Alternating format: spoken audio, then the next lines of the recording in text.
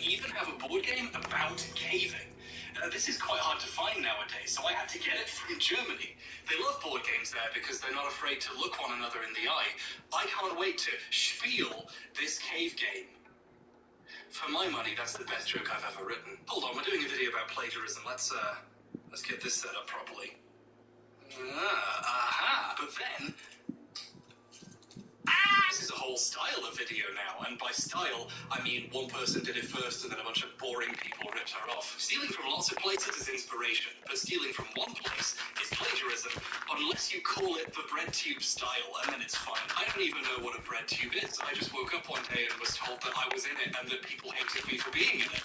I don't even know what it is. Anyway, when someone from Mental Floss noticed the plagiarism and filed a copyright claim, Internet Historian tweeted about the video's disappearance, but in a kinda suspicious way. He obviously knew why it got claimed, but he chose not to say why, so his audience could freely speculate amongst themselves for hundreds of posts about all the ridiculous reasons YouTube takes things down. Some of them noticed Pro-Sport Authority is based out of Israel and got anti-Semitic about it, but ironically, so it's fine.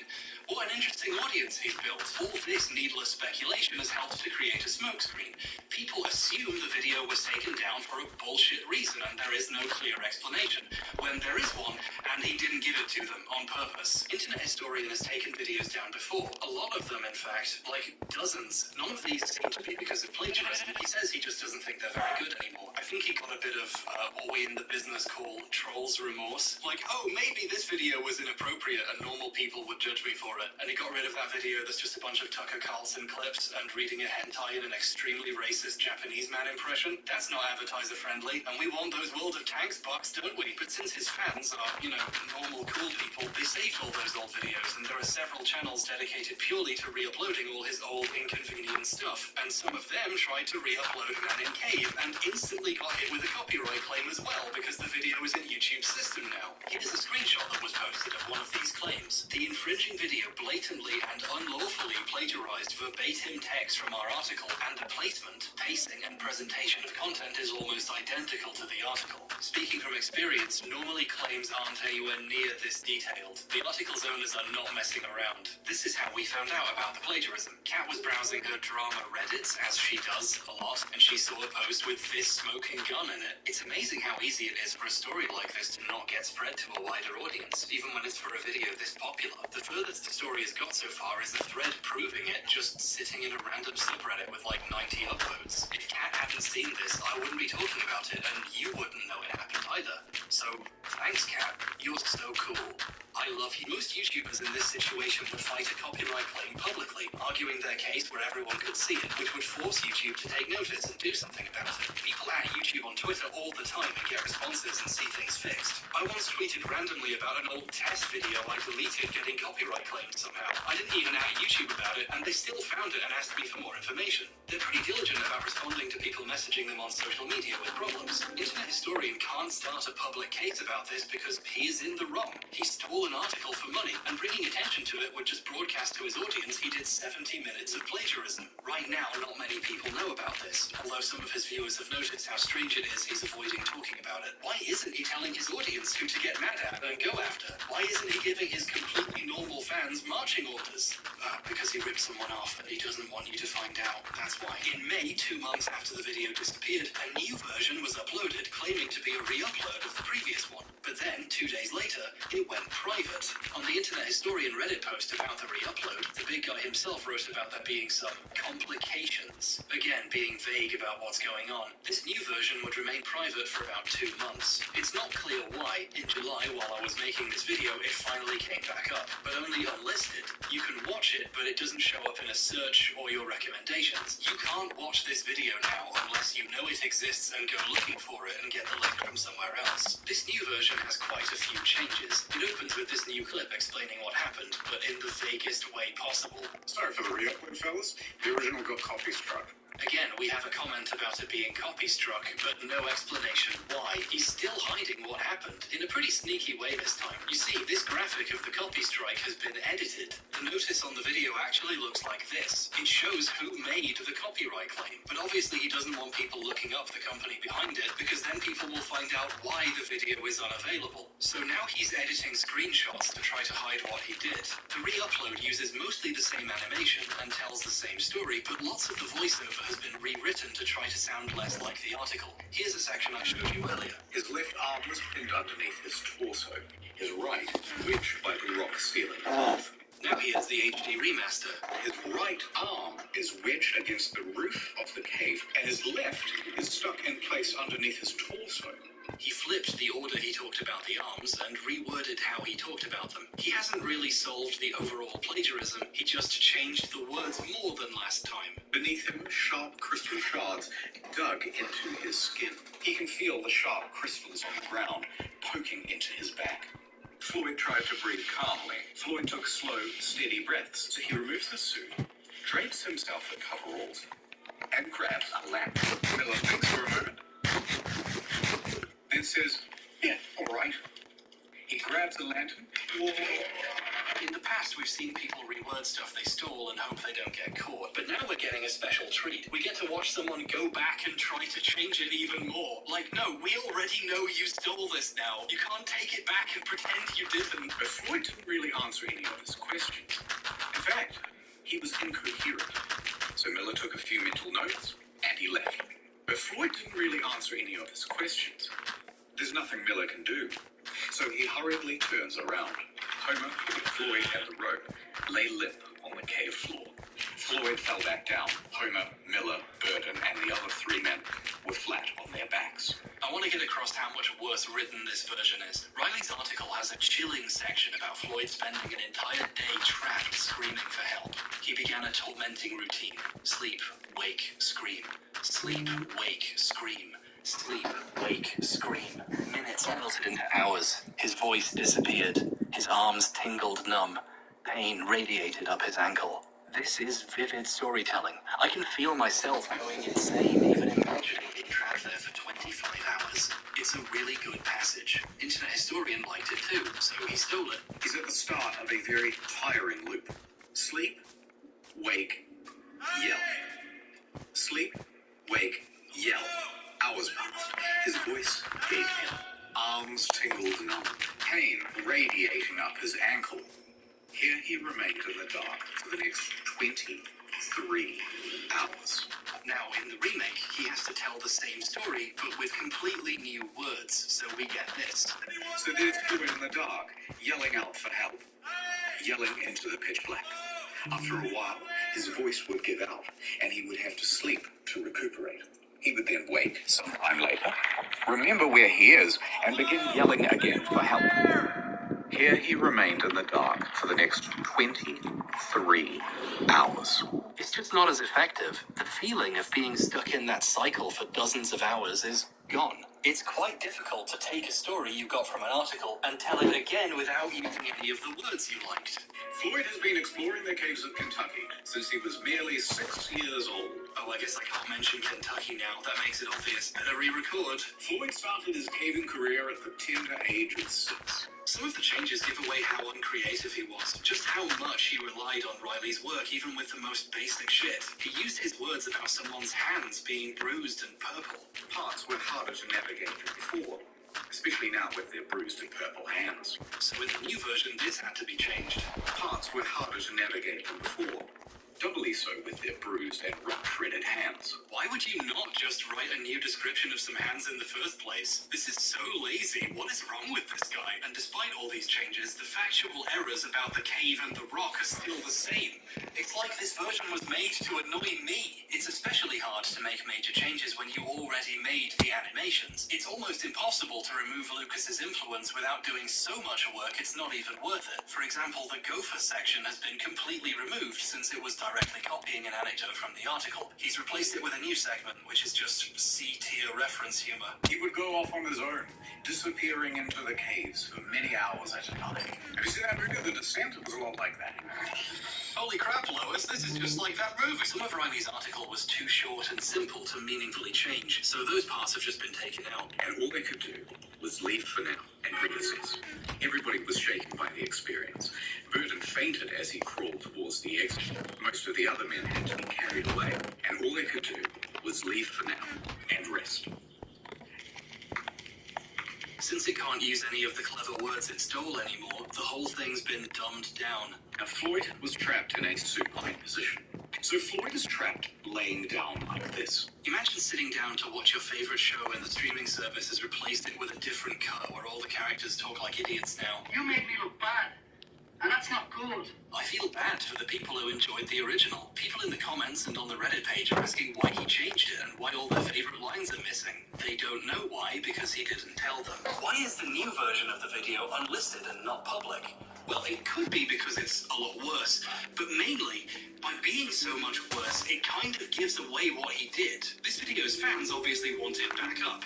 But if it goes back up and it's obviously much worse written now, the 10+ million people who saw it the first time, potentially even more than once, will wonder why it's different and look into why and maybe find out.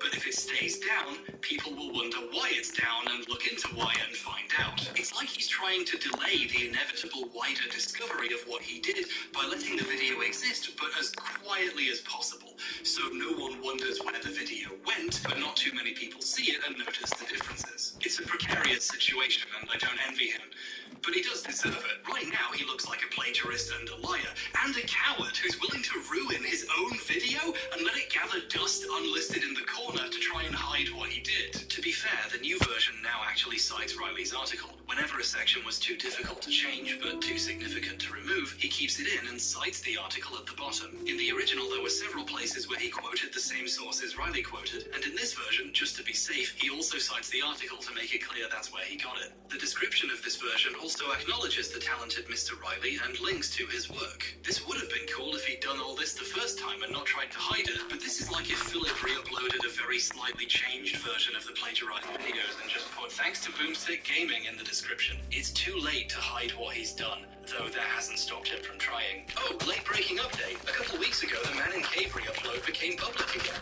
I wondered how he would stop people noticing its weird changes. Then, days later, he uploaded this year's new video, so people's attention is onto the next thing now. The only people who really noticed the video coming back are the hardcore fans. This was a real clever boy move. If I wanted to sneak my weirdly changed re-upload back out without too many people noticing, this is how I'd do it, and all I'd have to do next was hope no one ever makes the video I'm making right now. Oops. Right, my eyes have gone fuzzy, so it's time to get back up. My knees really hurt too. Okay, I threw out an IKEA Poang to make room for this beanbag chair, and it's rubbish.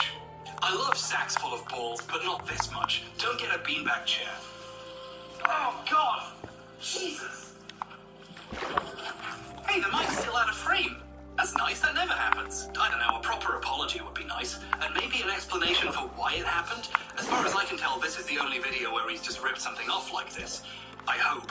You know, why did he do it for this one? Really, I just want to know where he got 33 pounds. I'm a simple man with simple needs. Yorkshire puddings with a little bit of gravy on top, and explanations for discrepancies in numbers. My parents took me to see a psychologist, so I assume that's normal. In the meantime, I'm very happy to accept the award for Jack's Film's second best video of 2022. The version from 2022 is gone. Get it off the list, Jack. Put me up. Now, what's the first place one?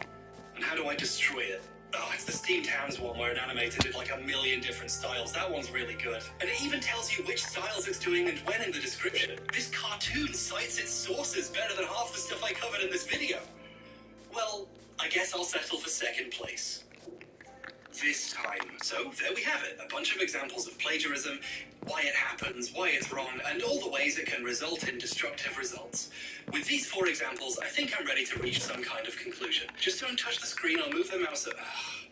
There's no way you haven't seen the runtime. You've probably guessed what's coming. Where's the part where he turns out to be on a green screen and the video's about someone else? Congratulations, you figured it out. You know all my tricks. The student becomes the master. Master of shit. It was real the whole time! Last time I wanted to research one thing and tripped and learned too much. This time I had the breakdown and worked backwards. We understand why this shit is wrong now and the damage it can do. The piles of money people make from stealing other people's words and ideas and work. But there's one group more important than historians or journalists or anyone else with a real job, and that's gay people. You know what's worse than stealing from established journalists who in the end are doing okay? Stealing from small queer writers or creators from marginalized groups who weren't even paid for their work in the first place. Stealing from the writings of dead people who passed away doing the activism you pretend to do. Stealing from the very people who fund your videos, the people you claim to be defending. This video is about James Somerton.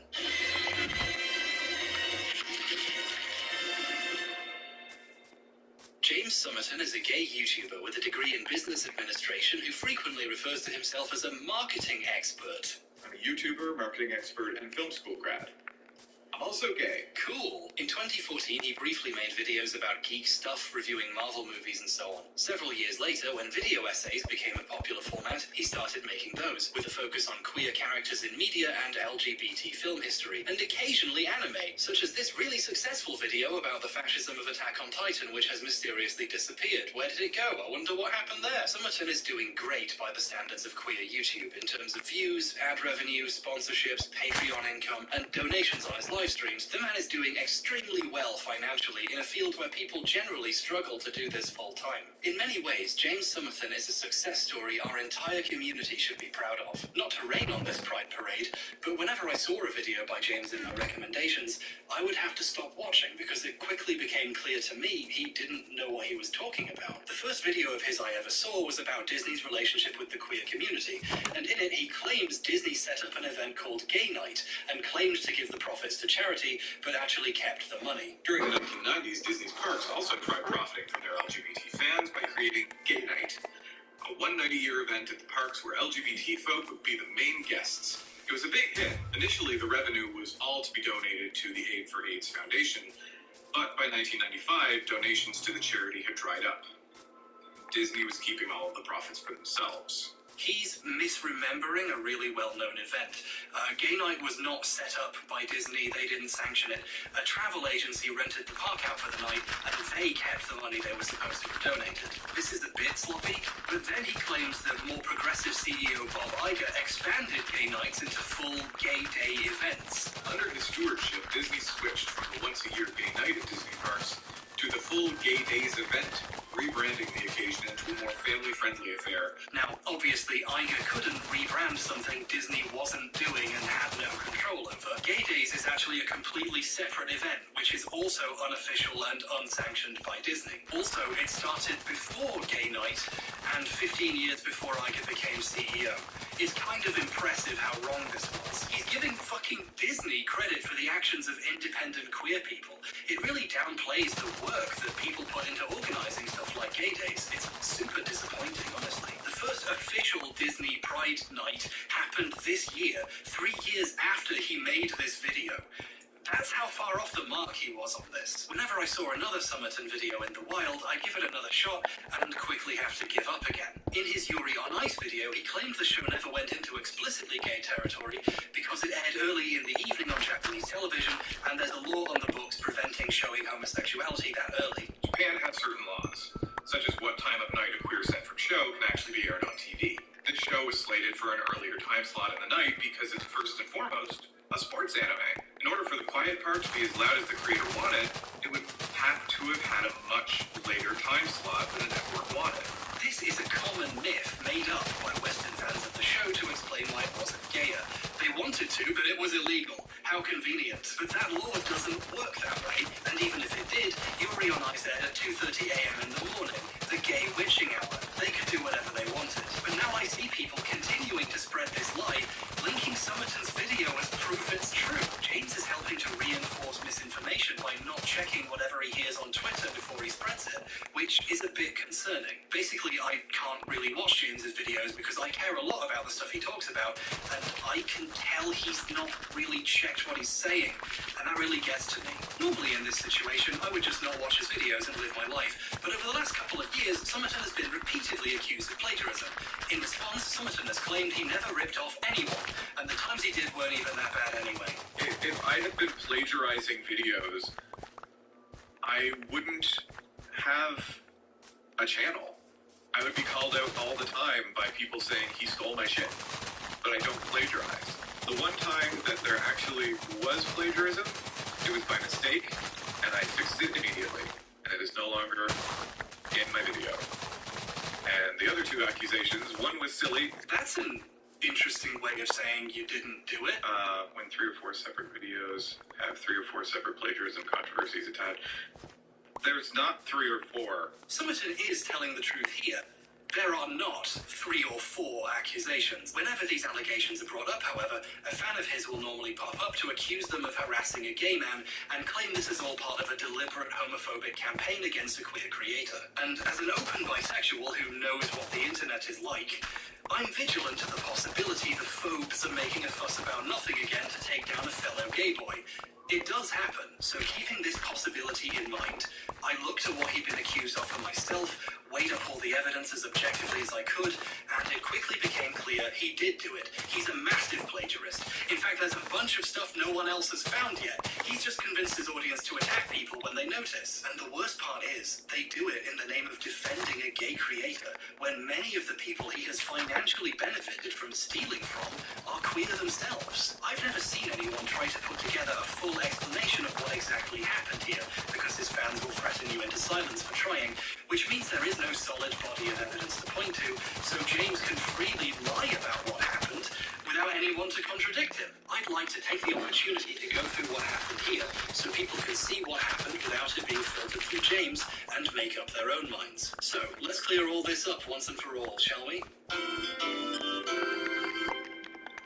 In July 2020, Summerton uploaded Evil Queens, a queer look at Disney history, a 1 hour and 8-minute video about Disney's relationship with the queer community. This original upload of the video has since been deleted for reasons which will become clear. As the video reached its audience, some viewers began noticing similarities between the video and the book Tinkerbells and Evil Queens by Sean P. Griffin. James opens with a present-day example of Disney being bad about gay content on their platforms, and then says we need to explore Disney's history of doing this. The next 45 minutes are almost word for word taken from Griffin's book. Fantasy is often described as a method of escape from the trials and tribulations of everyday reality. Living in a society that has outlawed homosexual desire, categorized it as a medical shmee, is constantly a Hook's side. And although Hook is the maniacal master of the relationship, Shmee is obviously his prospects brighten, though, when he overhears of a young man cub who is wandering alone in the jungle.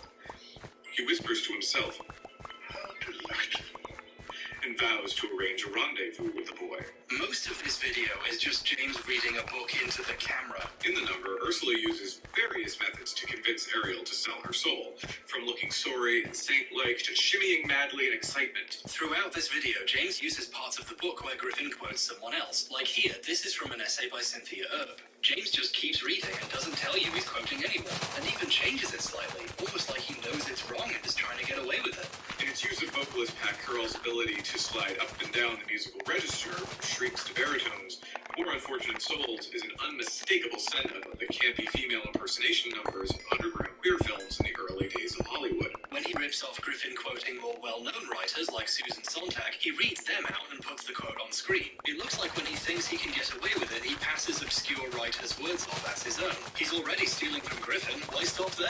Summerton reuses a section of the book where Griffin quotes gay journalist and activist Jack Babushio, who passed away of AIDS in 1990. Griffin explains who he is and discusses his quote, mentioning by name repeatedly. You know, the way you quote someone and discuss what they said. Summerton removes all mention and discussion of Babushio, but he still steals everything he says. And amping up that depiction to an 11. Camp, by focusing on the outward appearance of a role, implies that roles, and in particular gender roles, are superficial, a matter of style. He then skips a few paragraphs since the book discusses what Babushio meant by this, and that would give away James didn't write it. I didn't even think it was possible, but somehow James managed to steal 2 queer authors' words at once.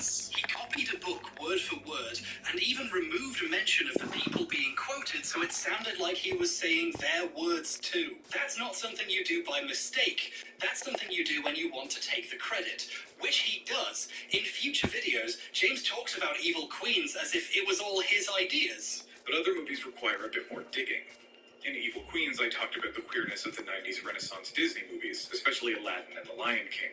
When I first mentioned this to people, they thought I was crazy.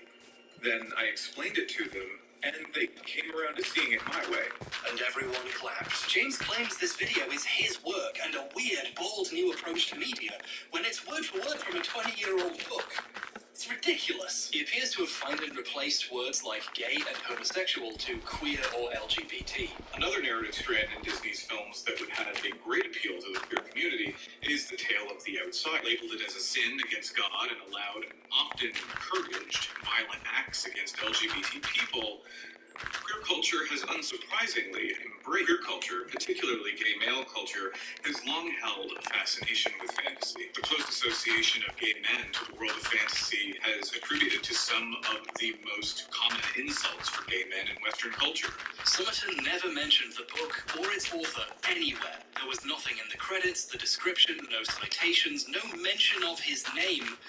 Nothing. When YouTubers use a book as a major source of research, usually they mention it or put it in the background on their set. He did film himself next to a book, but it's not Tinkerbell's. It's Disney War, a commonly cited source in videos covering Disney stuff. He's trying to look like he did research without giving away where he got all the words he's saying. Eventually, a Twitter user who noticed the similarities started comparing the works closely and wrote a thread showcasing hundreds and hundreds of words worth of examples of the video directly copying Griffin's book. She eventually asked him why he didn't credit it, and he responded that he hadn't started crediting source materials yet when he made the video. He then finally added a reference to the book to the description almost 2 months after it had been uploaded. He'd gone with the internet historian method, put an acknowledgement of your theft in the description later and pretend that makes stealing okay. The thread's author thanked him for admitting it, but pointed out adding a line of text near the bottom of the description is deceptive, considering the sheer amount of writing he copied. It looked like he was trying to get away with it by hiding some text somewhere no one would see.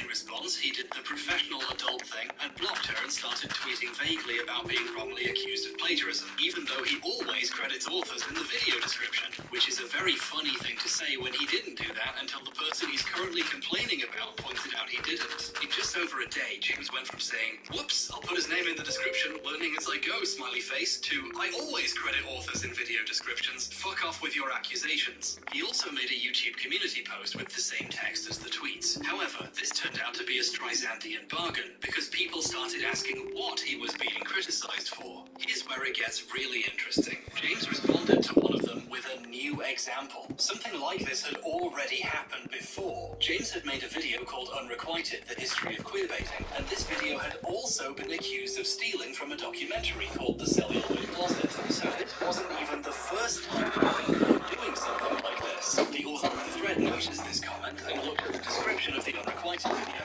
and there was a note hidden towards the bottom thanking The Celluloid Closet in a familiarly vague way. Summerton had been caught stealing something before, and he tried to get away with it the same way by hiding something in the description. The comments section was full of people saying thanking the documentary in the description wasn't good enough since he copied a shit ton of it. She then tweeted she was considering comparing The Celluloid Closet and Unrequited side by side like she'd done with Evil Queens. It looks like James saw this tweet and realized someone was about to prove he'd done plagiarism in multiple videos, because suddenly he set both Unrequited and Evil Queens to private so no one could watch them, and made a post announcing this. The thread's author mentioned this happened and included these screenshots of the announcement. Let's put this on a timeline. This tweet came almost exactly 12 hours after saying she was thinking of checking the other video. In her screenshot, the announcement was only 11 hours old. James hid Unrequited within an hour of someone saying they were thinking of checking it for plagiarism.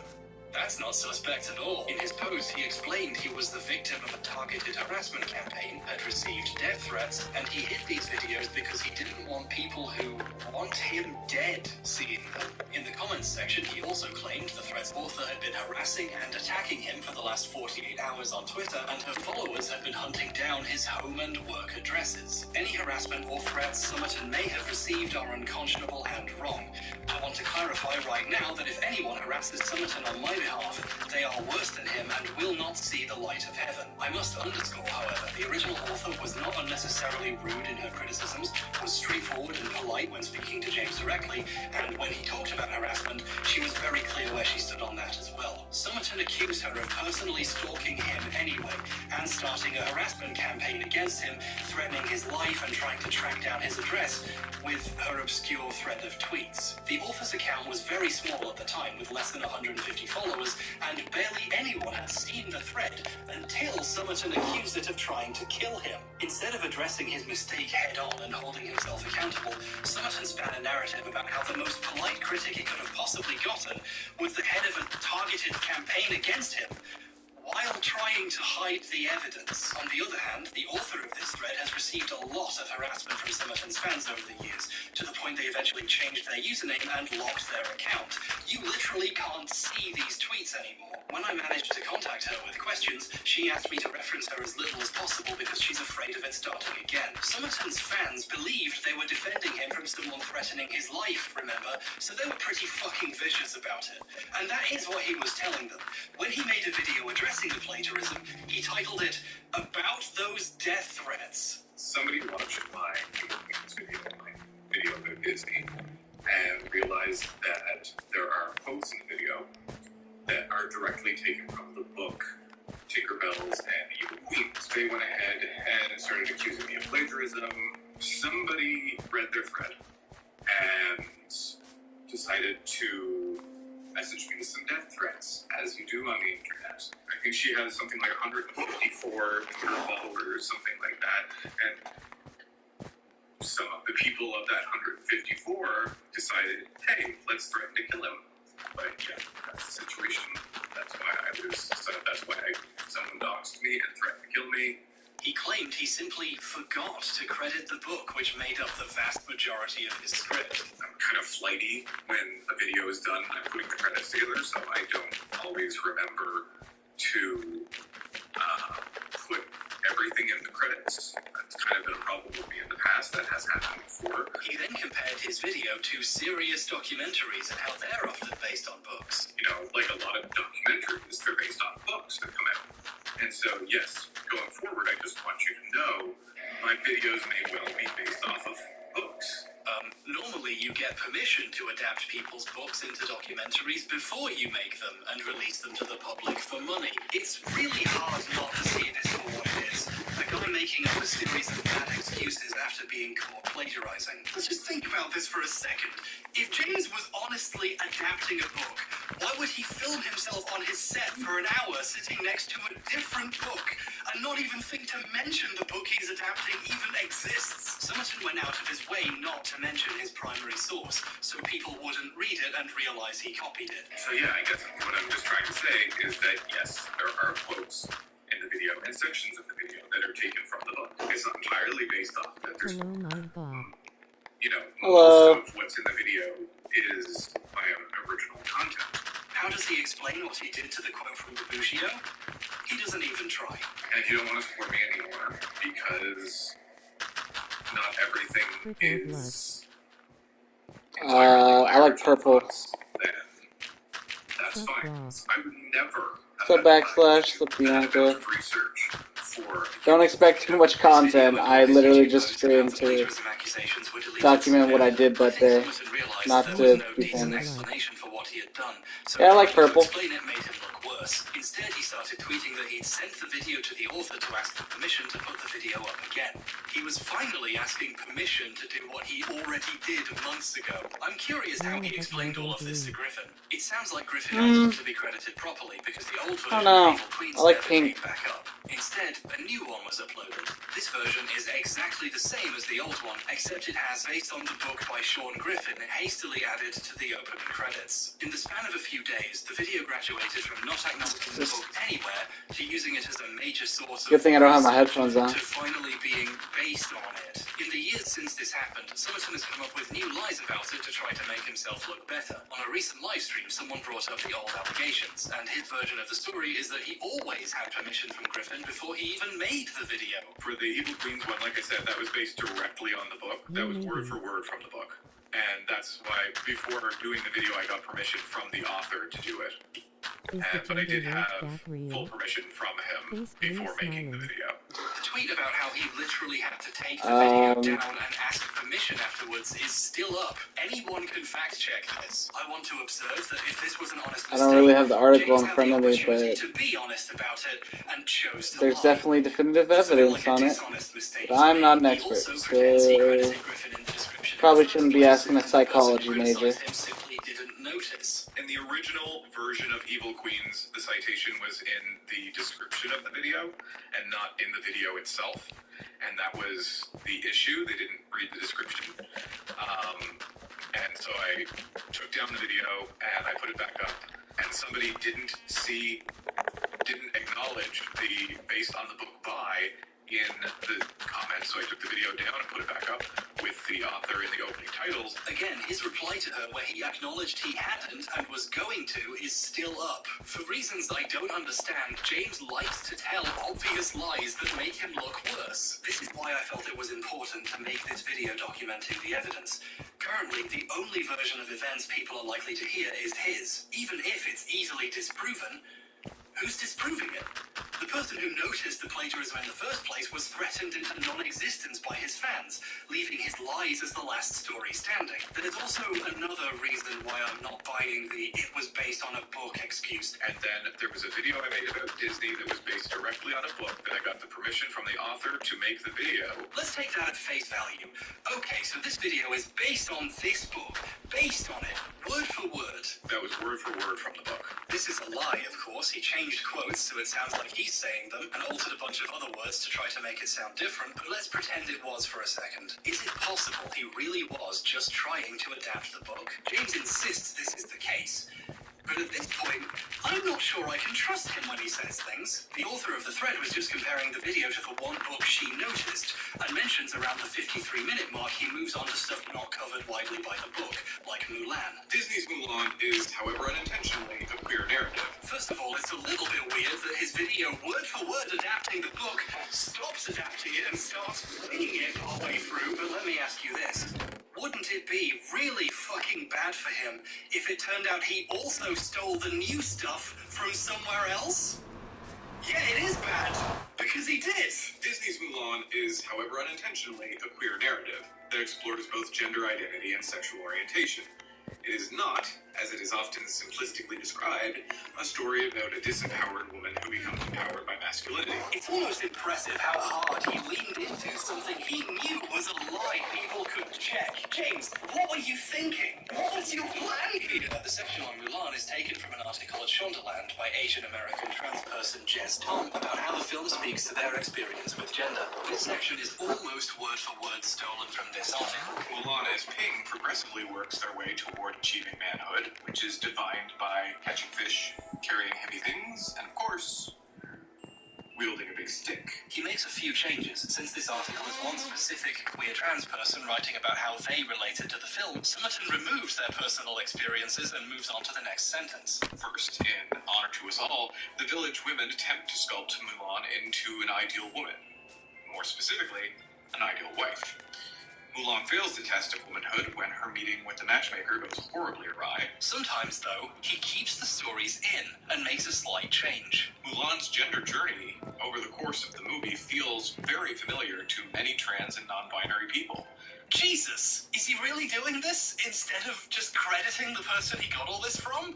Well, yeah, he does this repeatedly. Many trans men in particular feel a kinship with Mulan as the character prepares to convince everyone they're a man, practicing their swagger, affecting their voice to a lower register, and scrambling to settle on a boy name. Summerton doesn't just steal another article when he's done stealing from a book. He deliberately changes it to avoid acknowledging the original author and their experiences so he can pretend he wrote it. Just for the record, I found an article on another website that quotes this article by Tom. Here's how quoting works, James. It's clear who wrote this, and even links to it as well for the reader's convenience. Meanwhile, James just pasted these words into his script and read it out loud like he came up with it. As Mulan acknowledges this failure in reflection, she poses a question that most trans people know intimately.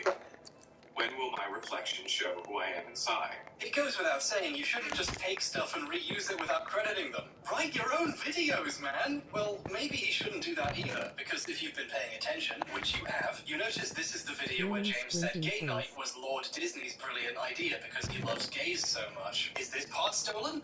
Well, kind of, yeah. Griffin's book correctly explains the gay night situation. The part where James talks about this is in a brief section that appears to be written by him, connecting the parts written by Griffin and Jess Tom.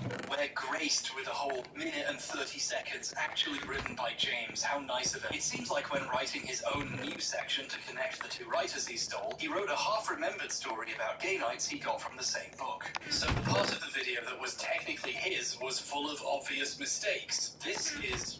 well, it's not a good sign. There's a bit of a theme developing. These guys don't know their history. They're copying it without really learning it. So when they try to be unique, they have nothing to say, and none of what they say is accurate. Around the time he re-uploaded Evil Queens, acknowledging one of the people he plagiarized, Summerton also unprivated the queerbaiting video, with what seemed to be no changes, except an acknowledgement at the top saying the stolen portion is based on the Celluloid Closet and its documentary counterpart. Before the video went down, the description didn't look like this. It just had a special thanks hidden at the bottom. So while it was down, he'd changed it. Looks like he settled on using based on as an excuse for stealing things when he's caught. I guess we should take a look at exactly how based on it is. The Celluloid Closet is a documentary about the portrayal of homosexuality across the history of Hollywood, with plenty of interviews with film historians, writers, directors, and actors. The structure and narrative is based on the book of the same name by Vito Russo, who passed away from complications of AIDS before the documentary could be made. The first 30 minutes of Unrequited is just the Celluloid Closet. James Illuminati'd it. He downloaded a copy of the documentary, loosely paraphrased it, and as footage for the video he uses the same clips the documentary used of the movies it talked about. He also reuses the more pivotal interviews, adding his own titles so it looks like he got them from somewhere else. James wants to pretend to be a scholar of film history, when in fact he watched a documentary and is now pretending it's his. He never credits the documentary as a source when he's doing this. He even pulls my favorite trick, which I've come to call the Blair Classic. He quotes film historian Richard Dyer. Your ideas about who you are don't just come from inside you, they come from the culture. And in this culture, they come especially from the movies. So we learn from the movies what it means to be a man or woman, what it means to have sexuality. Richard Dyer, film historian. It's actually Richard Dyer. Would you like to know how I know that? Your ideas about who you are don't just come from inside you, they come from the culture. And in this culture, they come especially from the movies. He has his own special spin on this track, Hello. The lesbian experience isn't really expressed in I like your the film at all. profile picture. Shirley MacLaine has gone on record in 1996 saying William Wyler, the director, never even spoke to her about the lesbian elements. What he's neglecting to mention is the place MacLaine went on record in 1996 is the Celluloid Closet. At the time that we made the picture, there were not real discussions about homosexuality. None of us were really aware. James is dimly aware what he's doing is shit, so he's taking baby steps to avoid it without solving the actual problem. He's remaking a documentary Hello, Johnny using boy. their ideas and footage. Warren Dahl, screenwriter of the film, said this in 1996. Let's say that these two guys, when they were 15, 16, they last saw each other. They had been lovers, and now they're meeting again, and the woman wants to start it up. He's flipped the footage and added weird filters to try to avoid triggering the YouTube bots, which correctly would flag this video as just large chunks of a copyrighted documentary. I doubt he's even seen many of the films he's talking about here. He's just showing clips from the documentary, quoting the documentary, or straight up repeating what it said himself. Homosexuality is a thing. It does exist, but it's not something good moral people should talk about. Homosexuality was finally being talked about on the screen, but only as something that nice people didn't talk about. I know a lot of documentaries are based on books, but not a lot of them are based on other documentaries someone already made, James. Celluloid Closet ends with a heartfelt acknowledgement of Vito Russo, the book's late author. James's video, which takes pains to tell you was written, filmed, and edited by James Summerton, also ends by saying it is in memory of Vito Russo. This one line of text is the only acknowledgement of Russo or the documentary in this entire fucking video. For those keeping track, this is the second gay writer and activist who tragically passed supposedly of AIDS, in 1990, whose words James has passed off as his own. There were obviously comments on the video pointing out he's just remade a documentary for 30 minutes, and James's reply was to insist it was impossible not to plagiarize the celluloid closet because it's such a good history lesson. This is his main defense when this comes up. Of course it's derivative. It's the only place I could get information on the topic, which implies James has not engaged with the last 65 years of writing about gay people in the film industry. He also claims he hasn't simply posted it as his own, even though he'd never acknowledged the documentary until someone caught him, and then had to sneak one into the description. If he wanted to pay respect to his main source, he could have said, in this documentary, instead of in 1996, but I won't say where. But in this reply, he says something very funny. He insists he expanded on some of the ideas in this section, implying he did some of his own work. One thing did stick out to me as new. The documentary covers Rebel without a cause, but not for very long. When James talks about it, he goes on for longer, in ways that aren't paraphrasing the documentary for once. So this must be the new section. All that original work that proves he didn't just rip off a documentary. Wouldn't it be really fucking funny if it turned out he stole this part too? Oh, you bet your ass he did! Dean's character, Jim, is a teenager kicking against authority and parental neglect, who becomes both friend and fascination to Minio's Plato, a lonely younger kid. Despite being based on an existing documentary, Somerton takes a break in the middle to steal from someone else. He stole Peter Howell's article on Rebel word for word, not even trying to cover it up with find and replacing text this time. If you don't pick up on that from the photo of hunky Alan Ladd that Plato has taped inside of his locker, or the looks of adoration he gives Jim, it becomes abundantly clear when he makes a coded declaration of love to Jim late in the film. It's not like I lifted it and posted it as my own, my foot. He changes one thing. The current date. Plato is obviously gay, although it's easier to say that in 2020 than it was in 1955. Peter Howell, whose shit he jacked, is not acknowledged in the video or the description or anywhere else and never has been. Like with Jez Tom, this section was never caught until now, so he hasn't had the chance to go back and pretend it's based on it. It starts to feel like Somerton is just an extremely cynical loser with a business degree who, like Blair, and around the same time even, saw the success of video essays and decided to half-ass his way into them by stealing shit. This is on the whole how business people see creativity. They don't respect it. It doesn't matter. It's beneath them. So they can take it and say it's theirs if they want. But at this point, my interest was fully peaweed. I was just looking at the original allegations to see if they were true, to check for myself. But even in just looking at those two, I found 2 more places he stole from that other people haven't even found yet. And if it was that easy to find more, how deep does this rabbit hole go? These videos were made over 2 years ago. Did James learn his lesson from being repeatedly caught plagiarizing and at least stop? Well, his next video, Society and Queer Horror, has a script supervisor in the opening credits, and this person would go on to be his co-writer for many future videos. That doesn't necessarily mean the videos are better, though. I mean, first of all, that's not how you spell supervisor, so write that down. But he even has another writer now, so surely, he started making his own original videos and things got better? Well, things got much worse.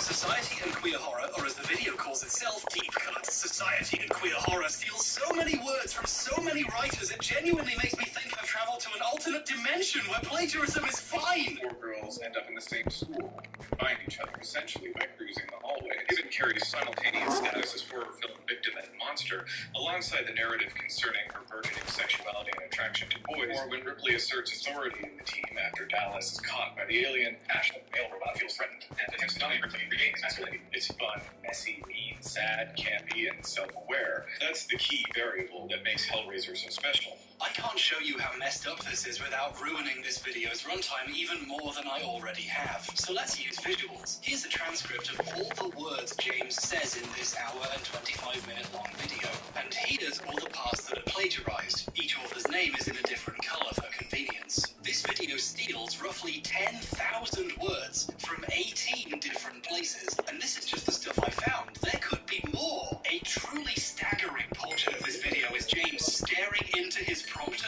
reading words he got by Googling movie name gay. I wish I could show you everything he copied, but we'd be here forever.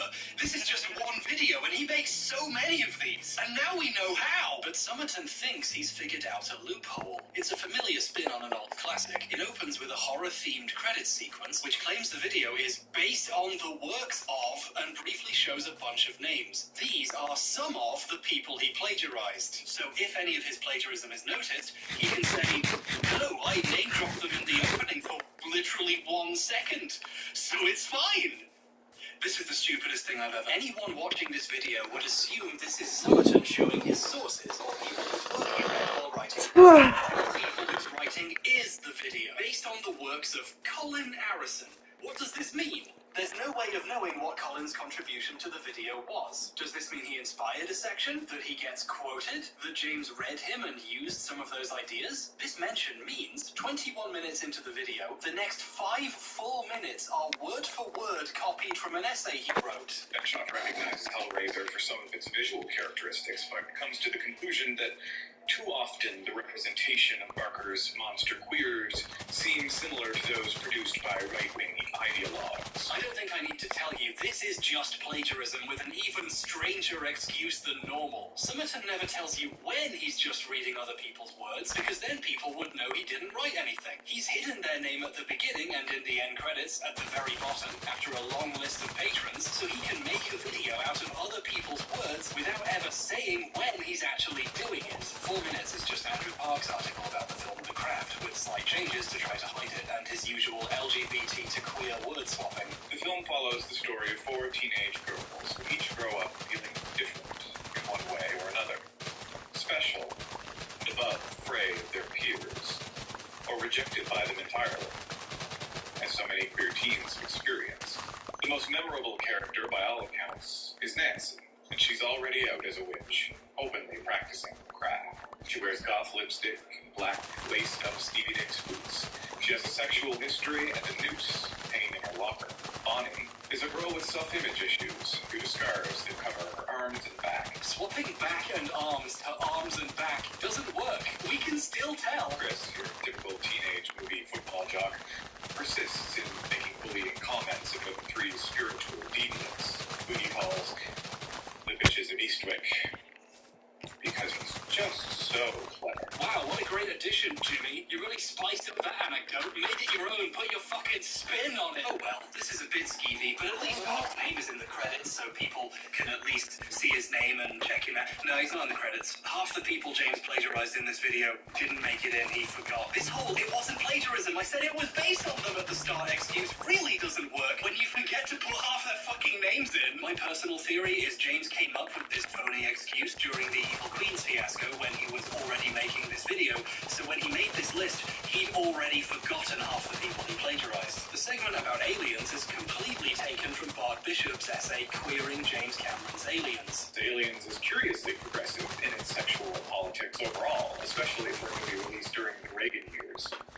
Take, for instance, the exchange between Hudson and Frost. This isn't just queer behavior being portrayed in a positive manner, but one of the many ways that the movie obfuscates gender and supports a pansexual ethos. My favorite part is when he reuses an extremely long quote from author David Grevin, along with Bishop's exact commentary on it, with a very slight change. David Grevin in Demeter and Persephone in Space observes, Bishop the cyborg reaches... Grevin further suggests that the aliens, and especially the alien queen, represent a cisgendered heteronormative status quo that resents the changing times.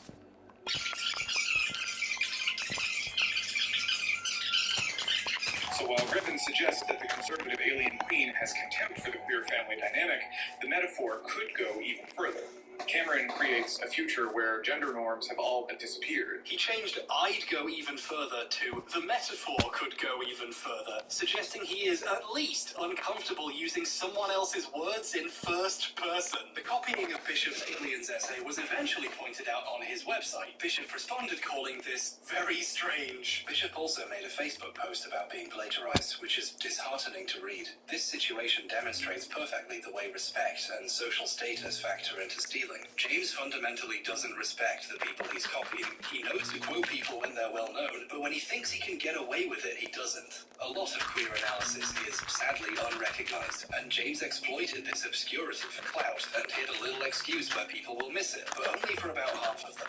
As with several previous authors, Bishop was not credited. However, the video's credits do contain David Grevin, one of the authors Bishop quoted. At first I thought Grevin was in the credits because he quotes him by name in this section, but no, he's in here because he also stole from Grevin. In terms as resonant as they were phobic, Scream was a cry of despair over an apparent immorality of millennial or late Gen X youth, especially in the male population. The homoeroticism of the Billy Stu relationship, which the film develops into an all but explicit queer love affair, shows both the unpredictable, anarchic, bewildering behavior of the generation and the shifts in male gender roles synonymous with it. By complete coincidence, the competent writers he's plagiarizing are familiar with each other's work and sometimes even quote each other. Grevin doesn't actually come up by name when James reads his words out loud for 5.5 fucking minutes. The authors James steals only get their name mentioned in the video if someone else he was stealing happened to mention them. I'm losing my fucking mind! When he quotes Bishop quoting Grevin, he puts this text up like he's quoting them. However, like Illuminati, he doesn't list the source in any useful way. This is because he doesn't know the source. He got it from this article, and he can't list the article as a source because he doesn't want you checking and finding out what he's done. It's the same reason he didn't film himself next to evil queens. He'd be giving the game away. Ironically, this is how the Bishop plagiarism was discovered in the first place. Someone was trying to find the source of one of these quotes and Googled it and discovered the whole segment was a quote. Summerton's videos are anti-educational. They go out of their way to hide where they come from or where to learn more. But this gives me an idea for a hot new game. Go to a random section of Summerton's video and just Google the words he's saying. Okay, I'm gonna literally click on a random part of the video right now. I'm gonna hold my mouse up to the microphone so you can hear it.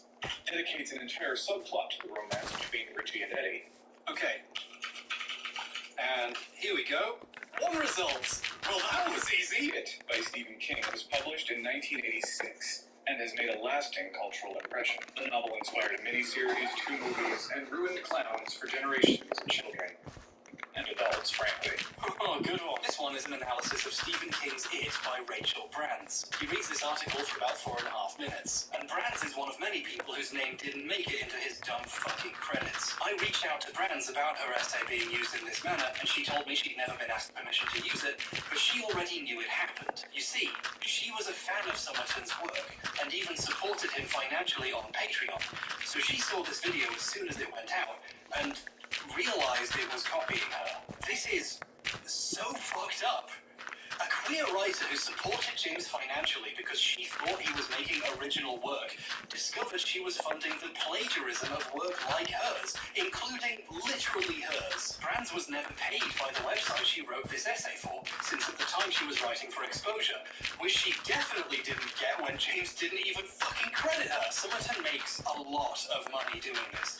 Tens of thousands of dollars in Patreon income, ad revenue, his many sponsorships, and another massive payday we haven't even gotten to yet. Brands has never been compensated for her contribution to James's financial success, and she's not the only person James plagiarized in the section on Stephen King's It alone. After reading Brands without crediting her for almost 5 minutes, suddenly he starts saying new words. Childhood trauma looms under the skin of the Losers Club well into adulthood. Wow, did James write part of his video all by himself?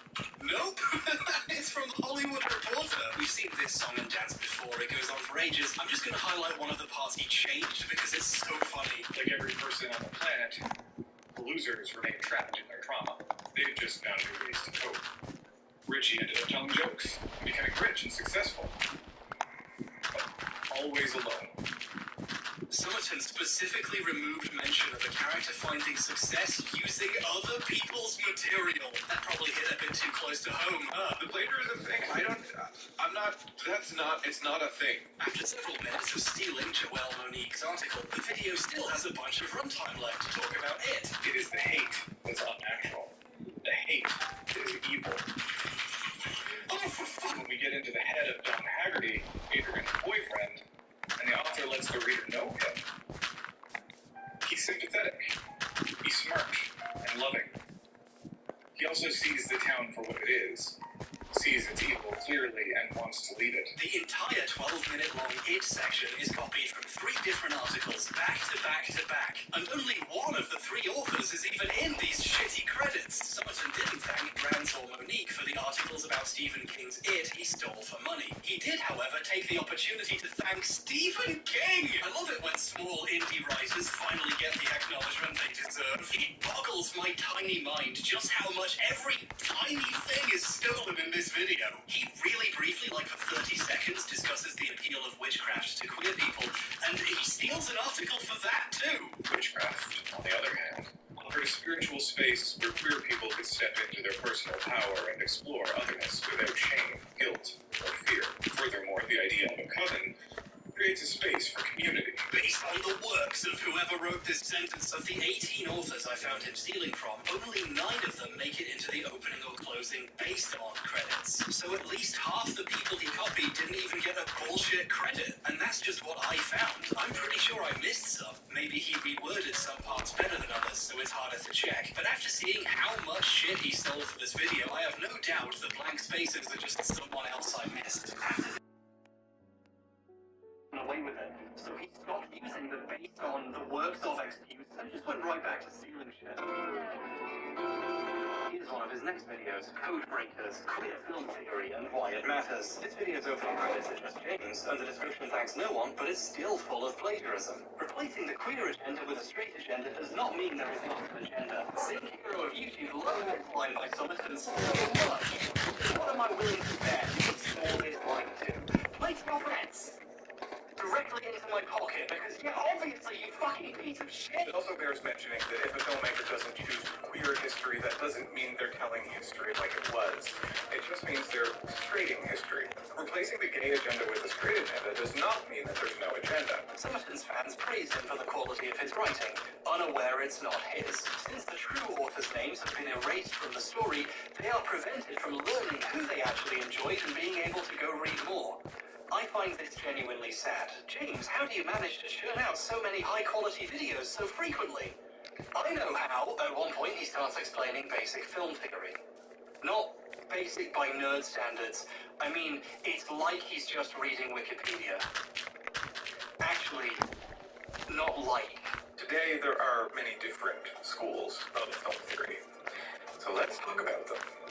The structuralist film theory emphasizes how films convey meaning through the use of codes and conventions, not dissimilar to the way languages are used to construct meaning and communication. An example of this is understanding how the simple combination of shots can create an additional idea. The blank expression on a person's face, an appetizing meal, and then back to the person's face. While nothing in this sequence literally expresses hunger or desire, the juxtaposition of the images convey that meaning to the audience. Marxist film theory is one of the oldest forms of film theory. Sergei Eisenstein and many other Soviet filmmakers in the 1920s expressed ideas of Marxism through film.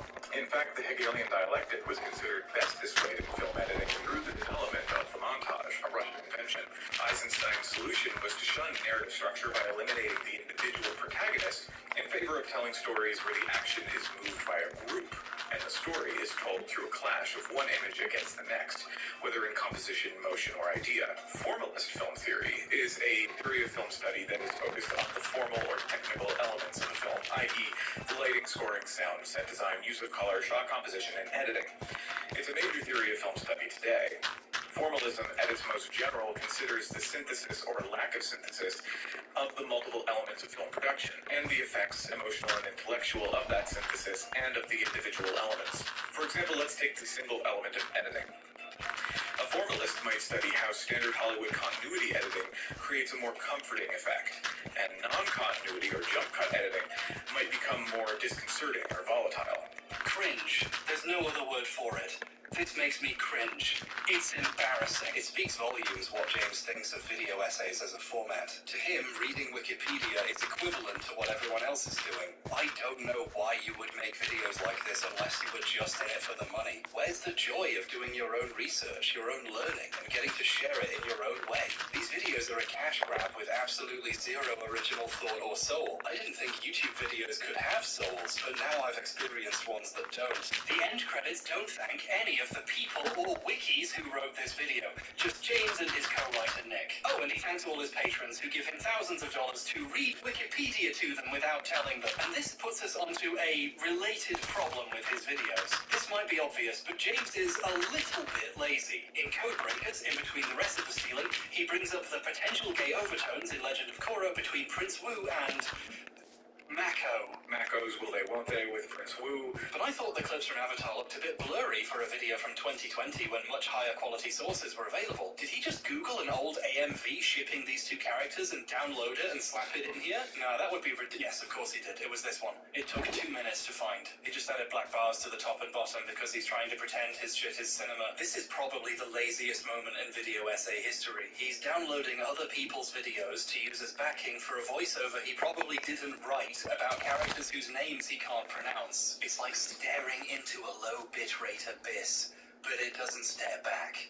James stares back. The phrase, by James Summerton, is doing so much heavy lifting, he probably stole that from fucking Atlas. There's a section where he just reads the Stanford Encyclopedia of Philosophy's explanation of what homosexuality is. As has been frequently noted, these trees did not have important sex that corresponds to contemporary heterosexual and homosexual. Probably the most frequent subject of sexual orientation, at least by history, is that equals biological sexual and attracted to is that argues that heterohead change increases same-sex attraction and sexual issues more generally. He looked up homosexuality in an encyclopedia and pasted it into his fucking script. Oh my god! The lack of effort is a running theme. James doesn't really care what he's saying and is just googling movie name gay, so the quality of some of the places he's copying are not very good. His coverage of Alien 3 in Society and Queer Horror, yeah, there's more people I didn't show you yet, is taken from the Cracked article, 5 Terrible Movies with Awesome Hidden Meanings. People sometimes compliment James for his fancy opening titles with 3D movement and graphics, but he just bought these. Anyone can. Look, here's the place he got Society and Queer Horror's opening. I bought it. Now it's mine.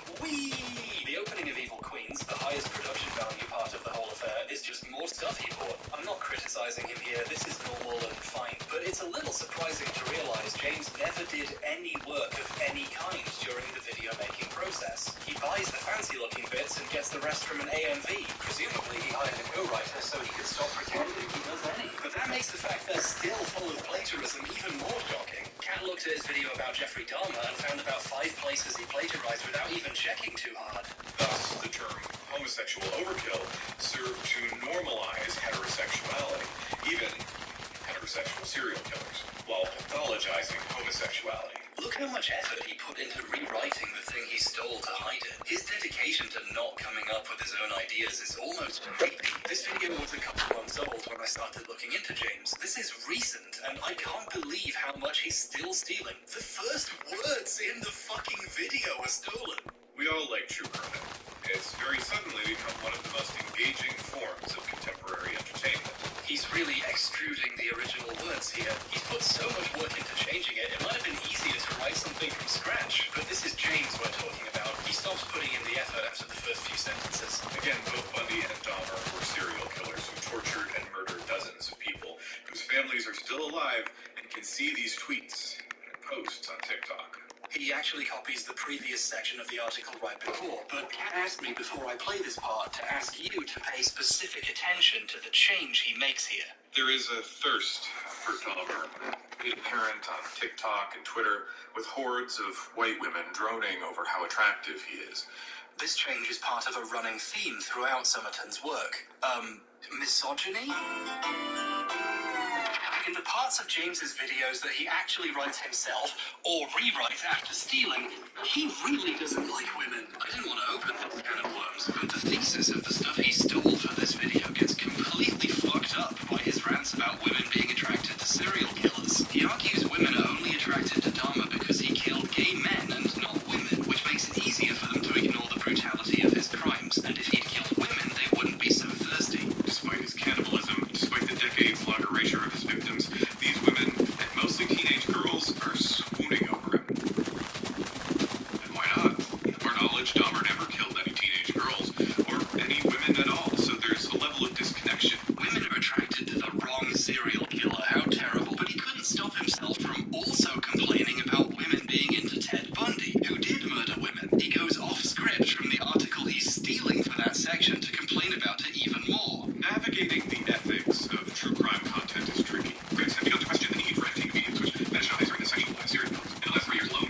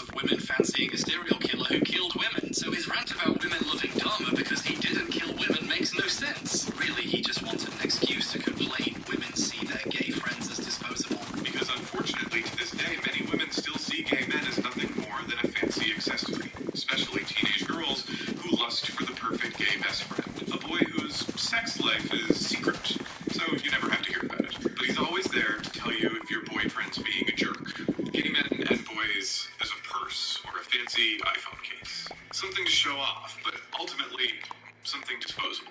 What teenage girl did this to you in high school, James? And why are you inserting fanfiction about her into an article you stole instead of going to therapy? This is the only new stuff he wrote. The rest is stolen. This is all he has to say. What the fuck is wrong with this guy? These insecurities affect how he talks about gay women. The videos are continuously punctuated with tangents about how lesbians have it easier than gay men. In one video, he claims gay women historically saw less legal persecution, and his example is made up. And if you're wondering why this section is so man-centric, this is because the vast majority of legal persecution of early queers was focused on men.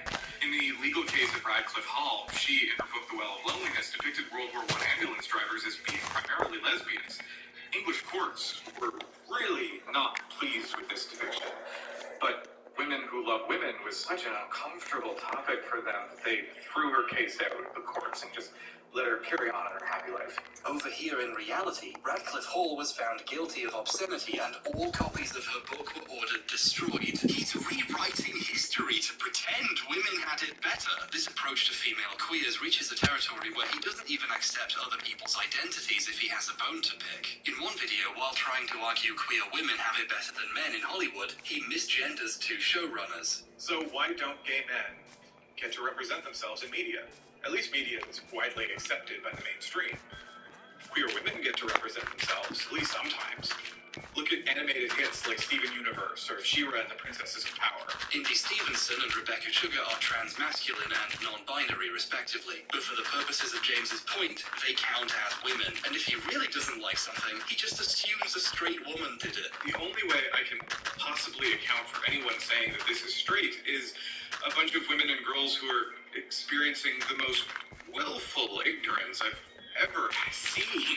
His Yuri on Ice video just guesses anyone who interprets the characters not being gay must be a dumbass woman. He's shockingly committed to this principle. In a video that just came out, he claims he still gets comments on that video from straight women denying the gay anime is gay. Then again, that video still gets comments from usually straight women, no hating, but still, who incessantly deny that there is any queerness, coded or otherwise, present in that series. James, how do you know they're straight or women? Did they all say so in their comment? If you don't like something so you assume a woman wrote it, you're doing misogyny. There really isn't another word for this. It's pretty straightforward. Also, I just went through the last year of comments on that video and none exist that make this accusation. He's lying. He just made up straight women to get mad at. As arbiter of gender, James also gets to decide who's queer and who isn't. I don't know who gave him this power, but it means he has a lot of fascinating opinions about Love, Simon. Hello, let's see you again. A bisexual woman. Hope your birthday's going well. Her sexuality when the book was published. Albertalli was subsequently harassed for years, accused of writing a book about being gay without being queer herself, and being a straight woman profiting off the queer community. In 2020, she came out publicly with a quite powerful essay about how she was doing it specifically because of this type of shit.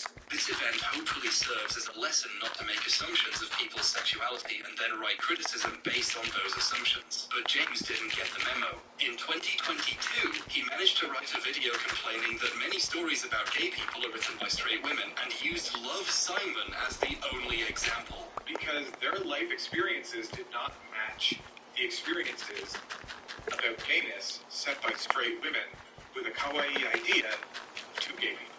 You have mass consumption media, which takes gay emotions and removes gay experiences, leaving a husk of empty gestures and unanswered questions, which feels more like a gambling addiction than even implied representation. James was years late to the party and still accused the openly bi author of being a straight, pandering to the gays. I say I wonder what Becky Albertalli thinks about this, but I know what she thinks because she left a comment on his video, explaining how shitty it feels getting lumped in with the straights yet again years after coming out, specifically after being treated poorly by people like James. When this happened, this is how he complained to his fan Discord about her. She isn't happy I included her in the straight female authors section, but I never said she was straight. James is still sore about this mild pushback. He now refuses to acknowledge Love, Simon by name, referring to some unspecified incident. This is compounded through several other high-profile instances of gay media, specifically one, which made waves in 2018, but that I will not explicitly mention for reasons. If you know, you know. Someone asked what he meant by this in the Discord, and he clarified he meant Love Simon, and in true James fashion made up a story where he didn't do anything wrong. He simply mentioned he wasn't his biggest fan, and the author ripped into him on Twitter and stuff. As far as I can tell, Becky never tweeted anything or said anything anywhere about him except his comments section. He's having to twist the story pretty hard to seem like he didn't do a shitty thing here. He called a bi author a straight with kawaii ideas about gay people, didn't think she would see it, and she criticized him for doing it. So this is the non-stolen work, the stuff he writes himself. Open bitterness about women, lies, and grievances over being criticized for this. I'm gonna regret saying it, but he should have stuck to the plagiarism. He complained on Twitter about being criticized for being so harsh on the women who thirsted after Dharma,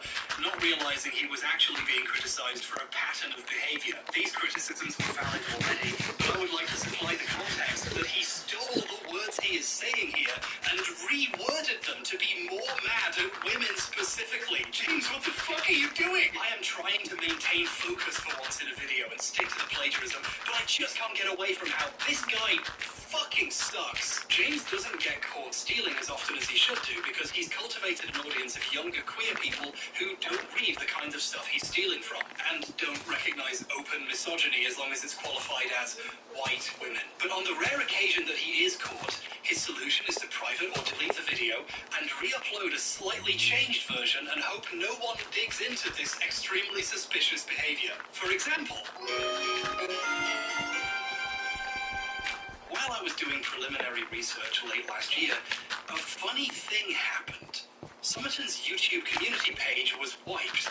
Hundreds of posts from over several years disappeared overnight. At this point, I'd spoken to a few of the writers Summerton had stolen from, and I wondered if maybe one of them had publicly accused him. But after doing some more looking, it turned out no, someone else had independently noticed they'd been plagiarized because there was still more. Seldom Musings, a WordPress blog, had made a post accusing Summerton of plagiarizing a blog post about Attack on Titan from 2013. And then I thought, wait, doesn't Summerton have a video from September 2022 called, like, Attack on Titan and the Death of Media Literacy?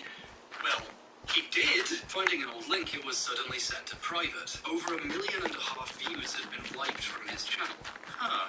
I already had a copy downloaded because, well, Summerton has deleted inconvenient videos before, and I figured something like this would happen again. I've been going through his videos chronologically, so I hadn't got to that one yet. But what's kind of funny is I know I would have noticed this plagiarism myself if I had. That blog post has gone viral multiple times. It's one of the main sources for Western awareness of Attack on Titan's author's right-wing views. If you're deep on anime fascism discourse, this is a classic post. I've seen it linked and referenced dozens of times over the years. It would make sense to point to this post if you were discussing the political implications of Attack on Titan, or you could even quote it and cite it as a source. Well, wouldn't you know it, Summerton doesn't link the post or quote anywhere, or acknowledge its existence, he just copies it. This outrage should come as no surprise knowing the history between Japan and Korea, but that is exactly what most people may not be aware of. Korea was occupied by Japan from 1910 to 1945. One of many East Asian nations colonized by Japan as part of its growing imperial presence, during which the Japanese army enforced changing Korean names to Japanese style, destroyed and stole Korean cultural artifacts and locations, murdered the Korean empress, forced Korean men to hazardous war efforts, forced Korean women into sexual slavery for Japanese soldiers, and tortured and massacred and experimented upon Koreans en masse. However, history books and classes in Japan have lost hope, did not write more these things. James doesn't acknowledge the writing he's stealing at all, though he does find the time to make a long opening sequence, James Summerton Presents, directed and edited by James Summerton, written by Nick Kurgot and James Summerton. This site was active briefly in 2013, with a post in 2016 clarifying the blog was done. They came back 6 years later to talk about James stealing their work. The reluctance to paraphrase the same factual information speaks to a lack of imagination, not to mention a lack of research. He should be ashamed of the laziness of copying entire sentences into his script as if he wrote them himself. How can you say a fandom lacks media literacy when you can't even conduct your own research or compose your own analysis? Summerton saw the author call him a plagiarist and panicked and hid the video, deleted all his community posts so there was no way to leave a comment asking what happened this time. He was preparing for his plagiarism to go public and locking everything down. If what Summerton was doing was a defensible artistic choice, he'd be defending it, wouldn't he? He'd say, this is a normal thing to do and I'm going to keep doing it. Instead, he does it secretly and hides the videos when people notice. It's clear he knows what he's doing is wrong and would just rather keep stealing than actually do any work. But while we're talking about the Attack on Titan video, you know he didn't just steal one thing. The videos an hour long. No self-respecting marketing expert would do all that work himself. In this video, and only this video, he quotes several YouTubers, like he has their text on the screen and he reads it out. And he would never normally do that. He would just steal their words and pretend he came up with them. Which means he must be stealing from someone who quoted them. And, yeah. For a long time, anime fans had no way of knowing what their favorite writers and artists even looked like, let alone what they thought about the world. 3.5 minutes of this video comes from Geeta Jackson at Vice Motherboard. And yeah, when he quotes YouTubers, he's actually quoting Jackson quoting them. I can't believe I fucking called it. YouTuber Jeff Thu argues, it's because this discussion keeps happening, but it's also not.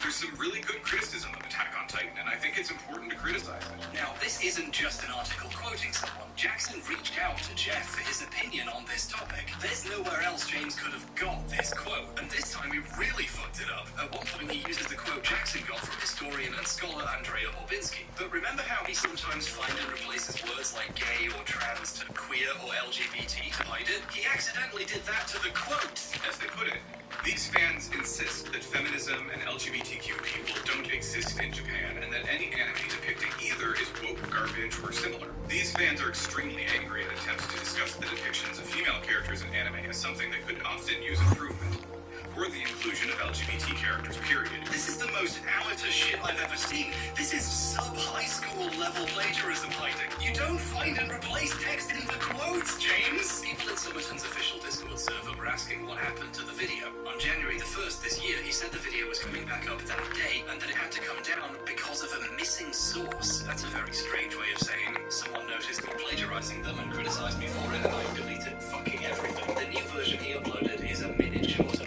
He just cut out the sections where he directly read the blog post. The video is even more stilted and strangely written than normal. The point Summerton was trying to make here was so important he was willing to steal it from someone else. Now that point is missing and the surrounding conversation makes no sense. The new version opens saying the original had a citation error. But if that was the problem, why didn't he add a citation instead of deleting the section completely? Well, one reason might be he wants the credit for himself, but the other is if he added their name now, anyone who checked would see the author's new post saying he plagiarized them. Summerton's only way out is to hide it and hope no one notices. He doesn't want to stop stealing, he just wants to not get caught doing it. If he thinks he can get away with keeping something in, he does. The 3 minutes of the video written completely by Geeta Jackson are still in the new version, completely unchanged. As of recording this video, no one else seems to have noticed this yet, but if anyone does, he'll doubtless delete the video and re-upload a new version with that piece missing too and call it a day. James has done this repeatedly in the past. Several other videos open with text claiming they had to be re-uploaded to avoid a mysterious and unexplained copyright issue. One of them was Codebreakers. At some point it was taken down, altered to hide some but not all of the stuff he stole, and re-uploaded with a new title, Queering Cinema, by any means necessary. The opening title is still called Codebreakers though. Every time he re-uploads the video, the name is different, it's very confusing. And his well-meaning fans assume that his constantly taking down of videos and re-uploading with pieces missing is a sign of his integrity. They talk about how much more they respect him every time he re-uploads a video like this. Every time, because he has to do it a lot. The reality is Summerton has had years worth of chances to be the man of integrity his audience wants him to be. And despite this being his full-time job, which he makes thousands and thousands of dollars doing, he would rather keep stealing. By the way, that re-upload of Codebreakers, Queering Cinema, around the time of the Attack on Titan drama, it disappeared again. As far as I can tell, it's still gone nearly a year later. Maybe someone else noticed what he did and said something. Maybe so many pieces had to be taken out there was nothing left. The frequency with which he's had to hide videos to cover this up is staggering. Scrolling up his Discord's video announcement page, you can see right away a shocking amount of stuff that mysteriously went missing without any explanation given. For some reason, Nick wrote a joke on this page about having to tell who wrote what part of each video. It's cute, but I'm going to take it as confirmation that if a section doesn't contain these words, neither of them wrote it. While I was browsing his public fan Discord, I found myself wondering about Nick, his co-writer. Does he know? Nick Hergog, also known as NT Hergog, is a writer, mostly for James's videos, but he does have a self-published young adult novel, so there we go. He's a better writer than James as far as I can tell, in the sense it doesn't look like he's stealing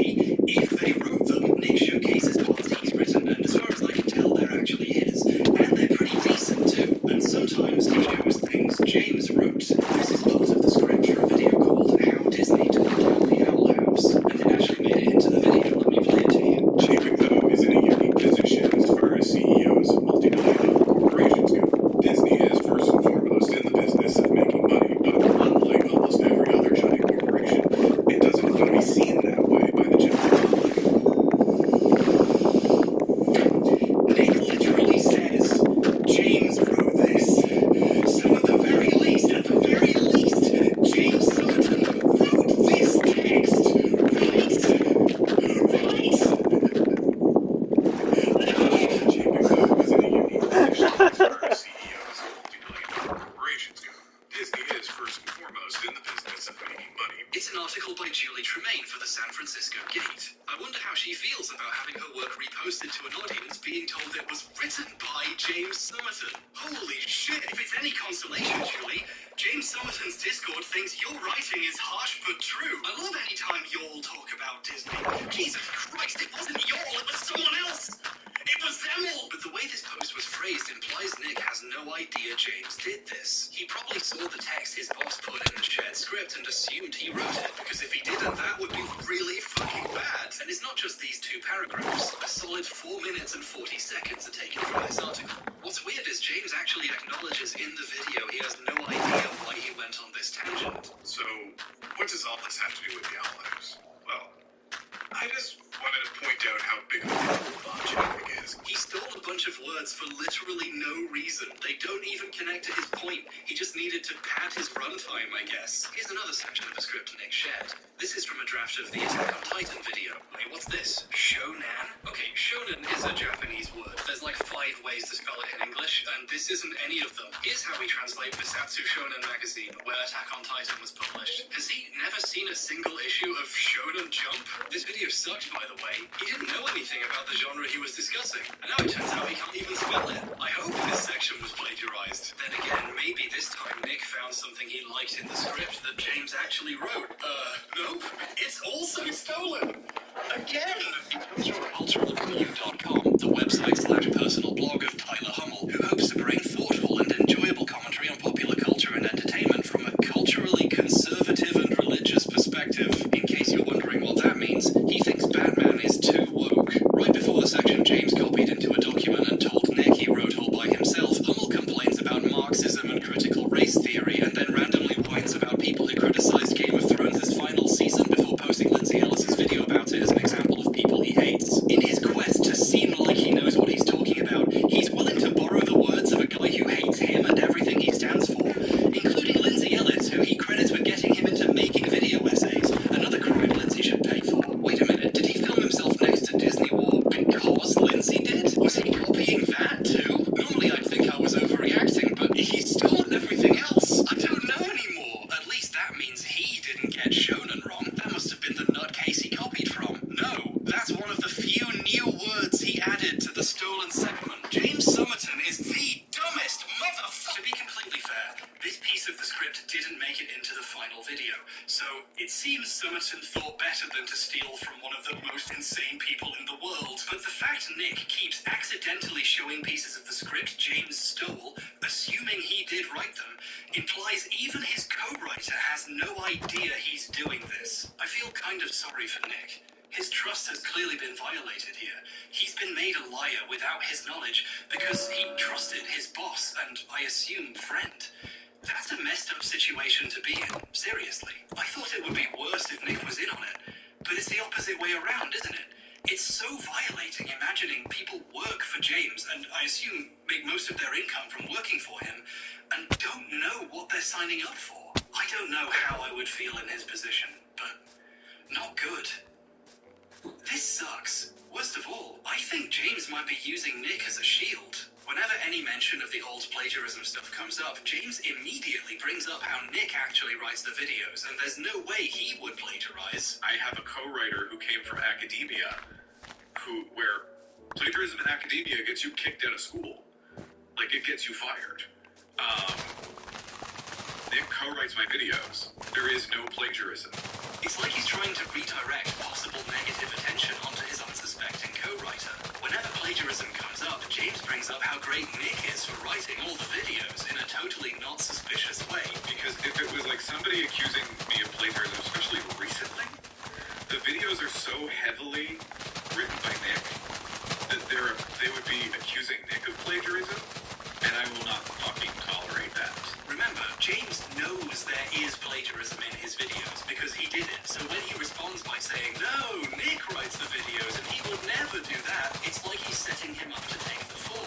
Nick is an angel for tolerating me and writing the videos as well as, like, with his fantastic talent. So that I would just not tolerate. So either Nick is plagiarizing as well, and that's why the new videos still have a ton of plagiarism, throws Nick under the bus. But James isn't content pretending to make video essays, no. He wants to wipe on a bigger canvas. In 2022, James Somerton started an Indiegogo for a film studio he wanted to open called Telos Pictures, which intended to produce films focusing on LGBT characters and stories. His video pitching Telos included a series of ideas for miniseries, feature-length movies, and short films. For example, Final Girl, a short about a woman who had survived a typical slasher story. The initial goal of $6,000 was to make 2 of the short films, but with stretch goals for making more. The campaign made enough money to make almost I wish her the best. for 86,000 Canadian dollars, so a bit over 63,000 in USD. Telos has been a runaway financial success for James. As of today, 18 months after raising over $64,000, more than 10 times its initial goal, Telos has made nothing.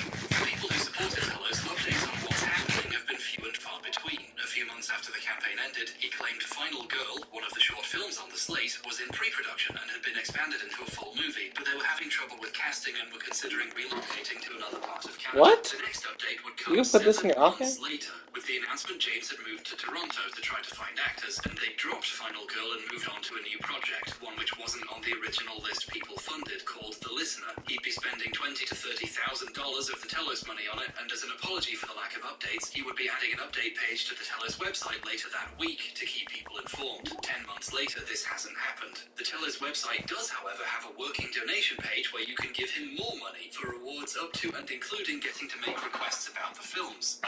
What films? Months later, this July, he announced Telos had finally been incorporated as a real company. He called this a long and pricey process. Incorporating in Canada is a few hours of paperwork and costs $200 Canadian. He claimed an update was coming within a week. This was almost 3 months ago. The Telos Twitter account hasn't been updated in well over a year, but he recently opened a Telos Blue Sky page, which has made one post with a poster for a new movie supposedly coming in 2024, which isn't The Listener or any of the previously mentioned films. Every time I look in on Telos, I find no updates on what's happening, but I do find out about a new movie they announced. The website is currently claiming another new film called The Sub, estimated release 2023, is in pre-production. Better get a move on then. Telos keeps announcing new projects with a new poster to go with it consisting of a stock photo with text over it, and then not making any of them. This one's already being used for a real show that exists. It keeps putting text on stock photos and pretending it's a real film in pre-production. It doesn't exactly inspire confidence how fast new films are being dreamed up. One of them even had a teaser consisting entirely of stock footage, only to never be spoken of again. This one isn't even mentioned on the website at all anywhere. Movies take time to make, even short indie films, and for the record, so do video essays, but the lack of updates on what is happening, or which film is even being made, is a little disconcerting. Continuing the trend of James's work not really being his, we need to talk about Final Girl, the first project which was cancelled. Final Girl was at one point coming this fall, which at the time was 2022. The people who funded this film were told to expect it by autumn last year. They got pretty far on this one. In late June, James tweeted the script was done, but then all of a sudden, James moved on to The Listener and the 5 other films he started since then. But unlike many of James's other announced projects, which still have a poster and a tentative release date on the site, Final Girl disappeared completely. What happened here? He claimed he gave up because it was too specific to Nova Scotia and he had to move to find actors. But there could be another reason. The name and synopsis of Final Girl are extraordinarily close to a book which already exists, The Final Girl Support Group by Grady Hendrix. I wonder if Somerton is aware of the similarity. It would be weird if he wasn't, because it was one of his favourite books of 2021. He started the Indiegogo with this short film idea a few months after making this post. You'll be shocked to discover, but something of James's turned out to be stolen and evaporated. The 18-month journey of Telos consists of Somerton being paid $65,000 to make a dozen fake movie posters. So far, James has ripped off bloggers, novelists, authors, anyone who writes text for a living, really. Oh, and Wikipedia, and AMVs, because watching Korra for himself was too much effort, apparently. If you're queer and you wrote something good, no you didn't, but now we need to talk about the time he somehow went even further than that.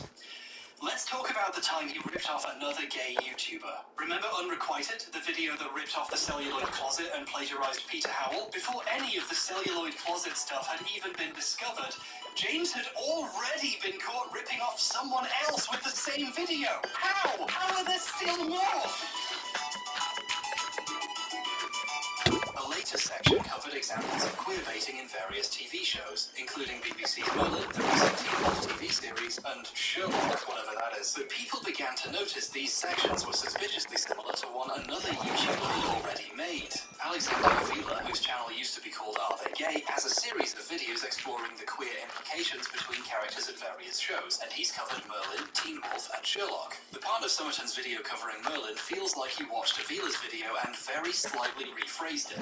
What made it really obvious was the footage he used. They weren't just similar, they were exactly the same. Avila had this one part where he fades between several different scenes across different episodes to show the evolving character dynamics. This is Avila using editing and his knowledge of the show to make a point. That same sequence appears exactly in Summerton's video. Avila's video puts text over the footage to explain the character's thoughts and justify his interpretation of the show. This text is still in there in Summerton's version. This is sloppy even by James' standards. He even keeps in a joke Avila made. No, it wasn't a promise. What? We'll probably get on. In case it wasn't obvious, Marvin Gaye's Let's Get It On wasn't in the original show. Avila put that in there for a joke. And, you're not gonna believe this. Get on.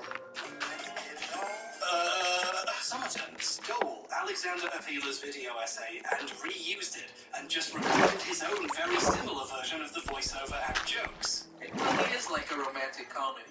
Oh, come on, you've seen a romantic comedy, you know how this works. This is the worst and laziest example of plagiarism I've ever seen. Reusing other people's work like this is not right, especially when, you make a living making these videos. He only said things about the show Avila also said. It's extremely clear Summerton hasn't seen Merlin. He just reused Avila's work.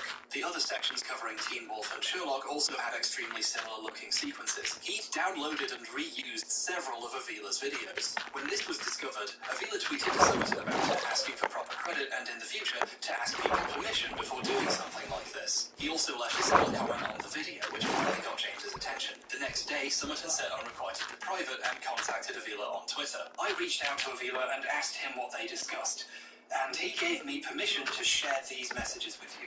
Summerton apologized for using his material without asking, claiming he intended to reach out but forgot to, and he had been in a rush to finish the video before the end of Pride Month, and in this rush he ended up using a lot more of your content than I ever intended. He then offered to credit Avila in the description of his video. Ah yes, that old trick. He also, perplexingly, asked Avila to delete his comment because he put an awful lot of work into his videos and felt discredited by it, which, frankly, is a wild thing to say to someone you just admitted you stole from. You're not the one putting the work in, buddy. Avila said he would rather Summerton upload a new version that credited him in it directly, or perhaps he could watch Merlin and make his own arguments. He also reminded him that passing someone else's work off as their own is far more discrediting than pointing out someone did that. Summerton never replied. So, he admitted he plagiarized Avila's work, but he had an explanation.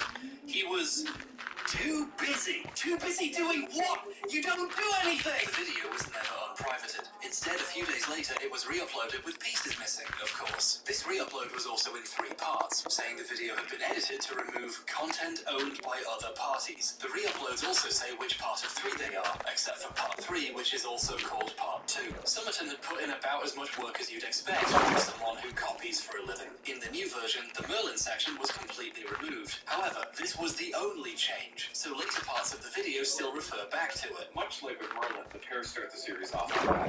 The Teen Wolf and Sherlock sections were kept the same, so all the video sequences he got from Avila for those parts were still in there. He didn't accidentally use any obvious parts where Avila's text or jokes came up, so I guess he decided it was fine to keep it in. The way James treated Alexander, stealing several of his videos, then when caught offering to hide a credit in the description like that would change what he'd done, and then re-uploading the video with half the stuff he stole still in it, is a clear indicator how little he thinks of his fellow queer creators. He does not care about doing right by other people in his community. He cares about making money, by any means necessary. What makes this even clearer is how publicly he does not admit fault or even pretend he learned anything. To this day, he lies about what happened. When the plagiarism allegations came up on that livestream, he made up a completely new story that contradicts the apology he gave to Alexander. He claims he downloaded a highlight reel of Merlin clips from somewhere else, and that highlight reel stole from Avila's video, so technically he didn't steal from him and it was all just a misunderstanding. In the original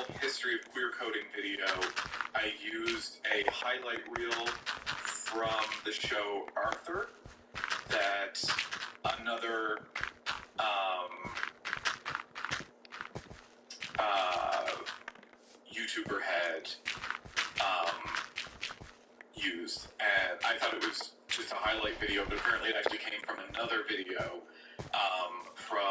the channel Are They Gay?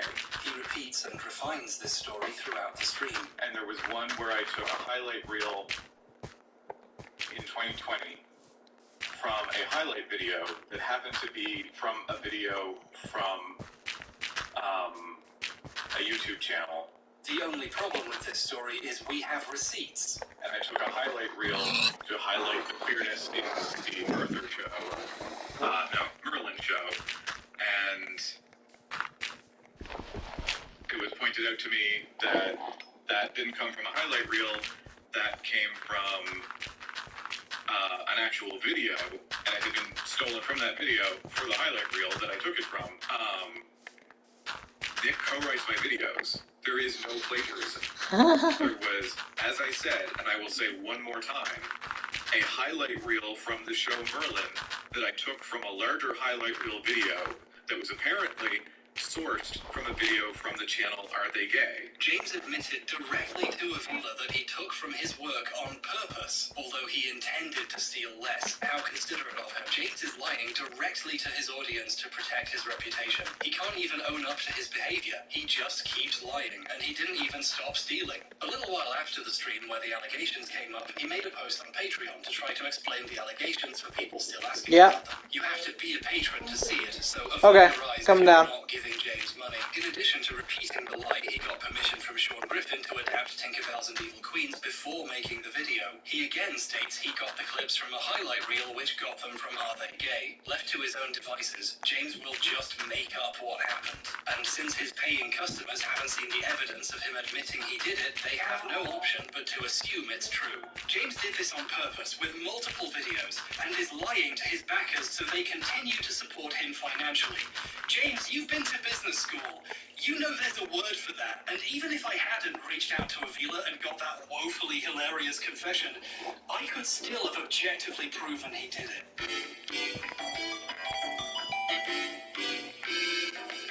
There's one last missing piece of the puzzle here. Ignoring for a second, he admitted to Avila he took from more than one video. Ever since, he's always pretended it was just Merlin. If I could somehow prove he also used Avila's other videos for those sections, that would show the extent of the copying and how much he's lying to cover it up. But like I said, the Teen Wolf and Sherlock sections aren't as obvious. He doesn't steal any jokes, he just very boringly spouts arguments similar to Avila's while playing what looks like the same footage. It's harder to prove he downloaded his video to make this, which is probably why he feels comfortable pretending he didn't. I was thinking of watching both videos closely side by side and contrasting the clips to show they're all the same, wasting even more of my precious life watching Sherlock than I already have. But then, I was reading James's tweets from when he was making this, and I saw that he posted a picture of him editing this video with his timeline visible. Forgive me, but the opportunity to do something like this comes once in a lifetime.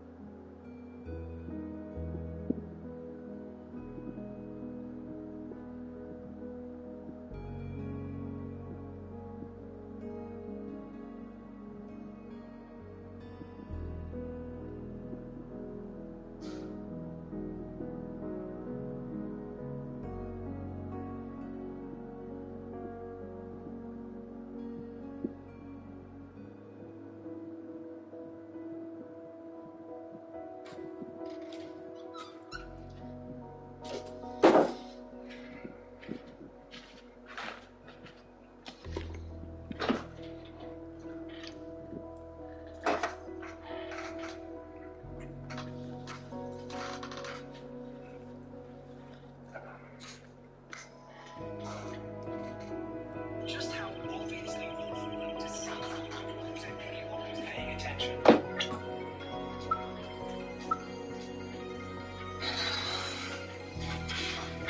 Before you'd even uploaded the video, you posted a picture of the show section of your timeline, and the source footage is clearly labeled "Are they gay?" You had proven you plagiarized Avila before the video was even done.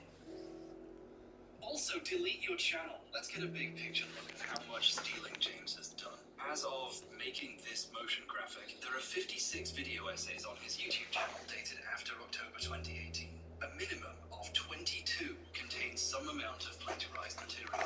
He also has 2 essays exclusively to his Vimeo page. According to him, YouTube flagged them not safe for work. These have a ton of plagiarism in them too. Several videos were taken down and then uploaded with parts removed, like Attack on Titan and a few others. I don't know how I should account for re-uploads on this list, but we should at least include videos which were deleted and never came back, like Codebreakers. And hey, welcome back, Unrequited. He took that re-upload down too at some point. I wonder why. And let me be clear, this is just the plagiarism we know of. We could have easily missed the stuff in the other videos, or there could be more deleted ones we don't even know about. That's a minimum of 26 videos that steal stuff. Like James said, there's not 3 or 4 examples, there's hours of examples. An entire channel's worth of examples. This isn't a one-off mistake, or a misunderstanding, or a citation error. This is a pattern with no sign of stopping. There's no fixing this, and there's no undoing the damage he's done, directly and indirectly, by using so many people's work without credit for money.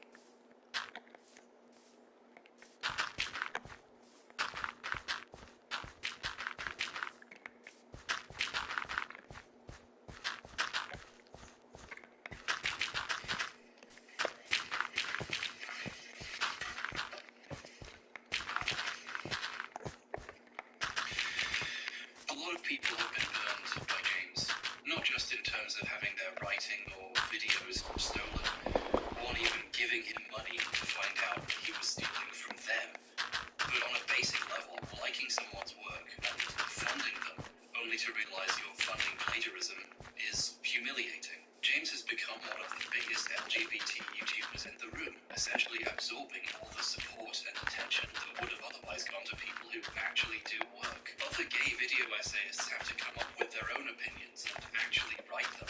They can't compete on volume with a guy who's willing to rip off dozens and dozens of other people. Many of the people he's copied were paid very little, and in some cases not at all, for their original material when they wrote it. They were hoping their writing would be recognized and result in future work and more of a career, and in a way, their good work was recognized, but only by James. How much recognition do you think they got when James read their words without crediting them? And on the other hand, how much money has James made from them? How much money has he made in fundraising to start a film studio on the back of this career he got from them, while making no films? Gay writers are already poorly recognized for their work and contributions. It's a common problem.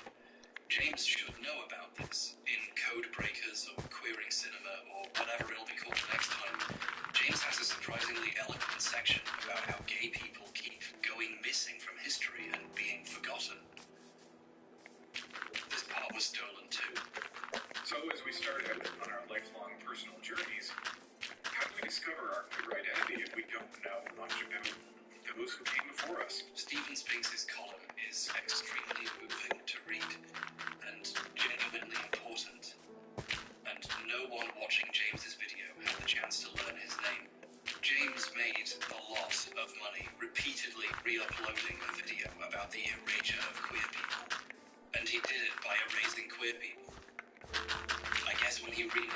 queering cinema by any means necessary. He meant it. Every re-upload, the credits get longer. The list of people he's conned grows. The works he's stealing from aren't doing quite so well. This column was written in 2019 for Midlands Zone magazine, the UK's biggest regional game publication. Due to the impact of the pandemic, Midlands Zone ceased production in 2020. This year, their official site went down, along with its archive of articles like this one. Googling the words James stole now gets you no results. I only found this plagiarism because I noticed it before the website fell off the internet.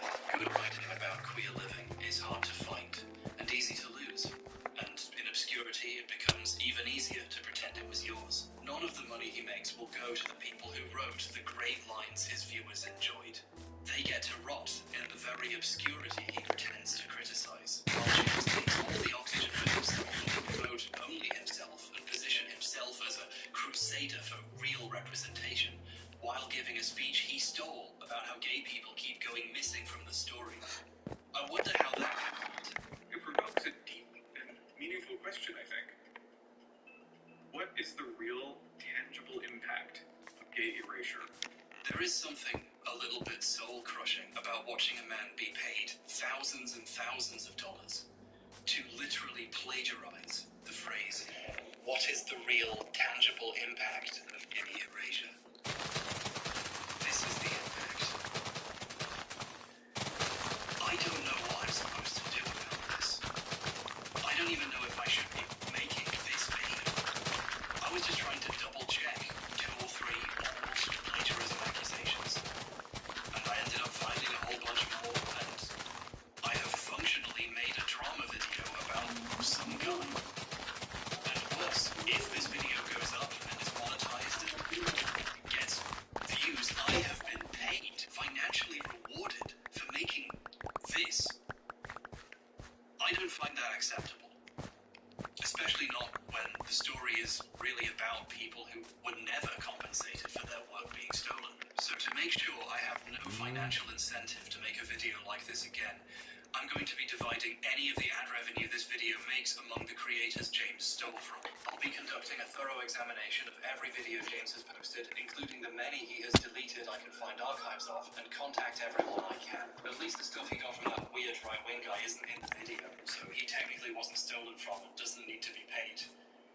You dodged a bullet for me there, James. It also occurs to me now that I will have to make a substantial donation to Wikipedia. Something that really got to me researching this video was watching James pitch himself as the queer creator to support. Making YouTube queerer entails giving him and his movie studio your money, and not the other talented people who have a fraction of his support. He extremely rarely recommends or speaks positively of any other creators, as if to him fellow members of his community are competitors. He acts like no one else is talking about these issues, and no one else sees things his way, even though he stole those observations. So obviously people do. The trickle-down effect of his behavior is a little upsetting.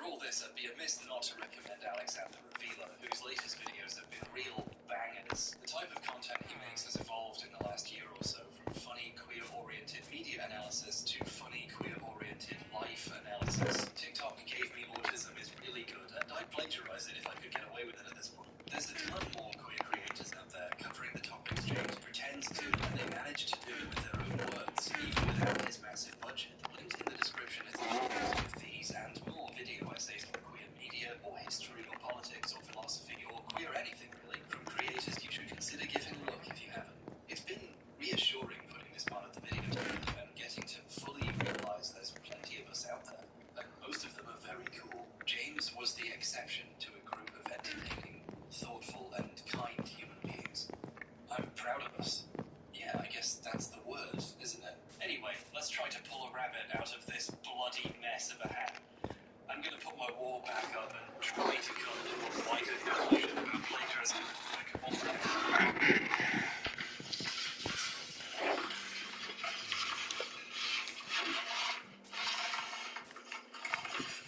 Rachel, you haven't even held the camera. Can you help me with this at least?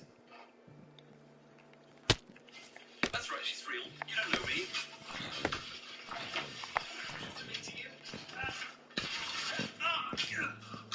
It's on. Thanks for that.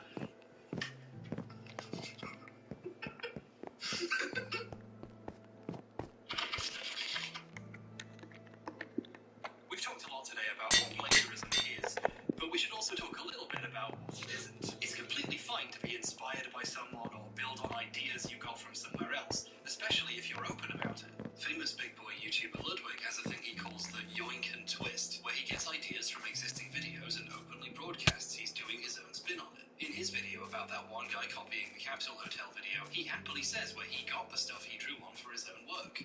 This is me trying silly just ideas, and look at all the tweets beside me. Your ideas suck. Genius thumbnail. I got it for fun. I got it for funny. I made your dumb ideas in Minecraft, and then he has a bunch of tweets next to him. It's hard for anyone to feel ripped off when he's open about where he got the ideas. I'm old enough now that when I was yay high, I was here for the first time this conversation happened on YouTube. It's easy to get rose-tinted about the early days, the 240p wiki wild west before anyone had sponsorship or even qualified for ad revenue. There was no money in it, so people just paid what they wanted to make. Things were better, more original. This was never the case. There wasn't capital, but there was social capital, and that spends almost as good. The AVGN, one of the subjects of this video, had dozens of knockoffs vying for his spot. The Irate Gamer, the Game Dude, the Sega Kid, Urinating Tree, RM21, and Kirsten Rocker, undercover filmer, the pissed off angry gamer man. Nintendo ship you. Even before there was any money in it, we were drowning in people competing to be the guy calling NES Batman a shitload of fuck. Even back then, you could draw a line between people who cynically want to be the guy and people who wanted to be themselves, but inspired and informed by ideas of light. Second generation critics like the Spoonie Water open about drawing inspiration from RM21, one of the better angry reviewers. And how many people claim inspiration from Spoonie Water today? Too many. Stop Skeletons from Fighting, who, unlike everyone else mentioned, was still around today because he developed his own new ideas, started out by taking inspiration from all these people and then deliberately doing the opposite with the happy video game nerd, being positive about games he liked. Now that's a yoink and twist. A reputable cesspool of inspiration, remixing, riffing, parody. Drawing on existing ideas is a great way of making something unique. It's only wrong when you add nothing and try to pretend it was yours in the first place. And you don't have to cite your sources like a rocket scientist either. Sonic Law YouTuber Cybershell frequently uses information and images he got from websites like The Cutting Room Floor and just explains where he's getting it from and often asks permission to use it. A coward would hide their source in a paste bin and not mention it anywhere else, but his videos are great because he shows you where you could learn more, and maybe even makes fun of you for not reading the website yourself in the first place while explaining the topic. His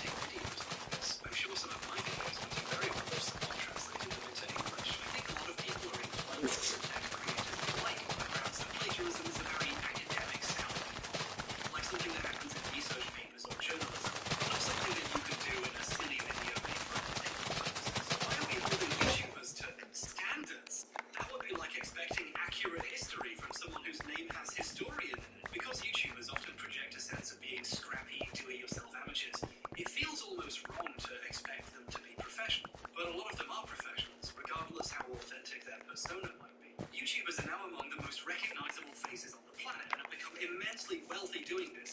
Some are so influential, we literally call them influencers. Maybe it's a good idea to have some standards for not stealing.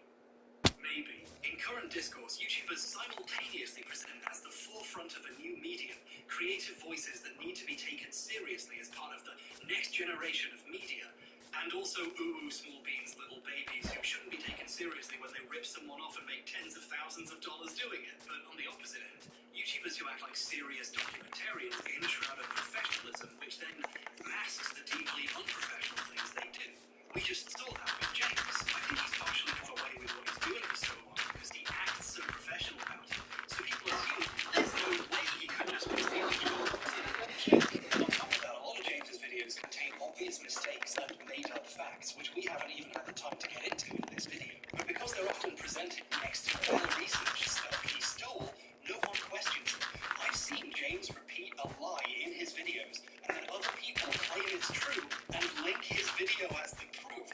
He has helped to solidify misinformation by seeming like he's doing his diligence. To quote the great philosopher Danil Dankovsky, truth does not do as much good in the world as the appearance of truth does evil. Just kidding, he actually stole that from Francois Talleyrand. Cite your sources, bachelor! This becomes extremely glaring once we've seen how the other side lives. At the last VidCon I went to, like 4 years ago, I was taking an Uber and a bunch of people came in with me because we were all going to the same place. A bunch of big YouTubers who I don't know super well, including really massive ones, like way more important than me, you know?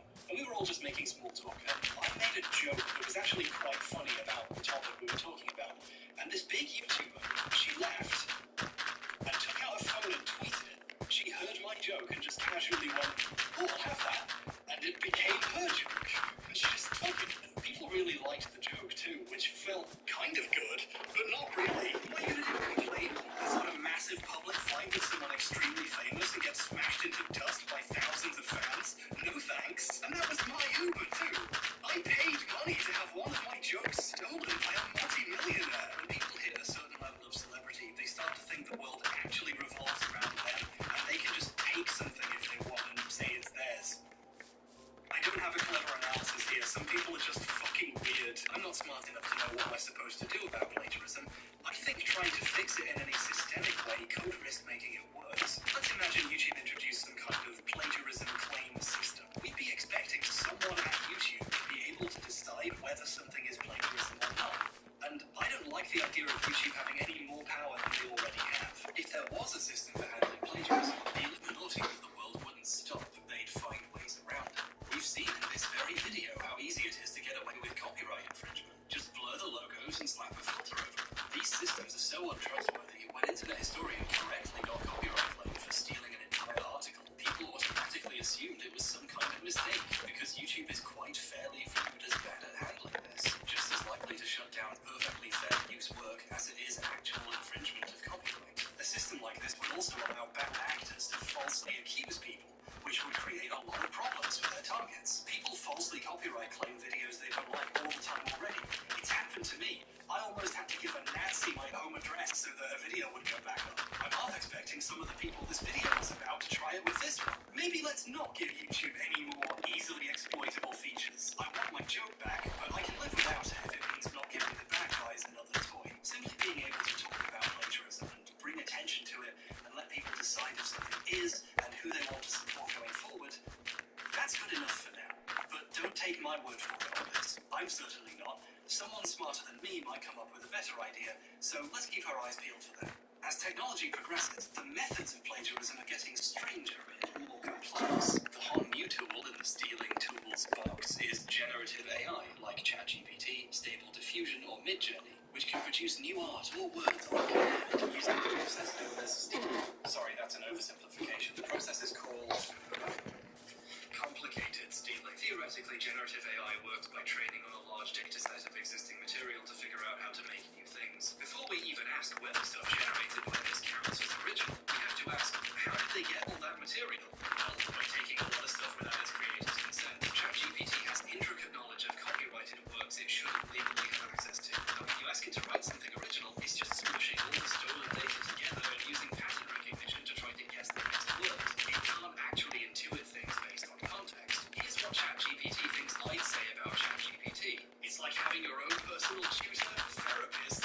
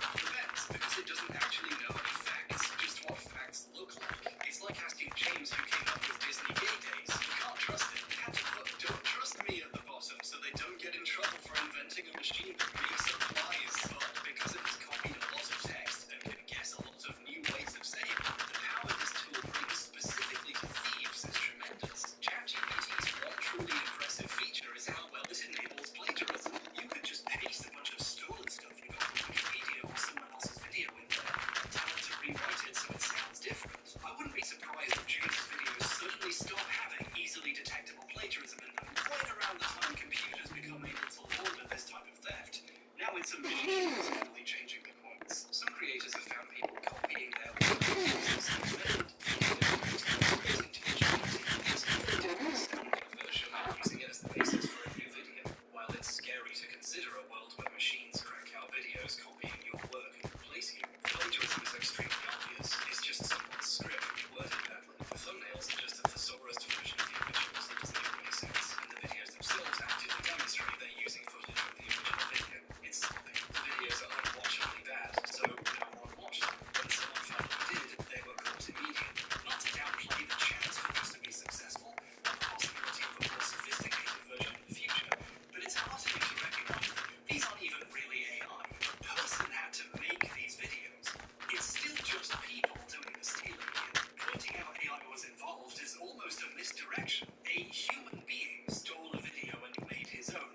All the AI did was speed up the process of making a shitty, obviously stolen video by doing the bad rewriting for them. People have been ripping each other off long before AI happened. And for now, it's still people. So, why do people plagiarize? We've talked a lot of superficials in this video. Wanting money, or prestige, or clout, or to get one over on your enemies by jacking their stuff. But these are small things. There's other ways of getting those. The reason humans copy like this, I think, goes a bit deeper. We don't live in a world built for humans, do we? There's no guidebook for happiness or success or a sense of the place in the world. And the people claiming to have one for you are really just trying to sell you something. We spend most of our little lives struggling to make these feelings fade away or find something to placate them. It's either ennui or being ennuied.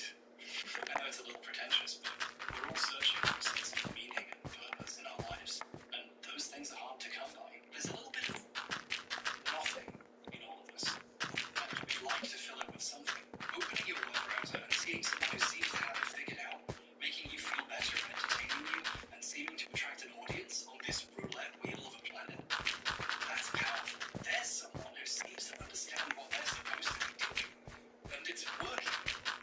That's all anyone really wants. Sure, in retrospect, a bunch of people wanting to be exactly like the AVGN sounds silly, but he knew who he was.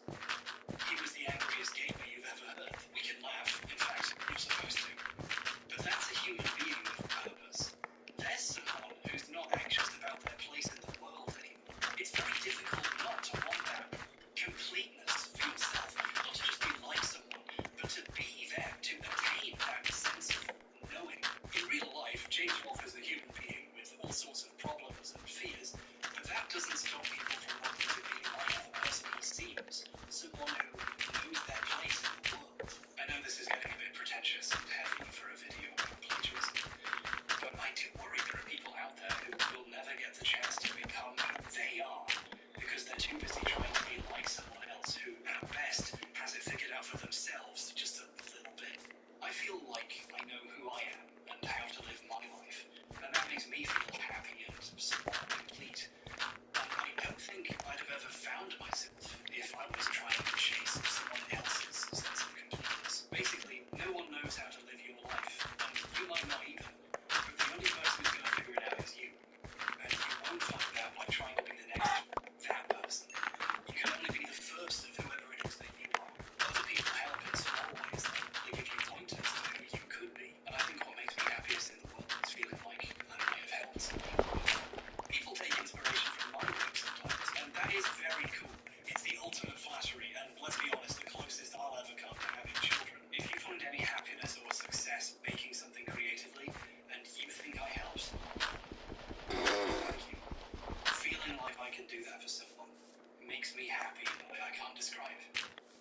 And if you find a lot of success doing it, give me all of your money.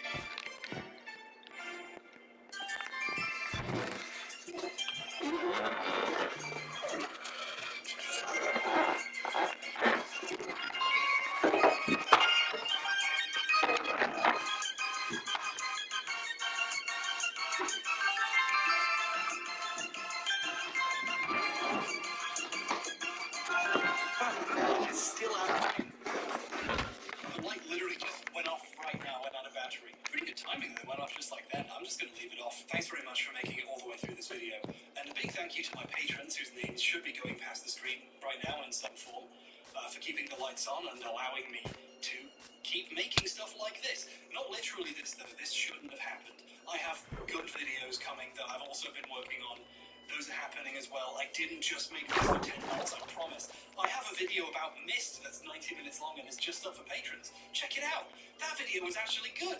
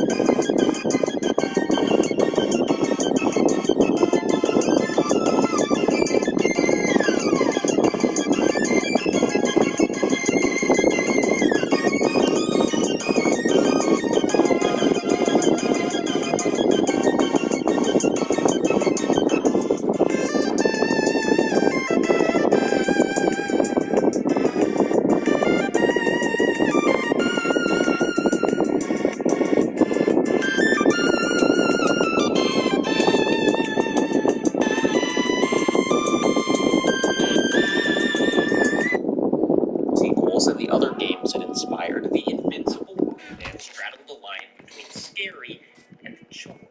I would notice a closet and think, great, that's where I'll run to when a bad guy shows up in 45 seconds. Even brilliant titles like Soma suffered from the tedium of waiting around for bad and impervious robot men to wander in a different direction. And so finally, 13 years after The Dark Descent, the Amnesia series has made a startling choice. It's giving you back your gun. The new Amnesia game seemingly reverses course on its entire identity. Revolvers, grenades, molotovs, all will fill your pockets over the course of the game, and in doing so, it finds a path between the helplessness of earlier titles and the walking arsenals of Resident Evil. Amnesia: The Bunker is not simply a game of hide and seek. Instead, with its new mechanics, it cultivates a very specific kind of terror, one in which the apparent gift of agency is punished with self-imposed paralysis of choice. place. It's a feeling that lives in a particular part of your brain. But in the intricacies of our psyche, we're capable of feeling dread, fear, distress in near infinite ways. It's this gift of our evolution that allows the bunker to operate on a completely different level than, say, a game in which your face is only slightly yours to control, or one in which you're swallowed under the shadow of a being many miles high. But we'll get there after we get through the bunker. It's fairly easy to intuit the setting of the game from its name. Situated within an active no-man's land during World War I, 95% of the bunker takes place in, a hole in the ground. It's a tremendously evocative period to set a horror game, the nightmarish war serving as the easy real-life analog to whatever supernatural scary thing the writers want to happen at the same time. The game's mechanical inspirations are less obvious, however. That is, until you start looking at how it approaches the classic horror game trope of the locked door. It's hard to name a horror game that doesn't deal in some way with locked doors. They could necessitate a multi-piece puzzle like in Resident Evil, or the futile rattling of endless broken doorknobs a la Silent Hill, finding keycards in Signalis, smashing power conduits in Dead Space. The list goes on. But almost always, the locked door is a separate challenge from the game's other systems. In one half of our brain, we carry the worry of a locked door, and in the other half, we juggle our remaining resources for fighting off enemies. The bunker takes the deceptively simple step of removing this separation. After handing you a revolver, the first thing the bunker asks you to shoot is not a monster or enemy combatant, but a padlock. It's almost cathartic. No searching pockets or corners for a lost key, just pull the hammer back and blam. Lock gone, door open. But it shouldn't take long for that catharsis to fade into an omnipresent anxiety, because there is a monster in the bunker, of course there is. And with rarely enough ammunition to even fill the cylinder of your revolver, every padlock blasted open becomes one fewer bullet you have to deter a charging beast, and every shot at that beast becomes one more door you'll potentially never unlock. But it's not just a binary. Wooden doors are flimsy enough that they'll crumble after hurling a cinder block at them a few times, but that cinder block will echo down the halls, announcing your exact position to anyone who might be listening. Grenades can serve the same purpose, but are even louder, and is a door really worth giving up the security a grenade provides?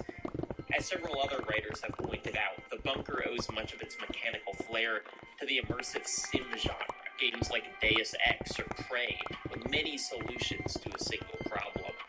But unlike those games, the excitement of finding a way through in the bunker is almost always paired with the pain of burning one of your lifelines. The horror logic of those first Amnesia games was fairly straightforward. Without any way to fight back, every monster poses the ultimate threat, and thus every encounter gains the highest possible stakes. But the bunker rolls with perhaps an even more human rationality. Decision is agonizing. Even the most optimal strategy is going to have trade-offs here, and benefiting somewhere inevitably means weakening yourself somewhere else. And alongside its new resource anxiety, this mechanical shift unexpectedly addresses Amnesia's other biggest problem: death. Death has always been a sticking point for the helpless horror genre. On one hand, the monsters need to pose some danger to the player's health, or else there's no threat. On the other, dying kinda cuts all the benefit. Reaching a game over screen in one of these titles only serves to remind us, oh yeah, death is meaningless in a video game. I'll just go back to the checkpoint. Early on, this seemed unchanged in the bunker. Actually, the problem seemed compounded. Miss one of my 3 shots with the revolver, I'll just die, rather than live with the consequences of that missed shot. But the bunker doesn't work on an exploitable save system. It has exactly one manual save point right in the middle of the map, and doesn't offer multiple save slots either. So as you explore the deeper parts of the map, venturing further and further from the one save slot, finding more resources and story-focused journals, and uncovering new objectives, the consequences of dying and losing everything you found start to outweigh the consequences of missing a shot. You have more to lose, so you have more to protect. Deep in the bowels of the earth, I used my precious resources with panicked abandon, shooting at ghosts and hurling grenades at rodents, unsure if I'd ever be able to even find my way back here if I died. Oh. And there's the issue of the generator. See, the bunker does actually have electricity. It is imperfect at best, dim and flickering and prone to make a hallway look absolutely terrifying, but it's still vastly preferable to your other light sources, a crank-powered flashlight, quick-burning torches and flares. All of the electricity in the whole bunker comes from a gas-powered generator that sits right next to the one save point, and the gas sits in one-time use cans scattered around the bunker. A single can will buy you about 5 minutes of light, so while it may be tempting to scurry back to the save room every time to make any sort of progress, these sorts of return trips will actually burn away what few minutes of light you have. If you play too cautiously, you will straight up run out of fuel, even the most familiar twists of the bunker turning hostile in the black. I dreaded these situations so much that I would use any resource to avoid them, even if I missed my shot, even if it was the last bullet in my chamber. The bunker's atmosphere is so relentlessly oppressive that it's able to pull off an impressively cruel trick. Hours into the game, you climb up a ladder and find yourself faced with something unexpected: the sky. Out of the slot window, the sun paints the horizon orange and blue, an environmental warmth absent from anywhere in the tunnels. It's so close, and the window isn't that narrow. Maybe, I thought. And then a rifle cracked, and the gun of my head exploded. I more or less threw myself back into the tunnels. It's World War I out there, remember? There is little present in the bunker that feels wholly unique. I have seen loud and persistent monsters before. I have wandered through the dark. I have worried about my ammo. What's notable here is how dreadfully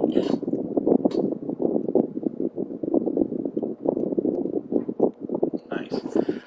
Basically, down here, we need to build the dirt room, the cobblestone room, and I don't know if we're going to get to any of this, or the nether portal is down there, but there's supposed to be a mine here, actually, which brings me to my next point. This room is actually slightly too big. Our first step is, for each of us, is you're going to take this wall that I'm standing in right now, and you are going to knock it down. Straight all the way up to the ceiling, all the way up to here. You're going to knock this wall down. And because really the wall is actually supposed to be 1 block in, so there should only be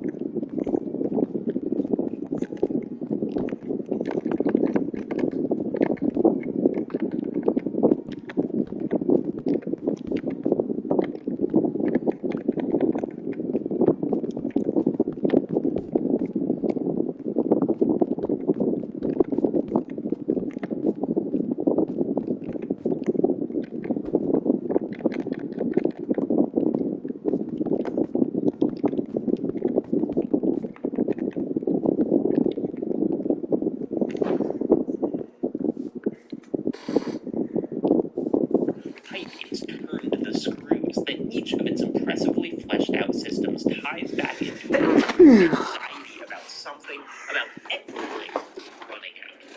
Not enough fuel, not enough bullets, not enough time to make it through the next hour.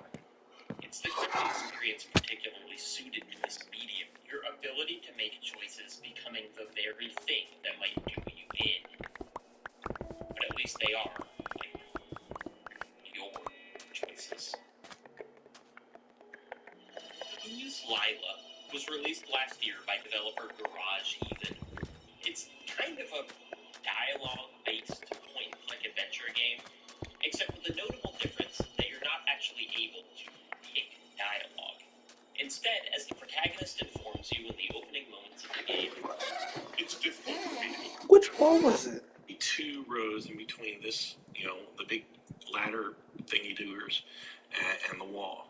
And the reason for that is over here,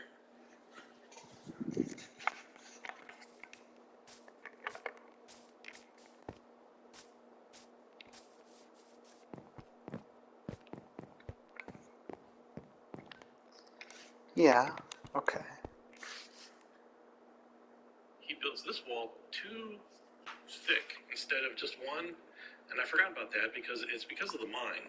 Because over here is the doorway to the mine, and if you just, go to make a doorway, you realize you're now outside. That's not what you want at all. So what he did was he built a wall too thick and just kind of left this. Let's just give you a quick example. Just throw this up here. Whoops. Here, so this is like the doorway, and then it goes down into the mine shaft down there. So I'll leave that there since I did that anyway. And pull this wall up 1 more thickness, just using the exact same pattern that's currently behind it. And you want to make sure that you leave that one there. Otherwise, the outside's going to look weird. Ealing is doing.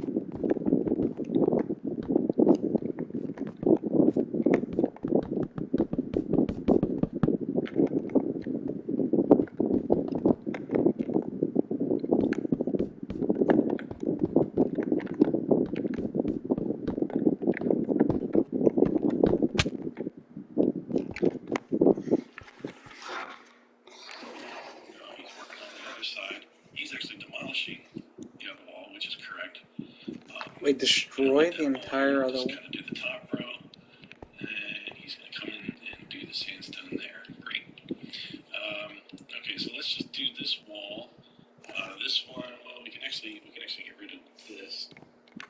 Crying. Just did not listen. Express emotions. I envy other people. They make faces naturally, but I have to make a conscious decision each time I move a muscle. Rather than choosing from a dialogue tree, Who's Lila gives you the human face as a canvas to paint your emotional reaction to things upon. As it happens, you are probably a very bad painter. Before setting out into the world, the protagonist invites you to practice your faces in the mirror. He thinks, when I see my neighbor, she'll ask how I am, and I will answer, good, thank you. On the other half of the screen sits a grainy, expressionless portrait. You grab the corners of his mouth and pull, stretching each side individually into an uneasy smile. If some weird guy approaches me at the store, I'll scare him away. And you pull his lips into a grimace and his eyebrows into a scowl.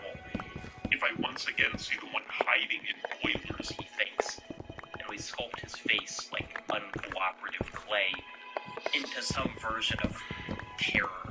There are no resources to manage in Who's Lila, no dwindling pool of generator fuel or single bullets to juggle. Instead, the game can live for a little while on just how fucking weird this mechanic is, twisting your character's face like taffy into a poor imitation of excited or sad. It is, in effect, a horror game made out of the start screen of Mario 64. Aside from the inherent uncanniness, though, the central mechanic is almost begging you to try out completely inappropriate responses to these questions. Whose Lila centers around the disappearance of one of the protagonist's classmates, a woman named Tanya Kennedy. Often, you'll find yourself questioned by people about your interactions with Tanya. If you know anything about her, why you were spending so much time with her before she disappeared. Almost always, the correct response to their queries is to look sad, surprised, or even just stay neutral. But what if, What if you broke into a big shit-eating grin when a classmate says that no one has heard from her in a week? Sometimes, the game has this idea for you. At the beginning, our character, a kid named Will, according to his classmates, said that he has trouble expressing emotions, that he has to make a conscious decision to move every muscle. But that doesn't actually seem true. Often when confronted or surprised with information, Will's face starts to move on its own. The corners of his mouth twitch, his eyes widen, or... Oh, wait, sorry, 1 second, where am I? Okay, we're into the farm, so yeah, that's fine. So the wall's gonna go here, right, yep, you can start there, and I'll just do the sandstone layer, and then you can come back and do the next one, etc., etc. Now this is good. Hey, get off my wall.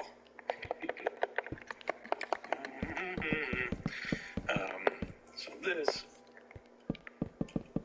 will make this room the correct dimensions. Some of you may have already figured this out. You're trapped outside now. There you go. Actually, we need a door right here anyway, so I'll just go ahead and fill that one in. There, and there. So the door, this is going to be the dirt room, actually. The door is 2 away from the edge, so just make sure there's 2 blocks there.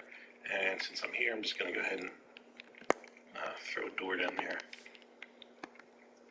And same thing on this side, leave 2, and that's going to be your door for the cobblestone room. We're down there. And same thing on this side, leave 2, and that's going to be your door for the cobblestone room. Just check something here. The other thing I forgot to do on this door is this should be surrounded completely by oak. It shouldn't have any sandstone, so it should have that little piece right there, on each side, like that. And what's his name grave is, I think, 1, 2, yes, David Longhead's grave is in this dark place over here, which we can build that later. And what's his name grave is, I think, 1, 2, yes, David Longhead's grave is in this dark place over here, which we can build that later. Okay, so now the walls are the correct size. So let's go ahead and start building the dirt room and cobblestone room. Now these are, if you could follow me, we'll just do, this is all going to be underground eventually once we build the farm. And we're going to need to just kind of clear this a little bit off here. And we're going to build, let's see, this is the cobblestone room, so it's 1, 2, 3, 4, 5 away from the door. 1, 2.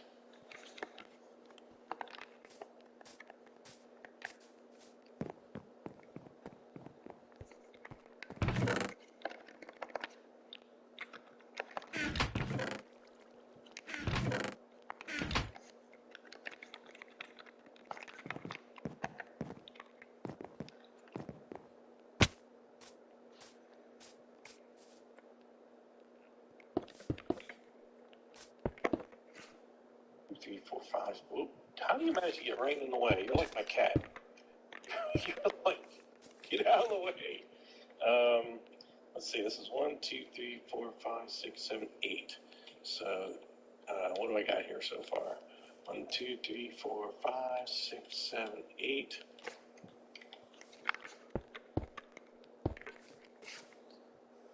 And this inside is going to be 1, 2, 3, 4, 5, and then we just need to make them meet up. So that's going to be, so it's 1, 2, 3, 4, 5, 6, 7, 8. 5. The blocks are going to lay down are 8 by 5. The interior dimensions are going to be 6, 1, 2, 3, 4, 5, 6. And by 1, 2, 3, 4, 5, 6, 7, 8. So it'll be 9 on the inside. All right, so we're going to build this up 4 high. And it doesn't matter that this part is sticking out because this is going to be underneath the stairs. All right, I'm going to work on this other wall while you do that one.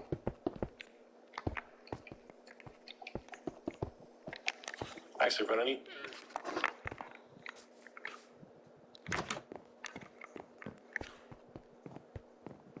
Narrow into exactly the opposite of what you hope. You don't just mold his expression in these scenes.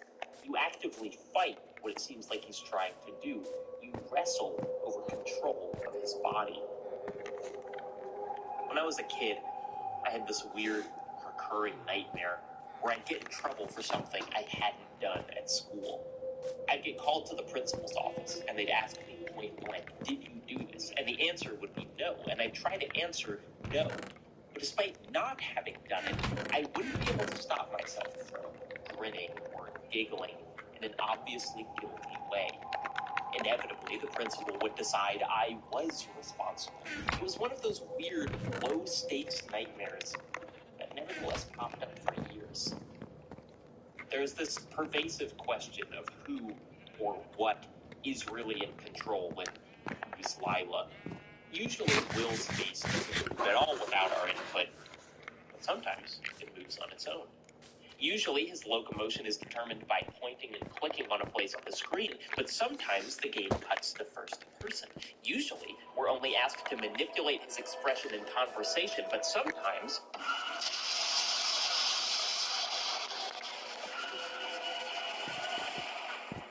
Progressing through multiple playthroughs of the game expands its possibility space.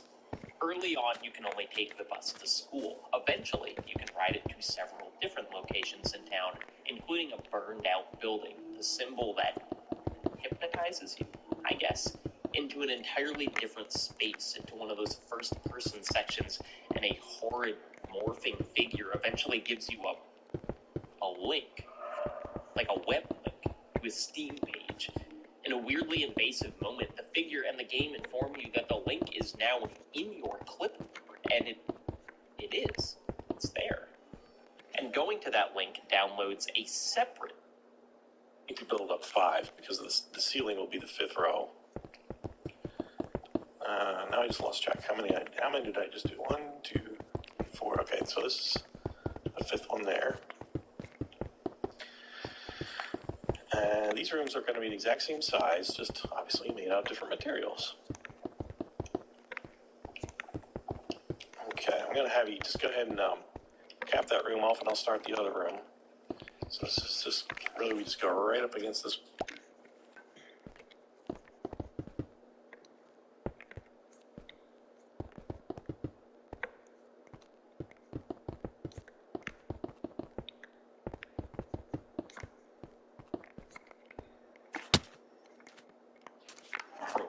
Run on your computer simultaneously to Who's Lila, and that program is just this bizarre demon face that sits on your desktop, and it also tells you what to do, croaking out numbers and advice in a little digitized voice.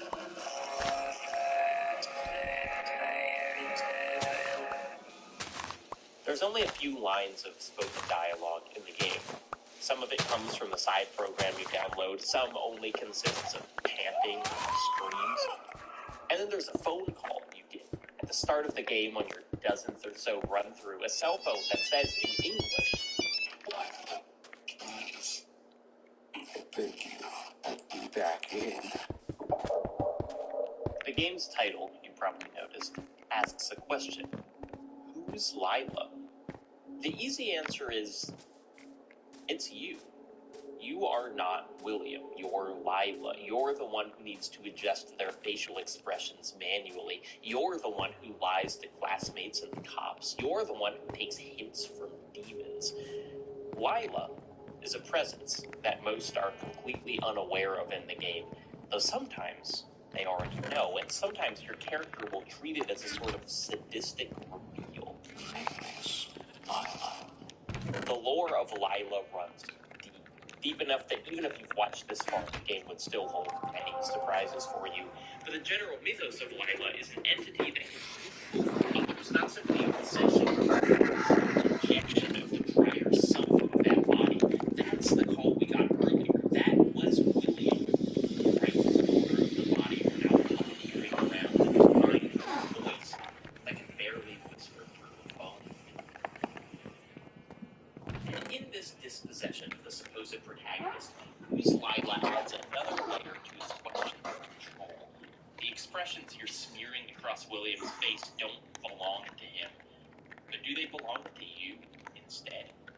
How much of Lila is a literal, comprehensible being, and how much of Lila is just the anxiety of bodily autonomy, that the logical, rational signals we want to send to her face and body could be superseded by an entirely different set of impulses? It's an intensely internal fear presented through that primary mechanic, the pulling and stretching and pinching of flesh. William wouldn't choose to make a face that looks like this. No one. And yet,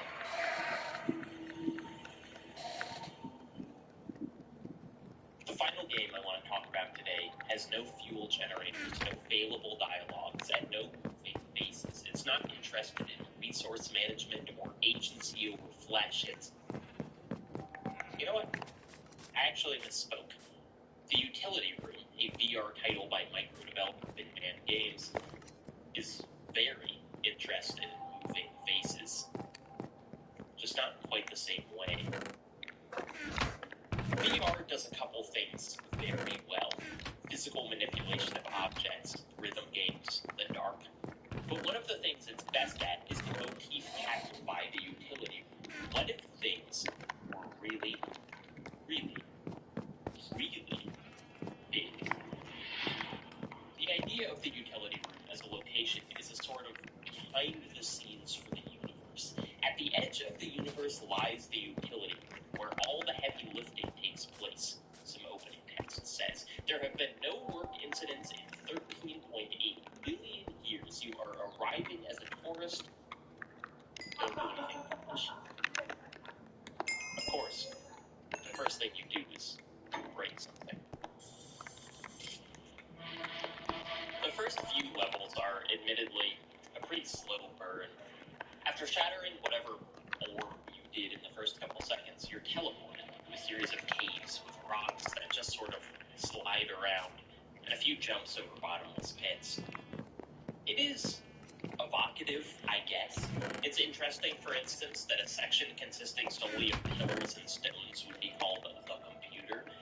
Even in these dark and close environments, the Utility Room does a great job of making its world feel not old per se, but more raw. It's unfinished because it doesn't need to be finished. It's meant to be a behind the scenes, messy and coarse compared to our ornate planet. The caves do a decent job of that, but it all feels a bit slight, a bit trivial. And when you stumble out the rock, you get a true glimpse at what a behind the scenes for the universe actually looks like.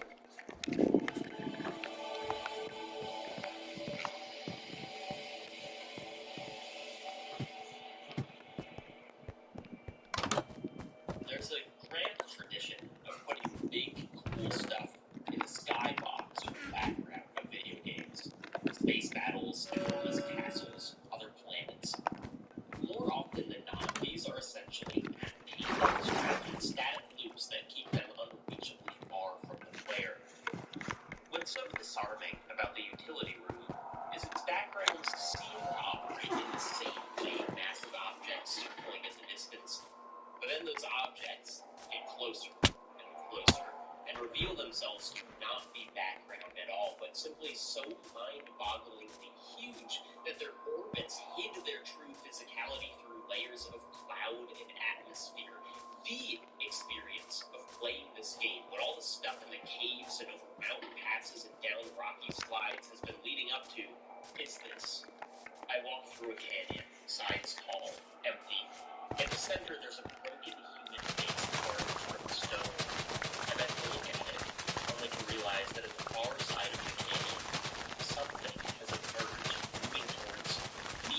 And I start to run, but there's no universe where I can move faster than what's coming. So as the thing approaches, I literally flatten myself against the ground in inches above the head. The head the size of the Hoover Dam drifts past at a moment of recognition.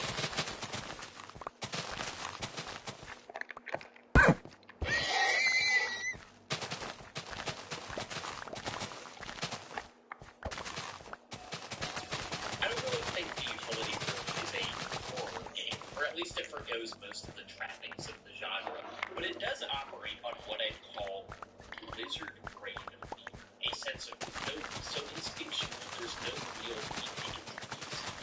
Like the environment, the terror of this game cultivates is raw. For instance, seeing something big far away, making a rough estimate of how big and far away it is, and then realizing that in fact it's actually much further away than you thought, meaning it's also much bigger than your original guess, and yet it's still approaching you at a rate that seems almost impossibly fast for something of that size. And this all happening in VR means you don't have the luxury of reality-confirming peripheral vision, and something in the deeper part of your mind out of here. All this takes place in an aesthetic that reminds me of early 3D renders, compelling planetscapes and horizons completely detached from the expectations of our world. Part of the wonderful eeriness of something like Myst is the tranquility of the background. Those early renders are so deliberately composed and also so still, almost zen-like, in the knowledge that the background will never suddenly change. Certainly not without input from you. This placidity is also what makes the Utility Room feel so primeval. There is no growing vegetation, no crashing waves or rain or snow. Every environment could have just been sitting there for 13 billion years. Except as soon as you start to feel any sense of zen, a boulder will hurl down a mountain next to you and shatter some of those landmarks that have presumably stood for time immemorial. It's the feeling of an earthquake caving in the Ventana's natural window, an eruption vivisecting Mount St. Helens. Landscapes are only immutable until met with a greater force. But here, there are great forces. For much of the middle act of the Utility Room, you're making your way towards a great engine in the distance, impossibly long, impossibly thin. Of all the scale you cannot conceptualize in this unfinished world, this is the most extreme. But you inch yourself towards it through highways of expressionless beings and hand over hand with walls to movement.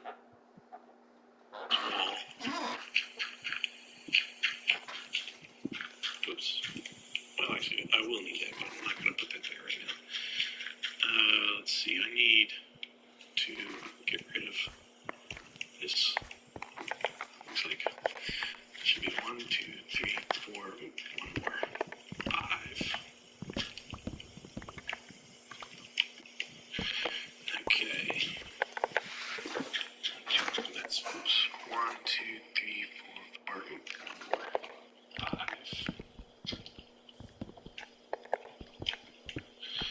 Okay. That's oops.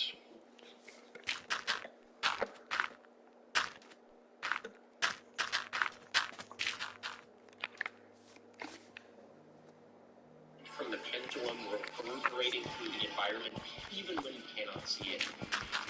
And then you find yourself in a thin causeway as the pendulum screams by like a tethered god, and the vast heads swim through the air above you, and then something else happens.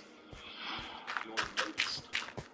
From the distance appears another Moai, and it moves more towards you than one ever has. Your incursion in this 13 billion-year-old holding space finally noticed, and perhaps because it is so focused on you, it somehow forgets the pendulum. But here, there are great forces.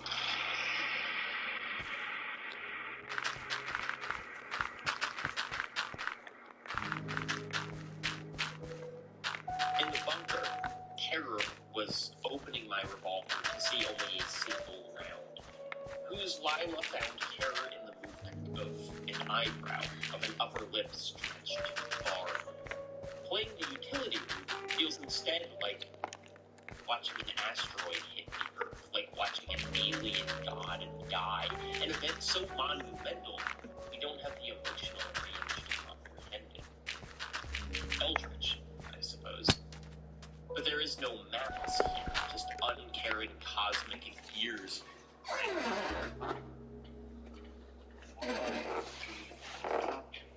At some point, come back at some future point in time and find out that you've got a bunch of what once a grass room, a dirt room is now a grass room, and that might happen if you've got grass growing nearby, just like I do. In which case, all you should have to do is just take that dirt out and just replace it one more time, and it should be fine. So what I'm going to do is kind of dig a little trench so that there's no grass blocks touching.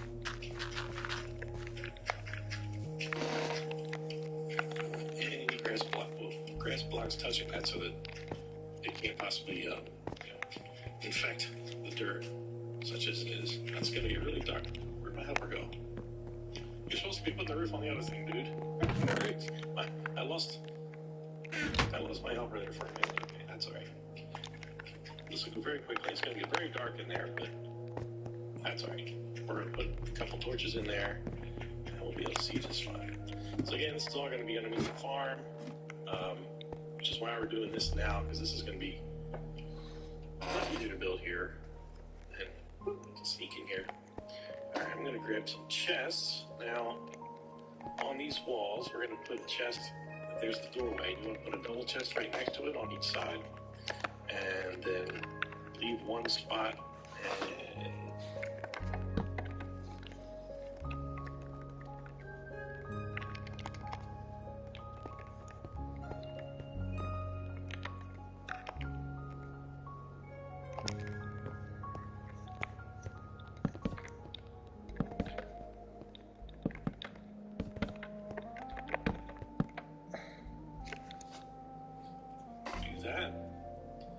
And these are going to be... I need so much chests.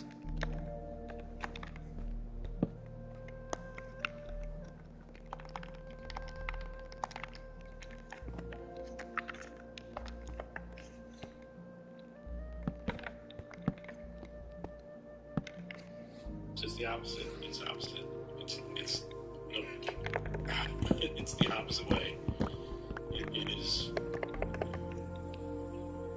these in the corner, and like this, and like this. There we go. Okay, so on the side walls, it's going to be like kind of like a kind of a X pattern on the middle, and then the top is empty. And I'm just going to throw torches down in here. And actually, no, we don't put anything there. This wall is exactly the same as the other one, the opposite. And this one behind us, we have to sort of pretend there's a doorway here. To dust. And yet there are connections between the three. One obvious parallel between them is a loss of control. Your actions in the bunker are limited by the scant supplies it decides to offer. William's face becomes Lila's plaything. The movements of the universe go on without you. In a sense, all horror stems from a loss of control. But conversely, what these three titles do, what they must do given their interactive medium, is deny a total abdication of responsibility. No, if I had a choice, the lights wouldn't go out, but I did have a choice. I was the one who pushed just a little further into the bunker. I chose to forego fuel to fill my pockets with grenades and bandages. No, William doesn't have a choice in what Lila does with his body, but even before we were aware of his possession by another entity, we were the ones who puppeteered his fates. We were the ones that took away his free will. No one makes us touch those orbs in the utility room. Would the head have gotten clobbered if we never showed up? We're going to put here and here. Okay, so when you come in, why can't I get through this door? All right, so when you come in, there should be nothing here. You should have chests on either side like that. And you should have the X pattern on that side. This is what that side's going to look like. And the next side. So the dirt room's going to be exactly the same. I'm just going to throw up a couple of torches here because we don't want any possibilities of cookies in here. Alright. That's good in there. Now, at this point, you can put all the cobblestone you want in here or whatever. I'm not going to bother with that at this point.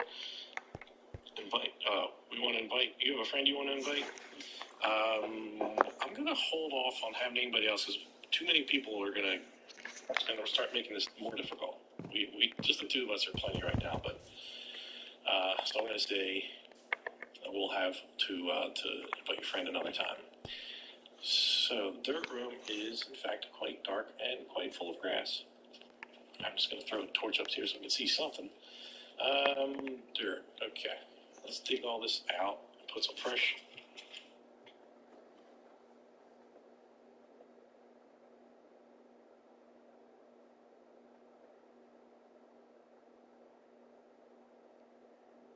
Dirt down. Hopefully we can get it down before the grass starts growing back.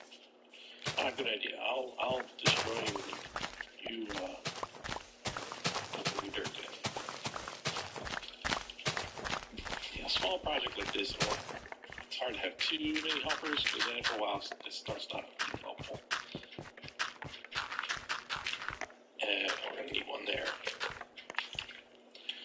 Alright, so here's hoping that will keep the grass out. And so now this is going to be exactly the same up here. Let's go to the edge, make the X pattern on this side. Follow the middle. I'm going to go to the side. So much.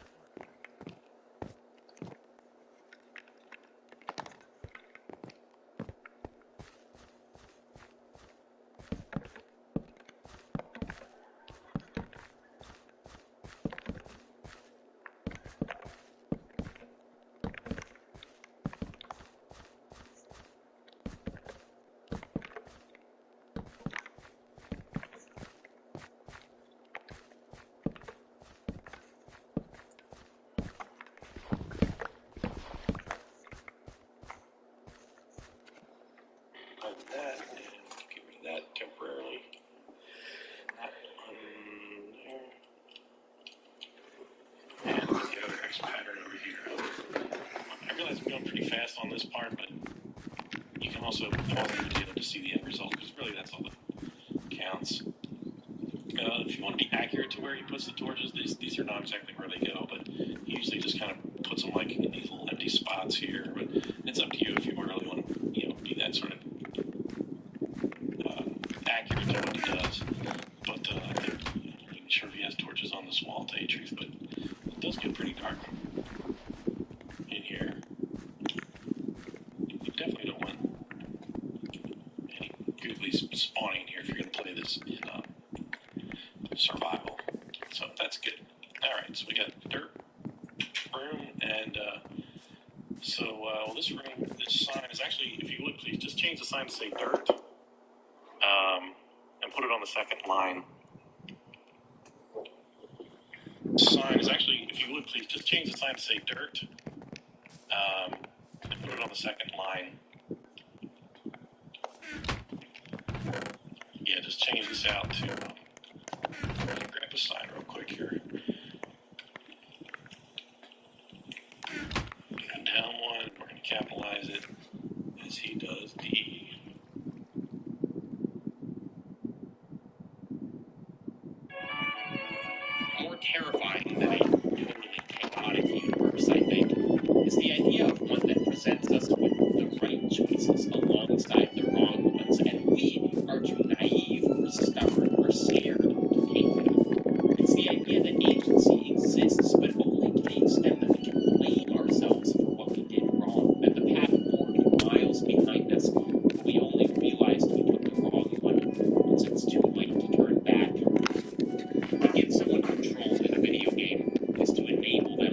stakes.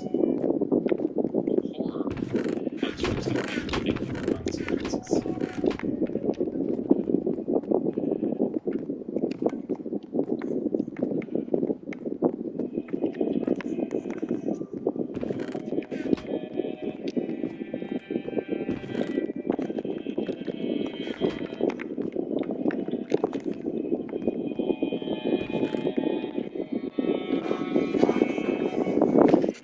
Oh, bruh.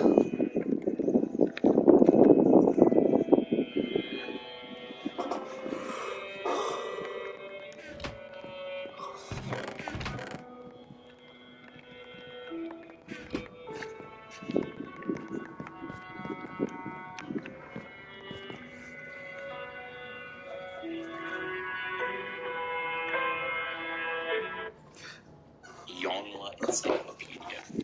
If you want an encyclopedia that's more comprehensively titled, may I suggest instead checking out the German Great Complete Encyclopedia of All Sciences and Arts, which was originally published under the more ambitious Great Complete Encyclopedia of All Sciences and Arts, which so far have been invented and improved by human mind and wit, including the geographical and political description of the whole world with all monarchies, empires, kingdoms, principalities, republics, free sovereignties, countries, towns, sea harbors, fortresses, castles, areas, fortings, monasteries, mountains, passes, woods, seas, lakes, and also a detailed historical and genealogical description of the world's brightest and most famous family lines, the life and deeds of the emperors, kings, electors, and princes, great heroes, ministers of state, war leaders, equally about all policies of state, war, and law, and budgetary business of the nobility and bourgeois, merchants, traders.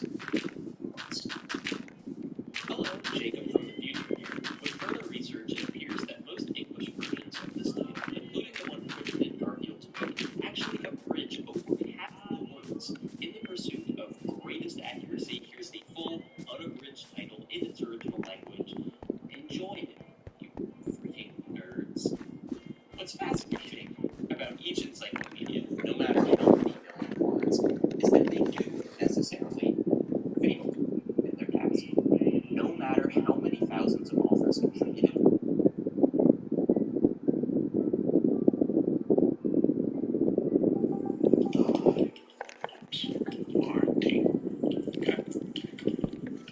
Okay, and this one, you can visit as he does the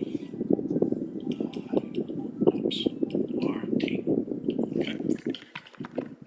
Okay, and this one that goes on the right side. I don't like usually doing signs in here, but this won't be too bad. See if I can spell cobblestone. Yeah. Doesn't he do it as an item frame now? Tell me what you think. I think he does it as an item frame now. I thought he changed that. Well, whoever's watching this, you can decide if you want to do an item frame. And at some point he did have item frame. I don't know if he left it up there, but you could do an item frame like this and just put the cobblestone in there. Or you could have this like closet here, like what he's got right now. So what's really well, wow, we'll cover our bases. I'll get yelled at in my comments about which way it's supposed to be, but oh well.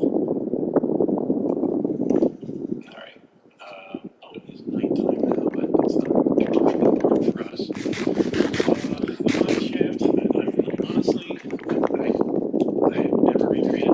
To do so in this video would be impossible because I'm not prepared to do that. But basically, just really go down there, and this video would be helpful for us. The mine shaft, honestly, alright, it's nighttime now, but it's not commercially important for us. The mine shaft, I have never recreated the mine shaft. To do so in this video would be impossible because I'm not prepared to do that. But basically, pardon me, you just want to go down there. He doesn't have a lot of videos down in there, and I certainly don't know what it looks like down there nowadays. But if I get a lot of requests, I'll give you some ideas. There is one of the videos that does kind of show you where at least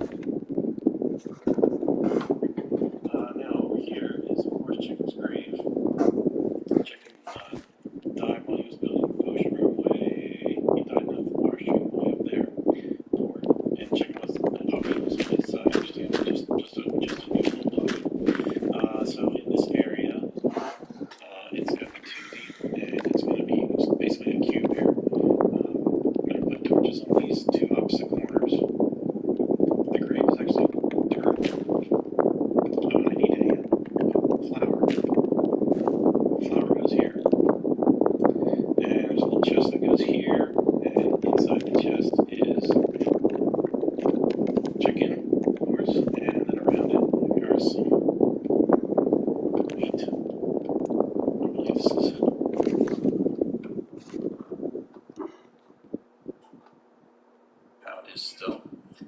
up here, we're just going to put a sign that says, rest in peace chicken. Go down to Captain Egg. Let's go to my symbols here. Oh, actually, it's not Cap. Okay, so there we go. So that's how it should look when you're all done. Dark grave, red flower, you got 2 torches, R.I.P. Chicken the dog, and chest with the chicken and the meat and surrounding it. So that leaves this wall. So what we're going to do, I'm just going to dig up 3 high and 2 wide, and we're going to start going down stairs, starting right here. We're going to build staircases down. Now, I'm going to tell you I'm not 100% sure that I've got the right amount of stairs, because it's really hard to count them, because he never shows how to actually build this. He just kind of goes up and down a few times, and this is the best I can do. Okay, so if it's off by 1, maybe 2, one way or the other, I apologize, but this is I've gone through the videos a number of times, and hopefully I've got it right. So on this first step, you want to make sure you got 1, 2, 3, make sure all 3 of these empty. You should have these like 2 blocks going across, and this is going to happen all the way down. Just going to keep going over, back 1, over, down, back 1, back 1. As we dig down, it's going to happen. Let me draw a little torch down here for now. I don't know that he does normally use redstone torches on the side of this, but these are going to be a little brighter for our video shoot here. Okay, so we're going to do 12 steps. So this is going to be 1, 2, 3, 4,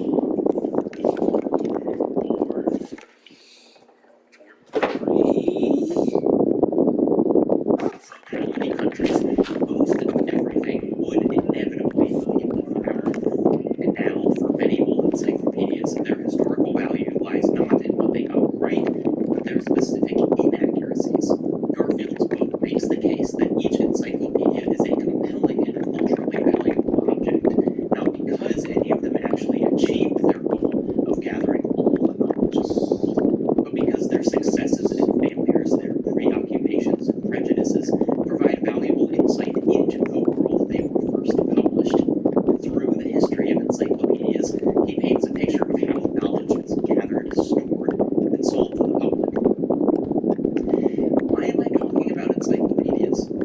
Because for my whole life, I would visit my grandma and see a shelf, a large shelf, with a massive set of Encyclopedia Britannicas on it, a set that my grandpa got at a yard sale because who would throw out an encyclopedia?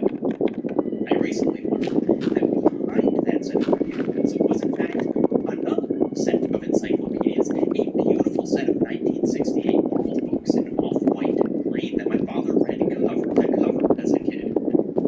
I have to imagine that neither set had been touched in 25 years, at least. But there they sat, probably 300 pounds, 2 layers thick of all the knowledge that could be contained in thousands upon thousands of pages. Of course, the punchline to my grandparents' collection, the punchline patiently waiting through all of Simon Garfield's discussion of previous centuries, is that now, in the 21st century, we kind of have a repository of all knowledge available to us, weightlessly, instantly.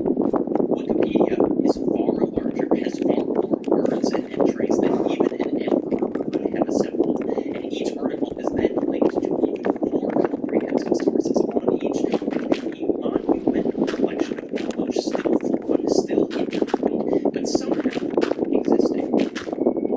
A quick download.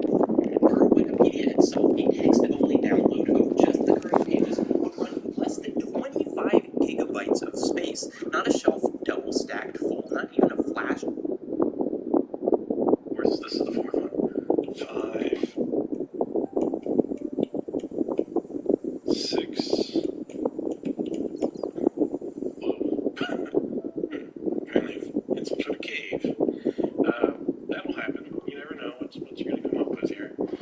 That's alright, we can just work around it. Let's build it up with some stone here. Shoot, I don't remember what time we're on. Let's try this again. Alright, let me stop playing.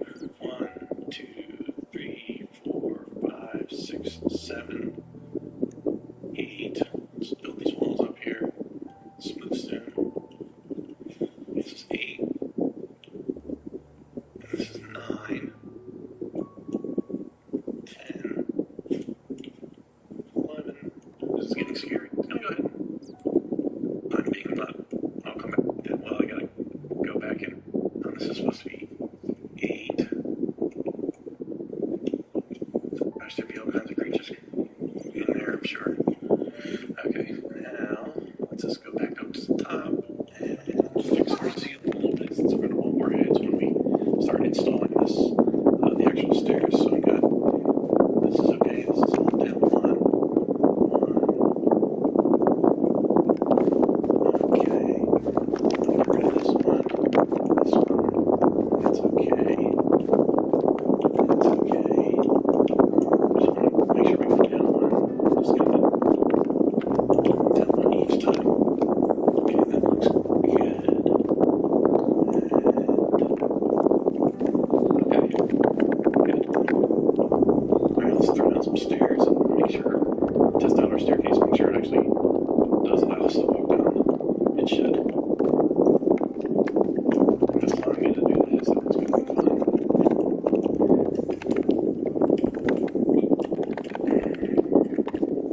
Stairs.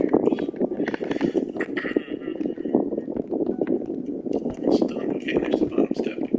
So we should be able to walk right up now. No problem. No bunking of the heads.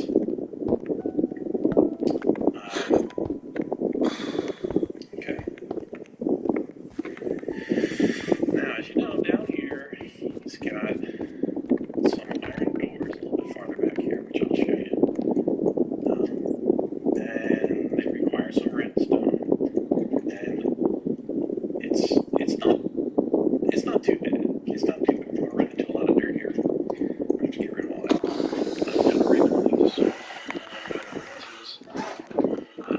I'll go back now.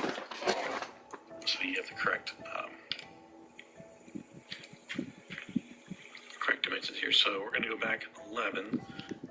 This first one right in front of the step is going to be 1, 2, 3, 4, 5, 6, 3, 4, 5, 6, 7, 8, 9, 10, 11.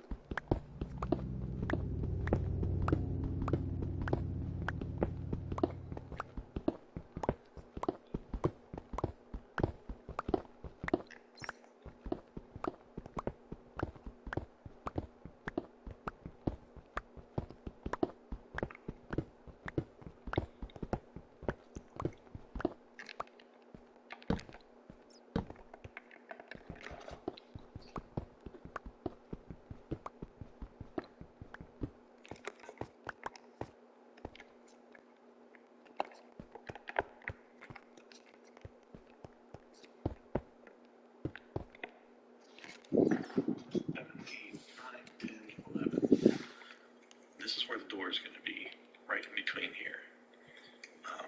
This is actually going to be cobblestone on this side. Let me just double check. 1, 2, 3, 4, 5, 6, 7, 8, 9, 10, 11. Okay. So this side's going to be smooth stone. This side's going to be cobblestone on the ceiling and the walls. The whole floor is going to be smooth stone all the way down. I'm not going to fix that quite yet because this is where the redstone is going to happen. I'm going to grab some materials I'm going to need here. Iron door, grab some redstone, some lever, redstone torch. Drive less than the storage requirements of Metal Gear Rising: Revengeance for the abridged version of all human knowledge.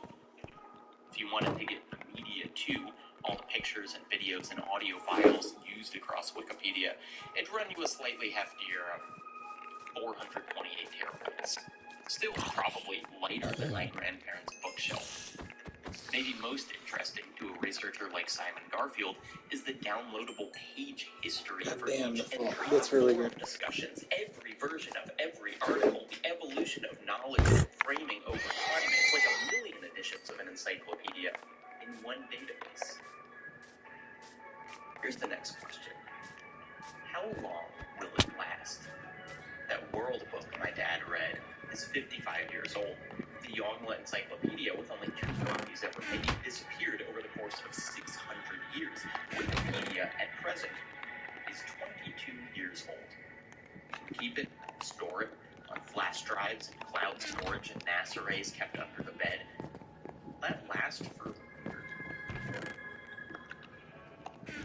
The Internet Archive is essentially the dream of the data owner, library of everything kept forever. The Wayback Machine is one of the projects of the Internet Archive, a tool that saves previous versions of websites. It's a tool I use for research constantly because there are vanishingly few outlets that have any interest in preserving their own history. The larger part of the archive is 41 million books and texts, 14 million audio recordings, 8.5 million videos, 4.5 million images, and just under 1 million software programs. 3 years ago, one of the archive staff guessed it had about 70 petabytes of stuff in storage. Not the biggest storage operation on the planet, but certainly one of the biggest public efforts to save all the knowledge, art, everything in the world. It has historically been far more accessible than any similar pursuit, so much so that all the recent stories about the archive have focused on the attempts to dismantle it. But it does also raise an interesting question about the difference between a library, an archive, a collection, and a hoard. Years ago, I talked about the criteria libraries used to determine what they kept on shelves, how the goal was not simply to have Peter, and let me grab some stone while I'm here, because I'll need to replace stuff as I go. You're going to want to put this lever on 1, 2, 3, 4, 5. Stone number 5 from this end. And for right now, we can just get rid of this. I'm going to have to put some more, I better get more light.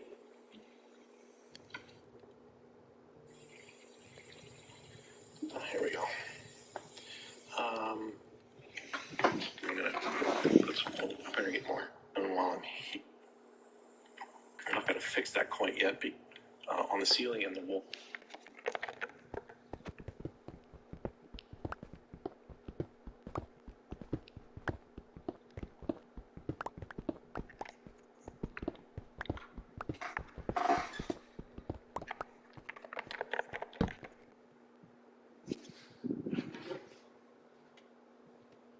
The whole floor is going to be smooth stone all the way down.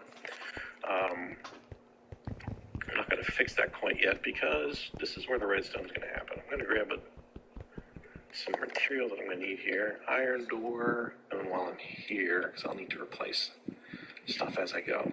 You're going to want to put this lever on 1, 2, 3, 4, 5. Stone number 5 from this end. And for right now, we can just get rid of this.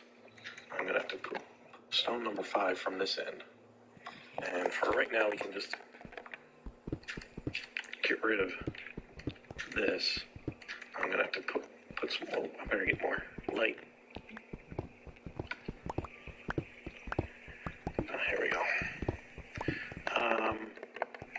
Let's put that there. I'm gonna make this bigger than it really needs to be, but only just so you can see what's going on. Okay, so where the door is gonna go right here and here. I'm gonna stand on this side and face that direction and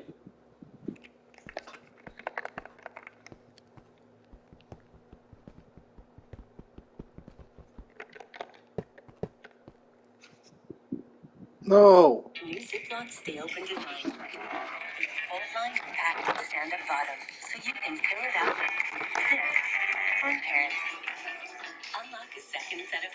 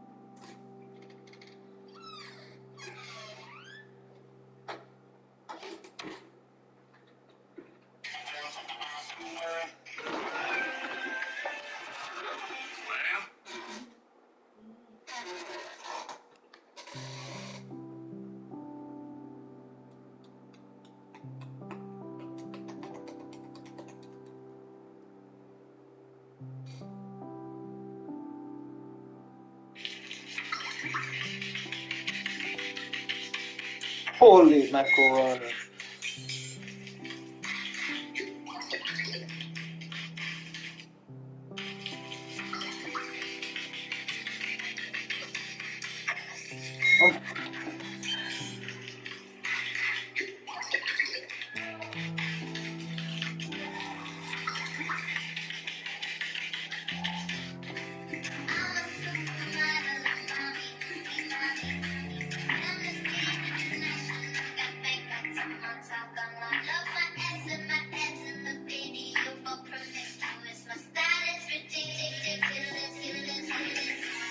Promiscuous girl.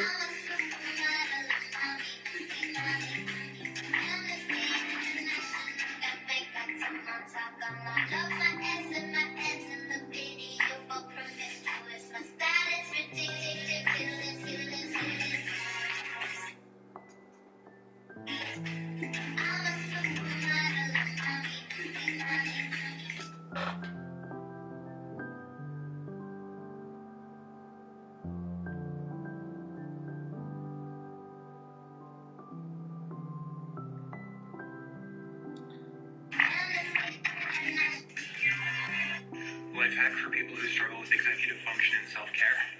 Frame your responsibilities as commitments that you made to yourself and your things, and then just show up to them. For example, I am out here at the State Recreation.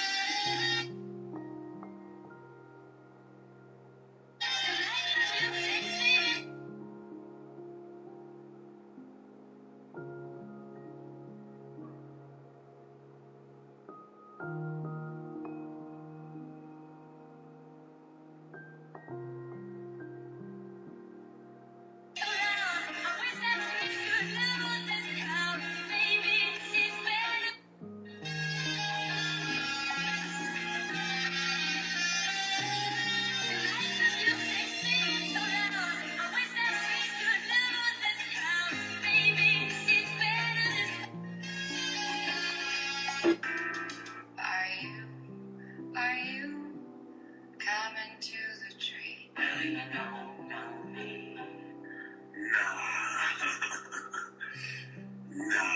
man. Nah, man. I don't know who in the peanut butter and jelly sandwich world I am going to piss off with this, but this is how I make their peanut butter and jelly sandwiches, and their dad hate it, but I hate peanut butter and jelly everywhere, so they're happy with this. What kind of... I'm gonna tell you right now, sister, no, they don't like that. As a matter of fact, that is a disgrace.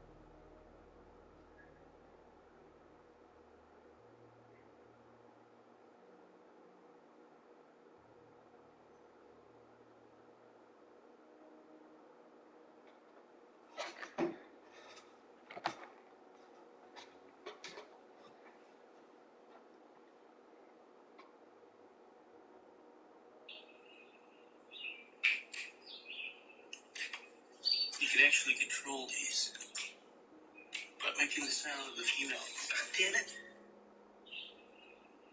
I don't want to go to school tomorrow. I can study.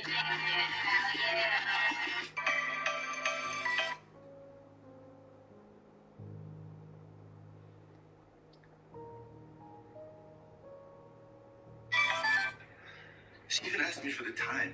Oh, way.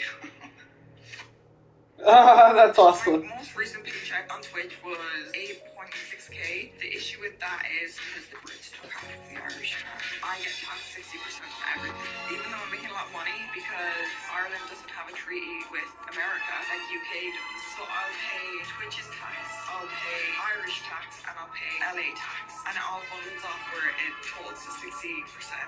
So I do make good money, but more than half of it goes. Catarina de Salpor. Catarina de Salpor.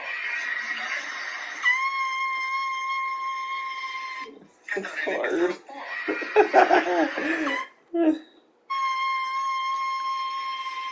Catarina de Salpor.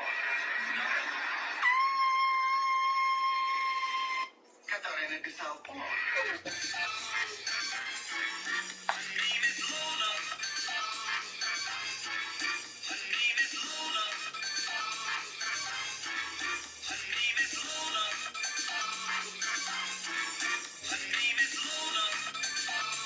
Susan Master. Susan Master.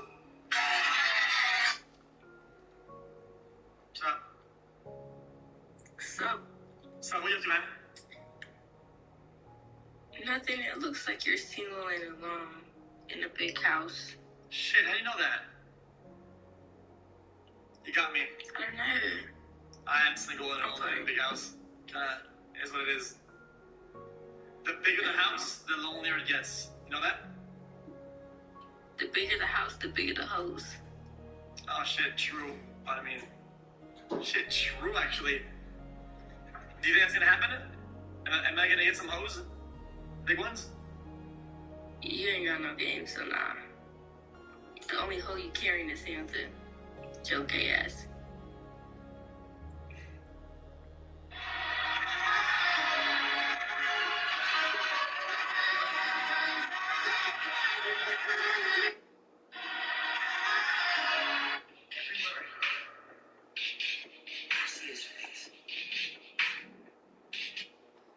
Hold on.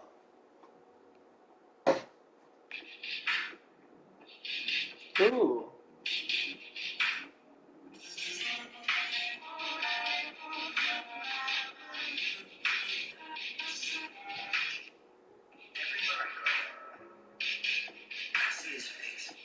No way.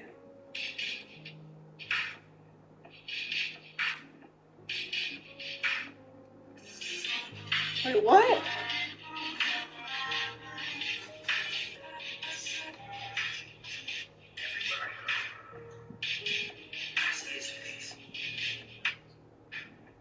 Go show mommy.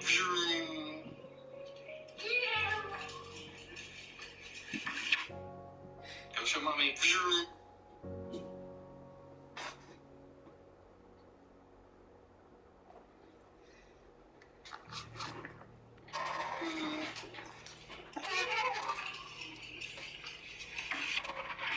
Go show mommy.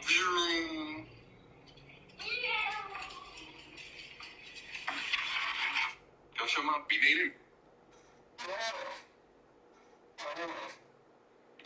She would get to name our first boy, and I would get to name our first girl. We recently discovered that she was pregnant with twins, but ever since I heard the name she chose, we've been having problems. It's really stupid, and it's absolutely the kind of name that will get our son bullied. I said I may as well name our daughter Hortensia Beerbong III. It sounds just as dumb, but she told me I couldn't do that. She started hinting she might just take off around her due date and give birth somewhere without me. Got a week-long business trip that I can get out of about a month before she's due, and I'm worried she'll take the opportunity to disappear until after the twins are here. Okay. I told my brother to keep an eye on her while I'm gone. AITA. This went straight into Game of Thrones territory. Literally. Just in the way of the night. The twins. Brother, you must watch her. Make sure she does not disappear with the twins. What was her name? I shall name my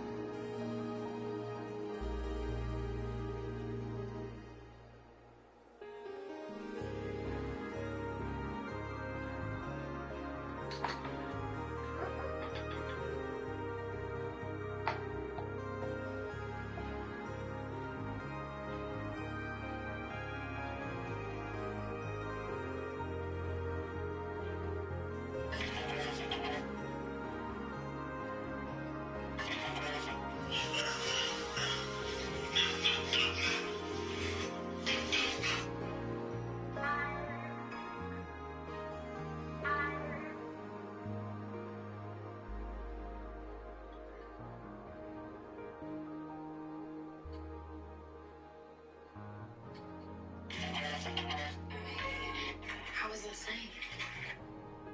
Have any parents ever offered you to like come to a birthday or anything crazy? All the time, yeah. Have you done it? Big Big bag or no? This one, billionaire really wanted me to say, hi. I'm not gonna go in depth, but someone wanted me to say something. Video hire, go. Like video hire to kid, and so I was just like, I mean, I just don't care. I gotta film, like, no. And then he's like, price, name a price. I was like, 250 grand. And he was like, sure. Oh, shit. there we go. It was like a 1 minute. Have any parents ever offered you to like come to a birthday or anything crazy? All the time, yeah. Have you done it? No. Big one bag time, or no? This one billionaire really wanted me to say, hi. It's going down. I'm yelling timber. It's going down. I'm yelling.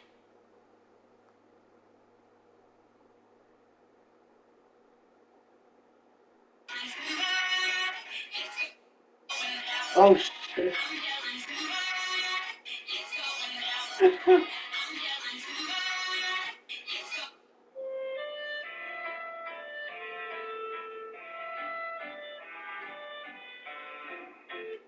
Whoa.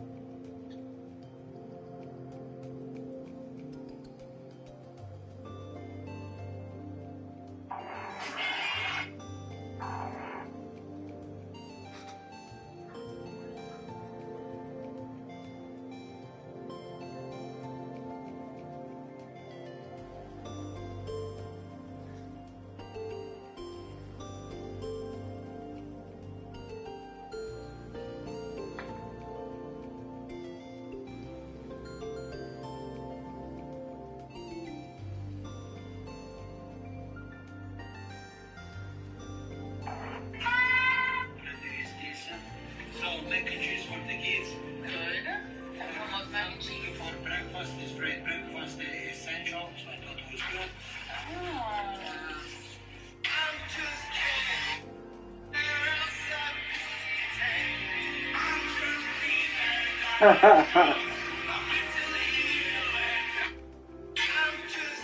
Would you pay $4 for this? $4? Yeah. Would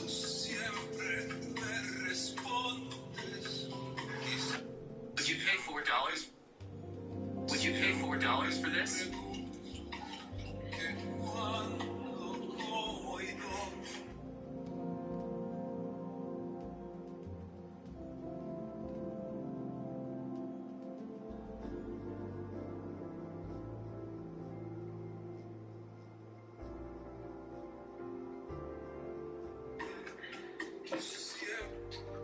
Oh my God, I want to take him home. We can put him in the truck. We can put him in the truck. We can put him in the truck. Look at him. Hey. Oh my God, I want to take him home. We can put him in the truck.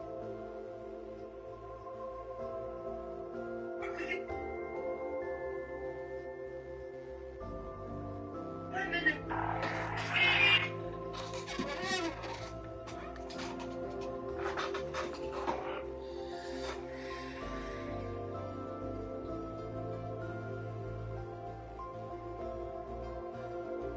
We can put him in the truck.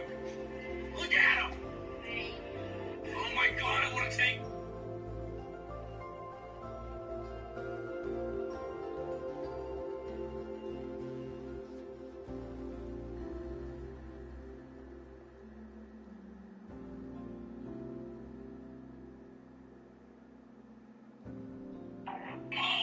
I let the family in front of me at fast food restaurants choose what I eat for a day. I started the challenge off at Krispy Kreme. The family in front of me ordered a box of assorted donuts. After taking those down, I got to the second part of their order. A dozen regular glazed. I'd never let you have this phone. Not even if you were. This is up. Hello again, friend of a friend. I knew you would.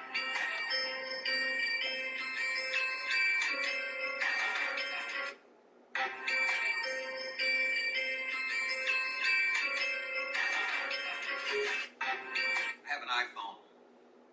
And if I move from here and go over there and sit with my Democrat friends, which will make them real nervous, does Google track my movement? Does Google, through this phone, know that I have moved here and moved over to the left? It's either yes or no. Not by default. There may be a Google service which you've opted in to use, and if so, Google knows that I am moving over there. It's not a trick question. You know, you make $100 million a year, you ought to be able to answer that question.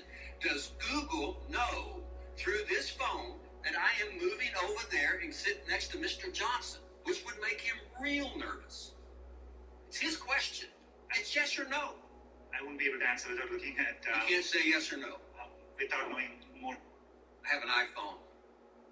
And if I look.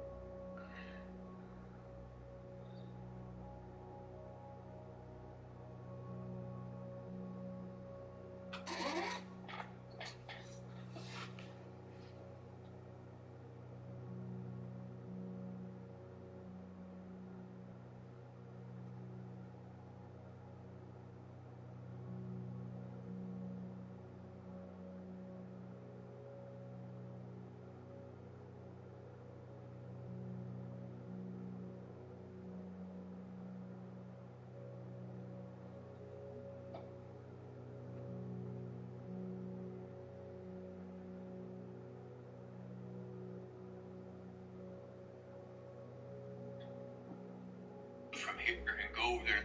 It's our Black Friday sale? I have an iPhone. And if I move from here and go over there and sit with my Democrat friends, which will make them real nervous, does Google... And it's buy one, get one free.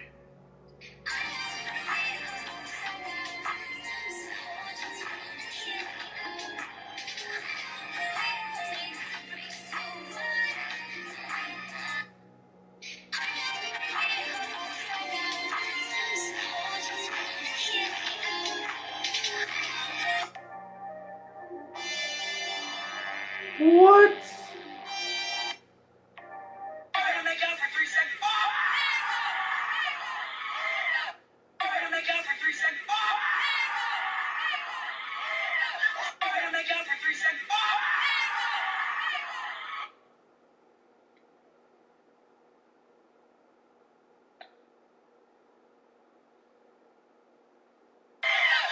I mean, think you could send me a quick, 360 video of the handcuffs? Just want to make sure everything looks well before I come get them. Thank you. He's a menace.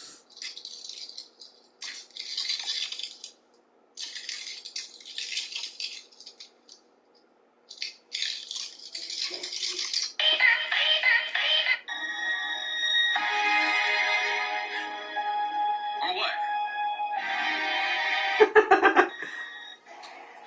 Do you like it? I can't see it. Treat me like what it is. Don't get me dirty. Do you like it? Harry Potter made nearly 10 million. You were in one film. It's not helpful. Only one scene. And also a flashback. I was actually in 4 of the Twilight films. I'm Doctor Who. Not anymore, baby. Well, I'm still the People's Choice Award, and this time sideways, I took it like that and ran it up your tight Welsh rectum. And that is exactly where that award should go, right up there with the rest of my answer. Harry Potter made nearly 10 million. You were in one film. It's not helpful. And only one scene. And also a flashback. I was actually in 4 of the Twilight films. I'm Doctor Who. Not anymore, baby. Well, I'm still the People's Choice Award, and this turned sideways, I turned it like that, and ram it up your tight Welsh rectum. And that is exactly where that award should go, right up there with the rest of my ass.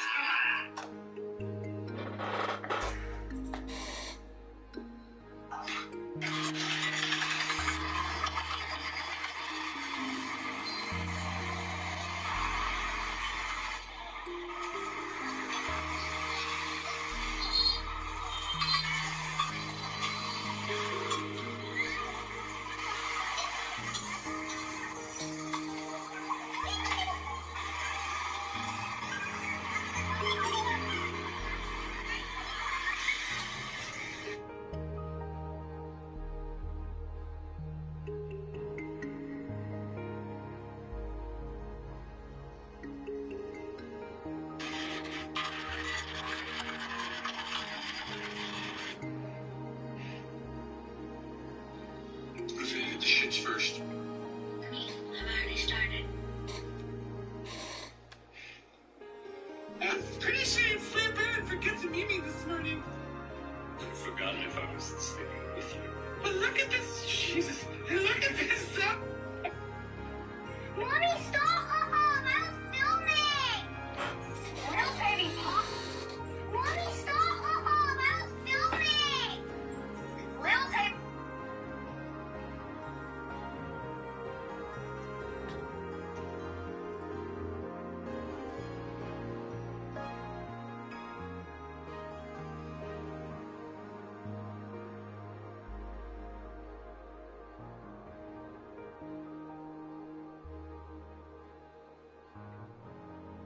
Comment. Mommy, stop!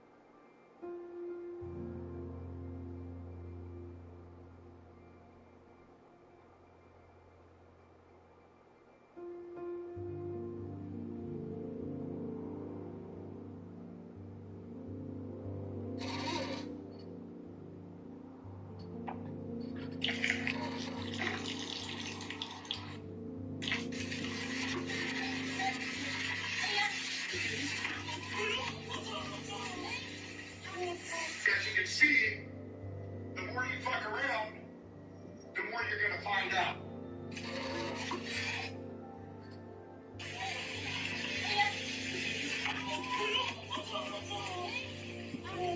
As you can see,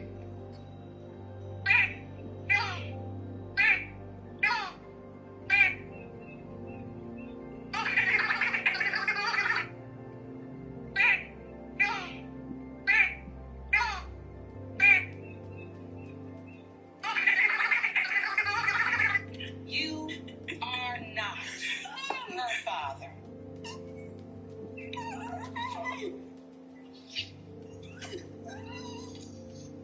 Why is she quiet?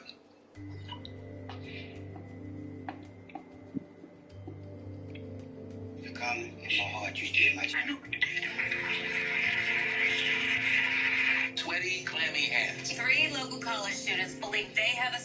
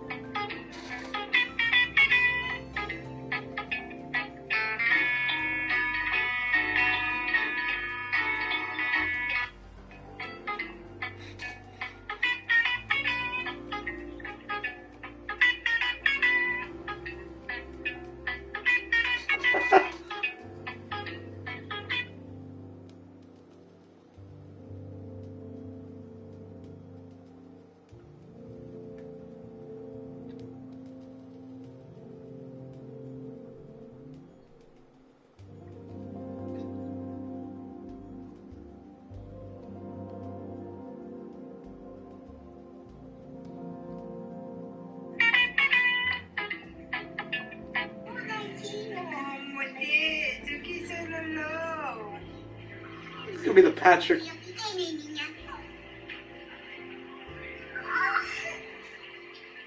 Dá pepita pra ela. Amor, eu quis ser Lolo.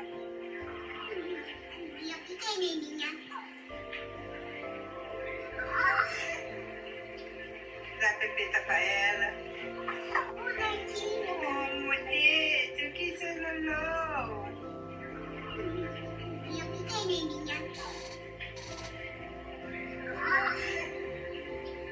Dá pepita pra ela.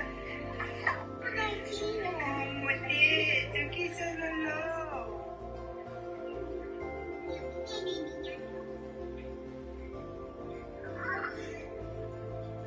Dá pepita pra ela.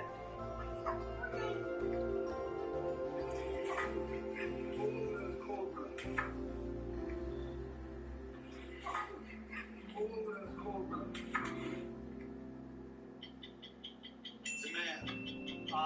LeBron James. Name starts with an M.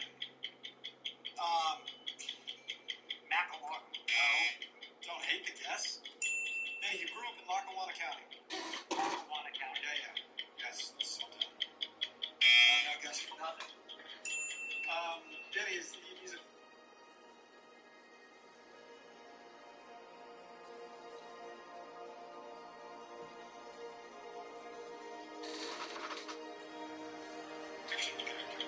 In Lackawanna County, I feel like that's what I'm supposed to know that. I don't.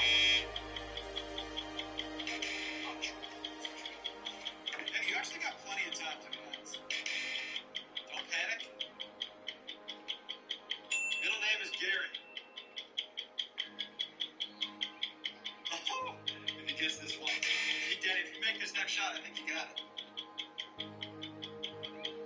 Works at Dunder Mifflin.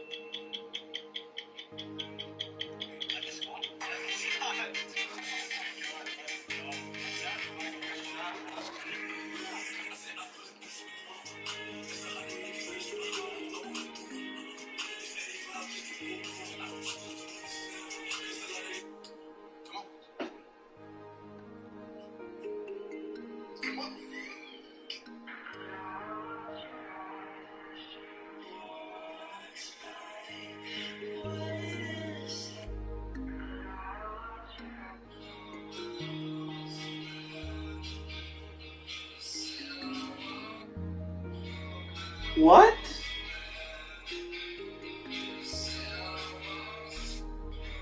No.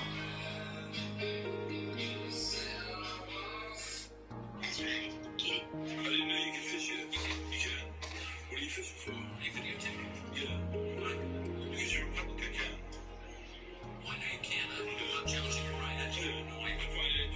fishing in Central Park? Oh, yeah, it's absolutely fine. What do you use for bait? Well, I fly fish, so I use supplies. I'll show you. These are the things you make, yeah? Yeah. Okay, this is I'm stupid. I don't fly fish. Just keep it down. Okay.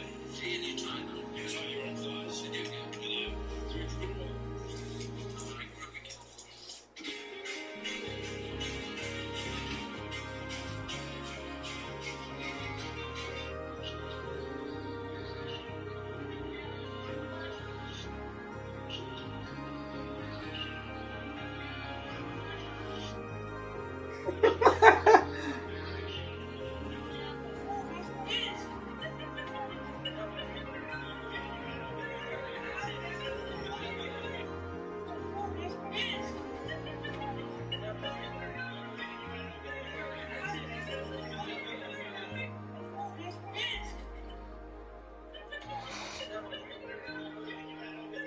How different animals react to zero gravity. Frog. Dog.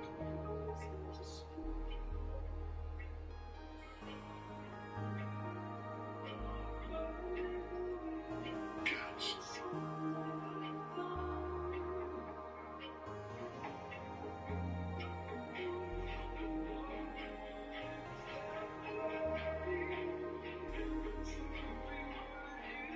Mice.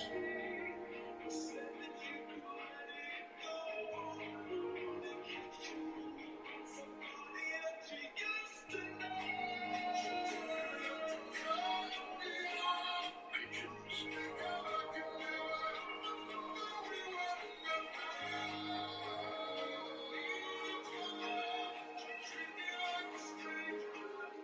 How different animals react to zero gravity. Frog.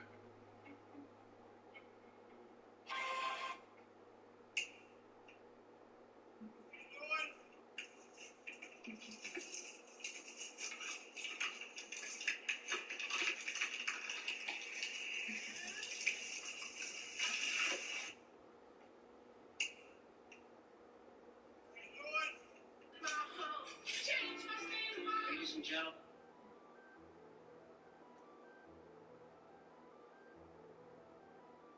You got him. Ladies and gentlemen, you got him.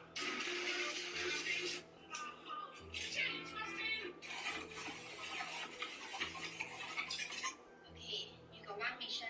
This one is not for you to eat. No, not for you to eat. Okay, Papa. Okay, Papa eat. Okay, Papa. Okay, Papa. Papa. Okay, Papa. Okay, Papa eat. Papa. Okay, Papa. Papa. Give. Give. Give Papa. Give Papa. Give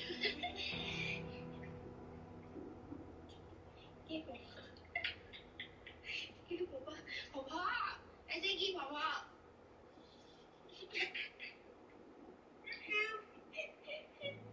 Okay, you got one mission.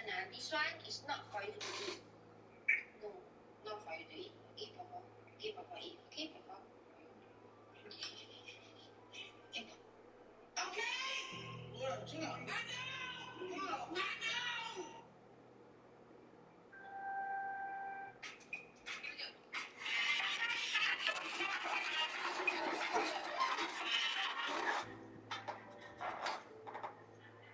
Sweet. Little baby.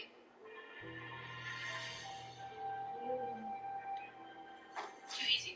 There we go. I don't want to get too confident, but at the same time.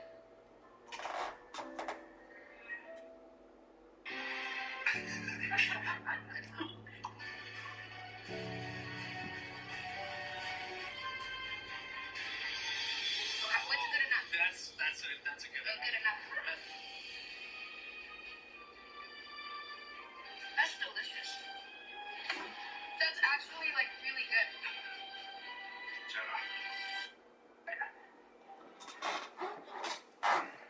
Sweet.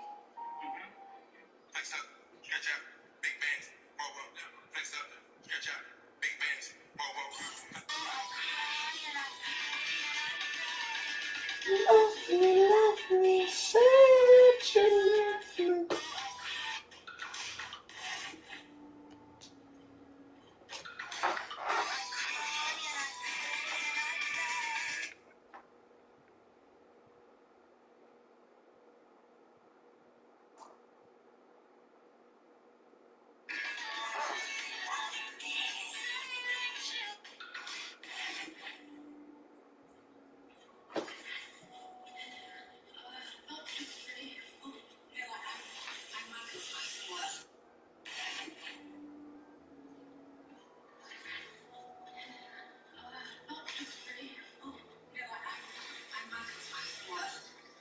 Please stand. The last 25 years of his life, much of it in prison, has all led up to this moment. In the District Court of Opessa. It's in. It's in.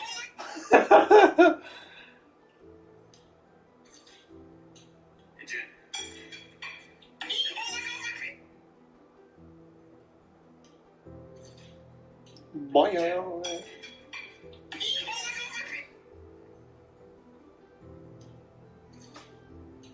It's in.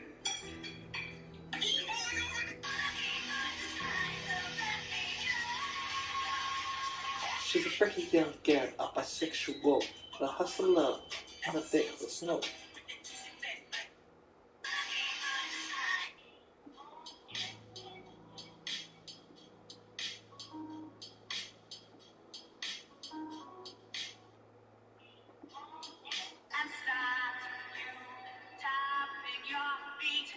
When a customer wants banana without the peel and seeds.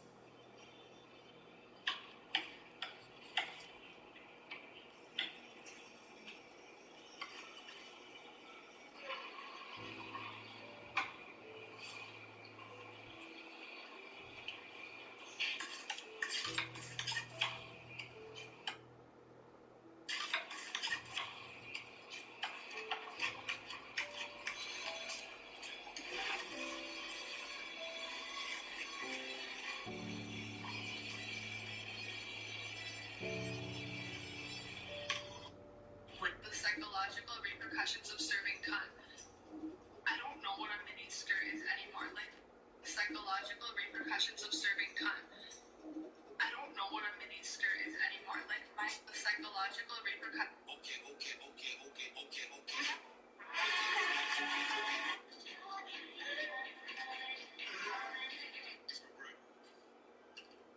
My biggest regret, bro, I was a freshman, right? Yeah. And It's the first of the house. Every bi girl is like, wow, I could have a woman, but I'll take this sad gamer boy instead. Every bi girl.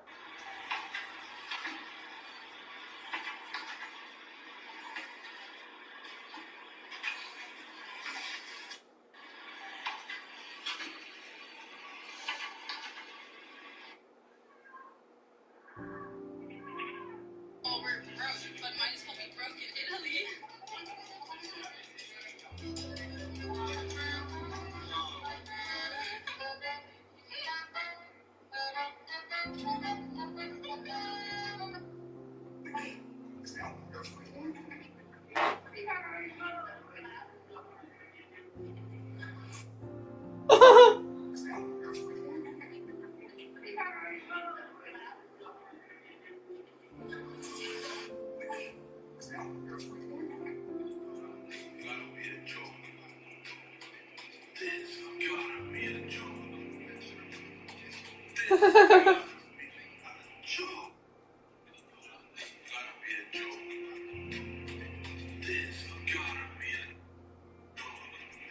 What is this thing here? Pasta blender. How are you making your pasta? By hand, like a pasta supposed to. Okay. My grandmother is here doing this. So in the old days, when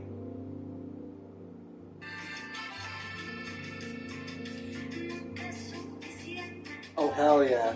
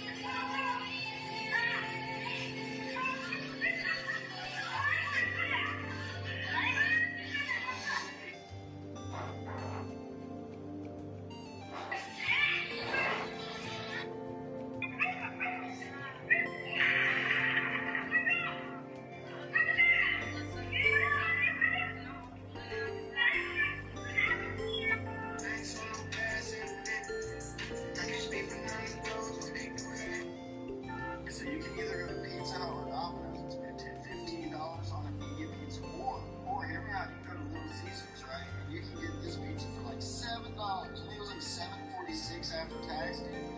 Honestly. Okay, so you can either go to Pizza.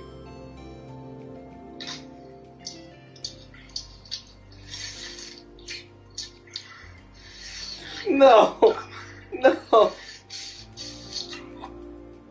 So you can either go to Pizza Hut or Domino's and spend $10, $15 on a medium pizza,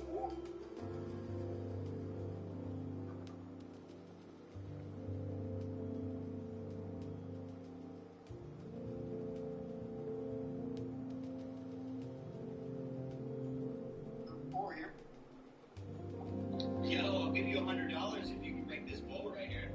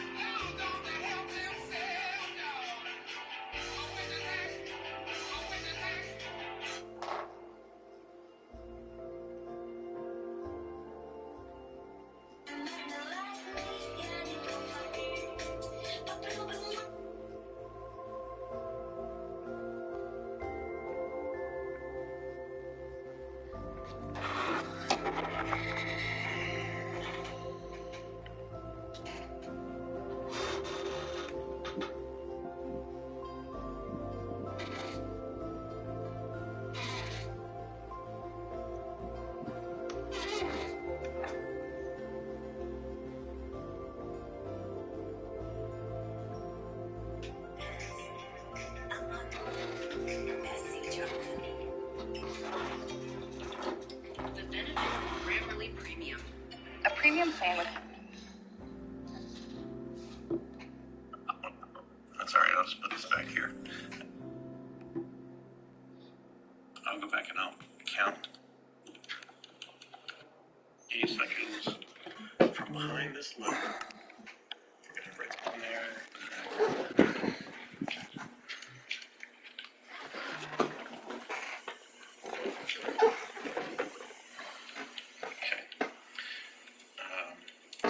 Take out holes. I gotta get rid of this one anyway to replace it, so I'm just gonna chop away a whole bunch of it to give myself some room. Add a little light. Oh, I don't have a repeater. Also, I'm gonna make this easier to do it on this side. I'm gonna put the lever on the fifth one here. 1, 2, 3, 4, 5. Right here. So I'm gonna dig out.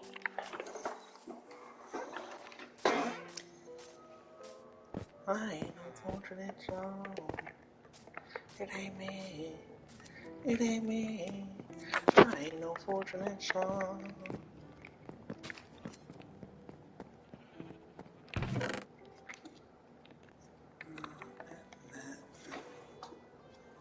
That should be it.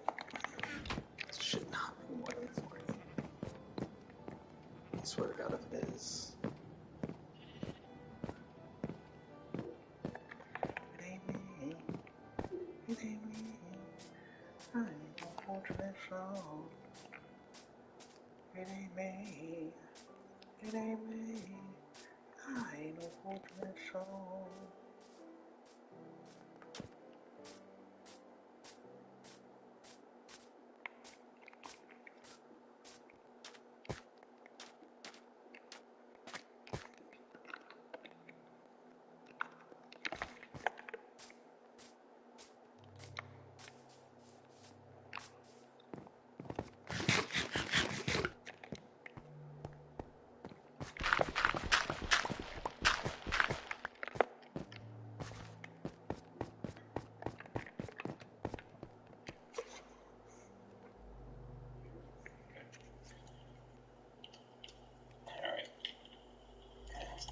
Wait, what?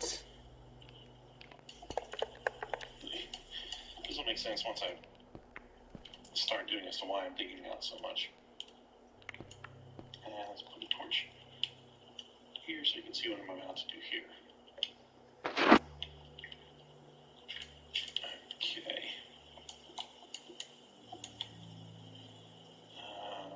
Let's go down here. Okay. Watch, I'm going to do all this and it's not even going to work, right? Okay, so I've left this and cut away as much of this as I can. Wait. You can see easily.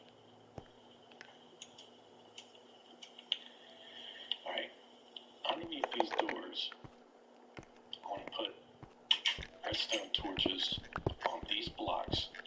Not directly underneath, but on these ones that are next to it. Because I'm going to...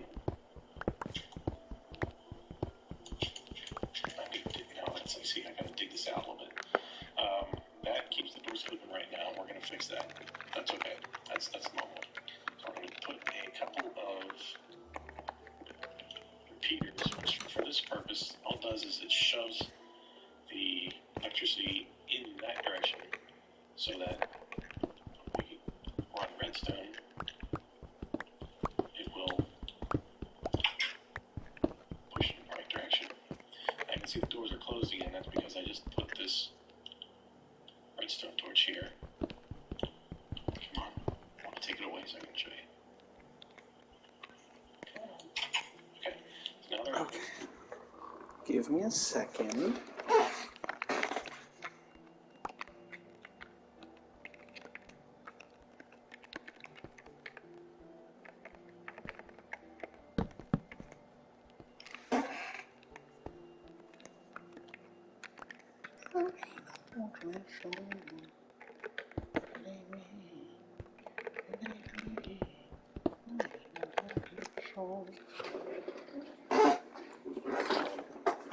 So right over to this block, put this down. So now that it's closed, we want to run the redstone up to the lever. It's going to open it.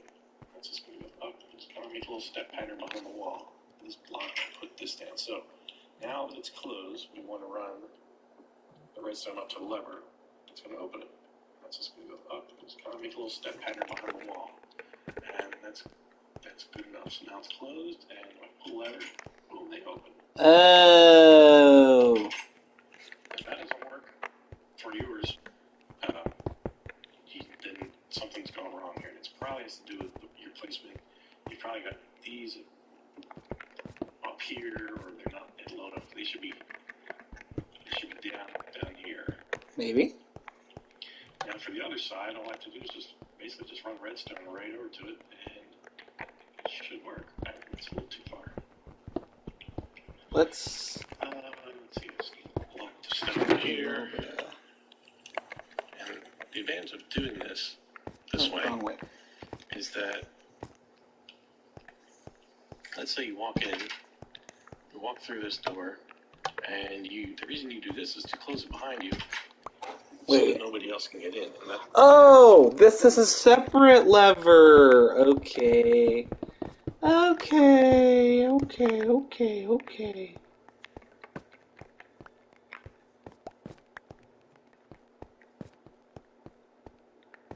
Got it.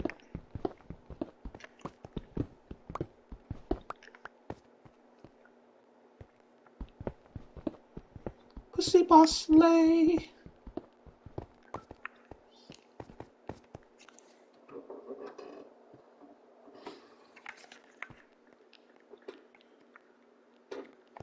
So, what do I want to deliver? It's 1, 2. Okay, wait. Let's put it here. Okay. Then it goes 1. Then it goes 2. Then it goes up 1. Then it goes up again. There we go. And so if I did this right, you make another lever.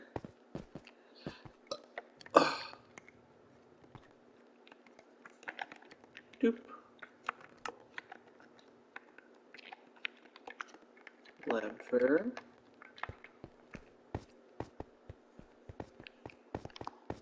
It ain't me. It ain't me. I ain't no fortunate soul. Okay. Okay. I'm a little good at it.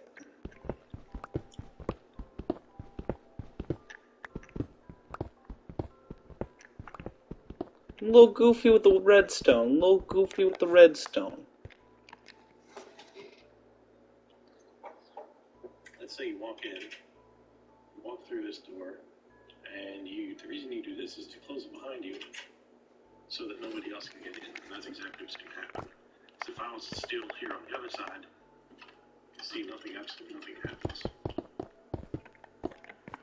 That way you're safe in here, nobody can come up behind you, get in your nether portal, and when you're ready to leave, it opens for you. And that's it. So that's not too bad. So you just got to make sure that the redstone starts right behind it. It doesn't have to be pointing into the block at all. Just have it come down, some steps.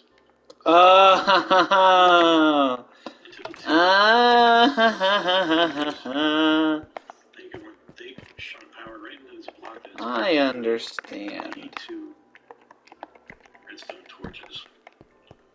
I'll put some torches down here too. This is important to keep the door shut. Otherwise, it's open all the time. So this is it. In the up position, the door should be closed.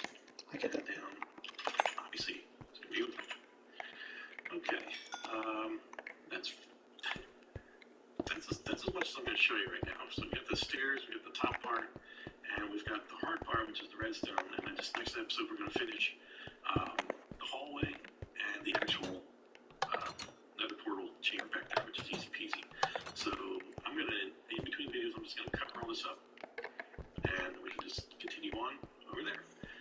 And I'm Darwin. Thanks for watching, and I'll see you next time. Bye. Cool. Could we have been somebody else? We're taking a right turn instead of a left. Or if we're taking the place with the hot tub. Or the one uptown. Downtown. Could we be fabulous or fantabulous? Hardwoods.com. A place to find a place. With Instacart, you get free delivery on your...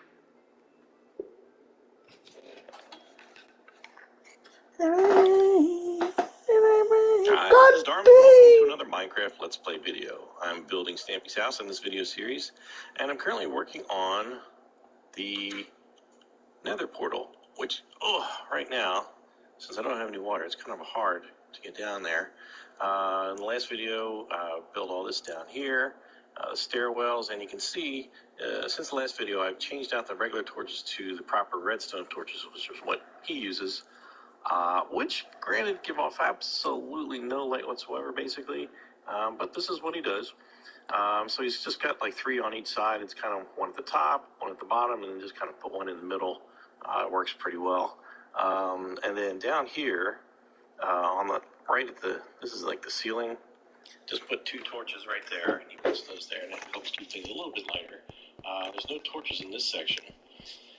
Right now, the doors are closed, and you'll see that the switch is in the bottom, the lower position is down. Now, in my last video, I told you something wrong. And I always like to own up to stuff like that. And I broke out this piece of wall to illustrate it. Before, I had this off. Oops. That's all right. I'll just put this back here. I had this. Is really what I meant to take off.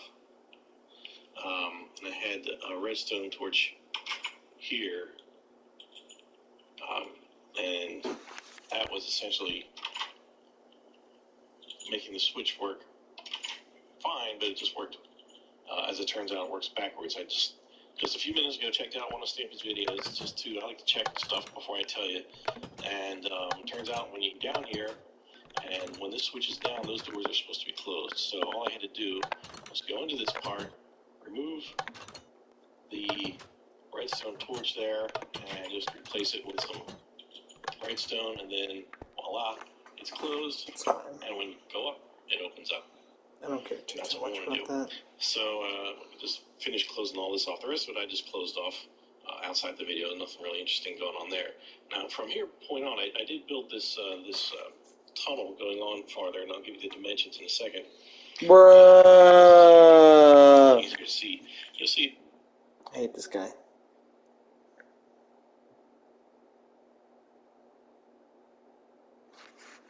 I ain't no fortunate son. It ain't me. It ain't me. I ain't no fortunate son. Have every book ever written available for tech. Not simply to have every book ever.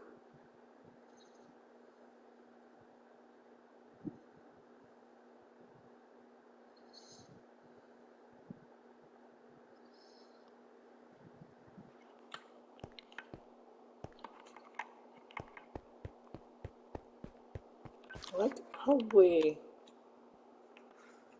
Let's go ahead and replace all of it with stone in the meantime.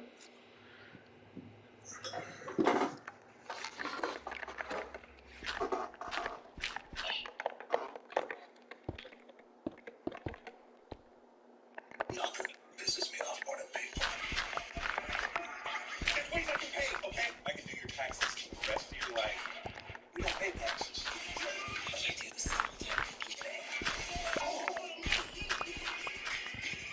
You take my bed, and I don't take you fishing on my own. Threatening us? Yes. You stupid?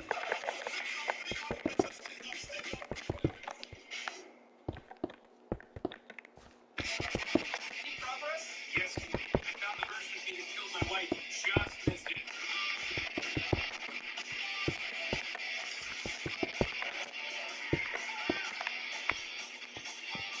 Said I was sorry. You didn't. Said it quietly. Shut up. My milkshake is empty. Whose car is this? Whose sunriser is this? What's the size? Rick and Morty. New episodes. Sundays at 11 p.m. Only on Adult Swim. It's that time of year again.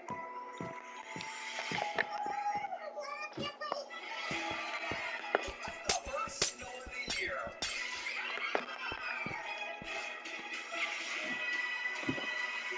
I'm so proud.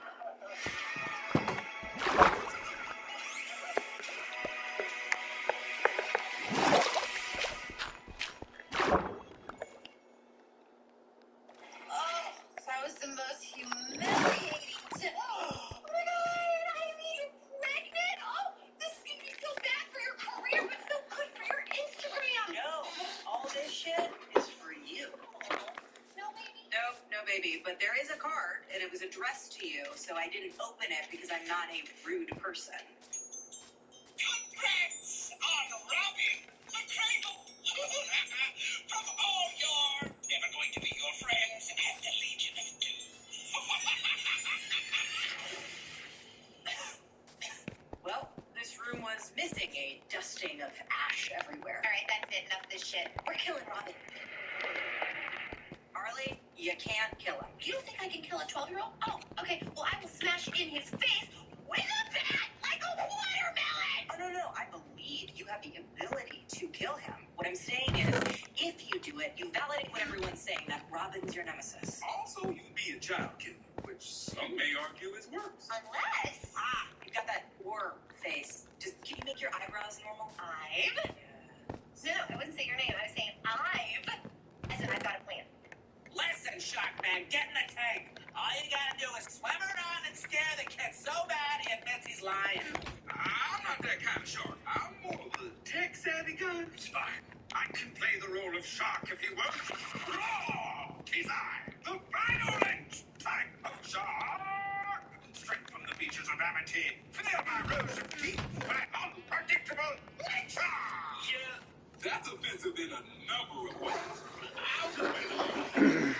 Just to double check here, I'm not going to be doing any biting, because I do not do well around blood. No blood. You're just supposed to scare him. I got him.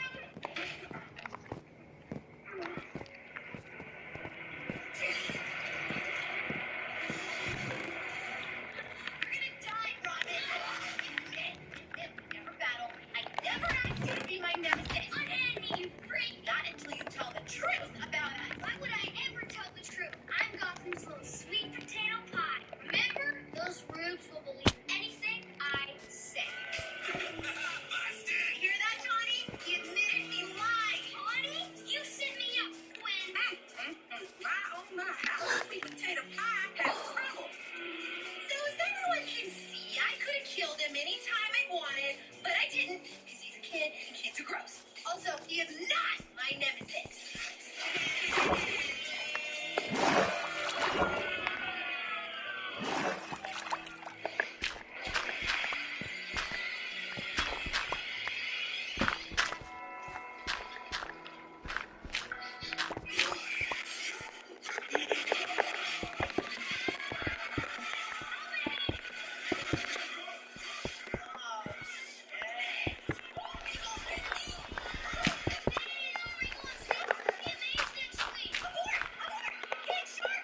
You know what? This must be that not being good with blood. I thought it just really got a little fainty. I took two. It was mostly you. How funny.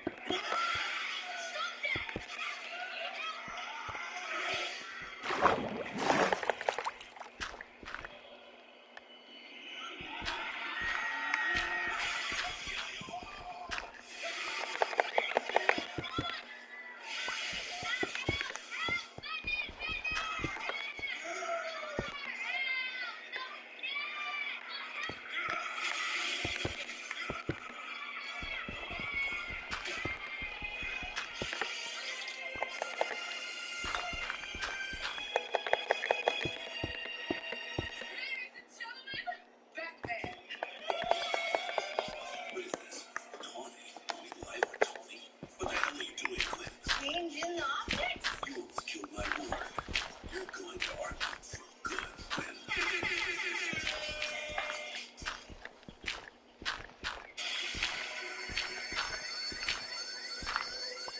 Bring it on, rats!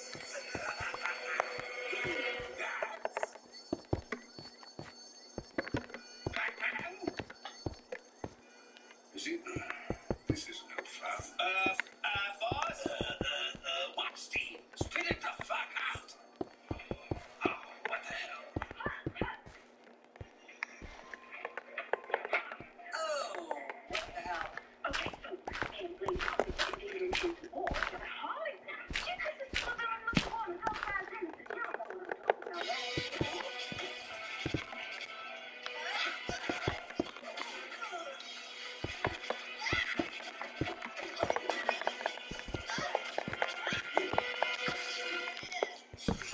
Use your fisticuffs! Game over, Gwen. Let her go! I'm the only such a life.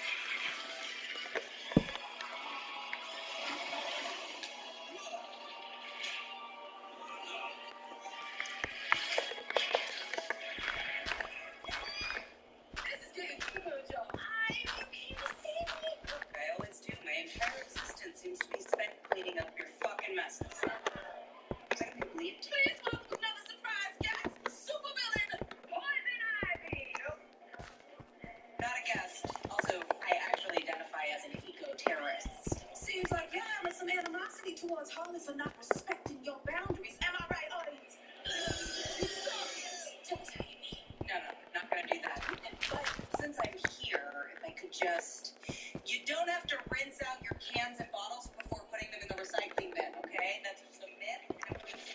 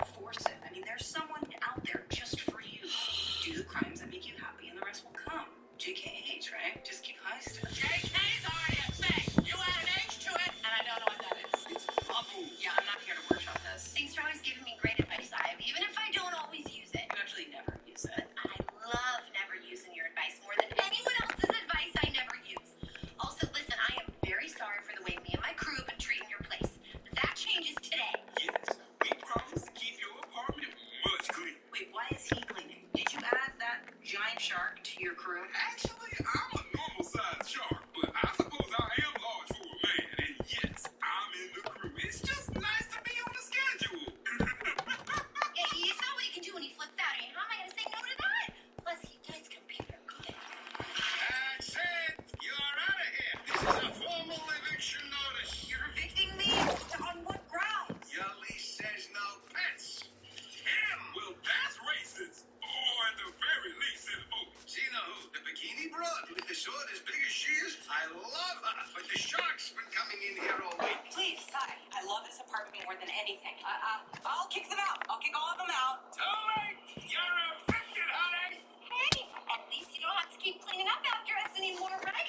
know, let's be honest, it was really only good.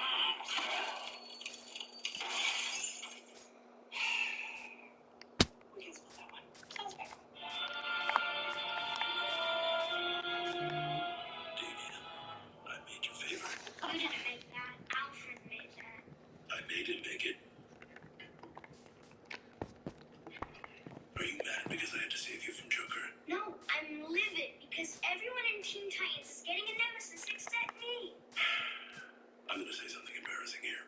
I didn't have a nemesis until my late 20s. Don't patronize me, Father. It's unbecoming. It's true. I wasn't ready for one. Do you want your first nemesis to be special? Someone you can see being your nemesis for the rest of your life. I suppose you're right, Father. When can I start having sex? I think I hear the bats.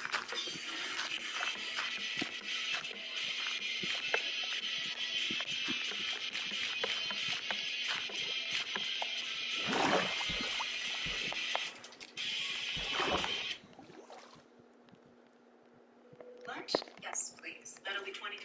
Your ad says it's free. It is for our economy ultimate passengers. Who paid extra? I'll just have water. Okay, cash or card? For water? Well, at AT&T, when we offer you our best iPhone deal, we guarantee it. Even when you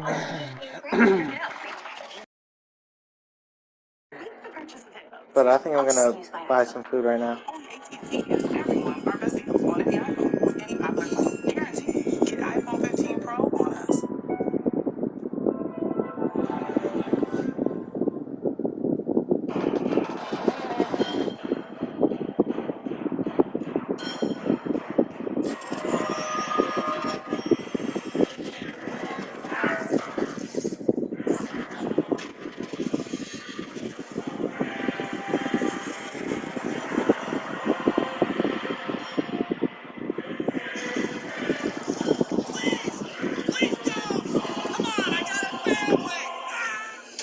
Now, that's just a staging kill, but if volcano sacrifices is your thing, this is the lair for you. I'll take it. Great. I'll draw up the paper. On the other hand, is that giant skull a bit too flashy for my brand? Can we see some other options? You'll love this one. A short getaway from all the major banks. Sounds like a dream. Where is it? You're standing on it. An intricate system of tunnels carved by the mole. I mean, hey, I love it, but am I really going for a mole lady vibe? Okay. Next. The last tenant, Mr. Freeze, did a number on the place, but the castle is perfect for entertaining. Not sure my nips and her buds can handle this cold. You've seen 6 layers. Okay, thank you. Let's just discuss this out of the cold. A supervillain's lair is a reflection of who they really are. So, who is Harley Quinn? That's a hard question to answer. You got us uniforms? Ooh, Suicide Squad? Is that our name? It's a group that keeps trying to get me to join. I don't want to run lines with you. Good, because I despise that phrase. People run marathons, not lines. Actors exchange truth. Look what Harley does. Ivy, you're a victim. You and the circus act here need to move out faster than sauerkraut through my lower intestine. Yes, sign. We're leaving in a minute. Good. I'm showing the place to... That just cost you your security deposit. You know what? Why don't I come back another time? No, sorry, don't go. Don't go. Look, it's just Joker made the big decisions. Okay, how about we ask you some questions and maybe that'll help? Worth a shot. Why did you first become a villain? Well, it's because... There you go. You know this answer.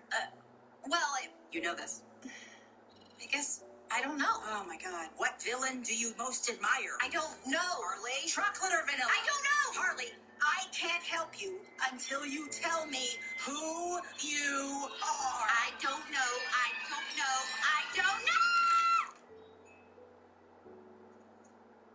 Oh, shit. Harley? Honey, can you hear me? Dry clean only. Fuck this. Okay, who broke Harley? Harley? Are you in there? Dude? Whoa! Oh, no, sir! I was just trying to give a CPR. Harley, snap out of it. Come on. No response to physical stimuli. It's probably a level 4 brain freeze. Psycho, can you fix her? Go go in her brain and do the fucking thing. That sounds like something an actor could do, but not someone you just referred to as Psycho. Oh, fine, Dr. Psycho. Yes? Can you fix her? Can I fix her? Of course I can fix her. I'm just gonna slip inside her brain, do my thing, wham, bam, thank you, ma'am, and I'm done in 2 minutes. Oh, fucking gross. You think I'm gonna let you creep around Harley's head without us, you perv? Yes! You're the perv! But as a professional, I will tell you to prepare because this is serious, meticulous neuron processing we're about to undertake. Now everyone hold hands and squeeze your butt cheeks together.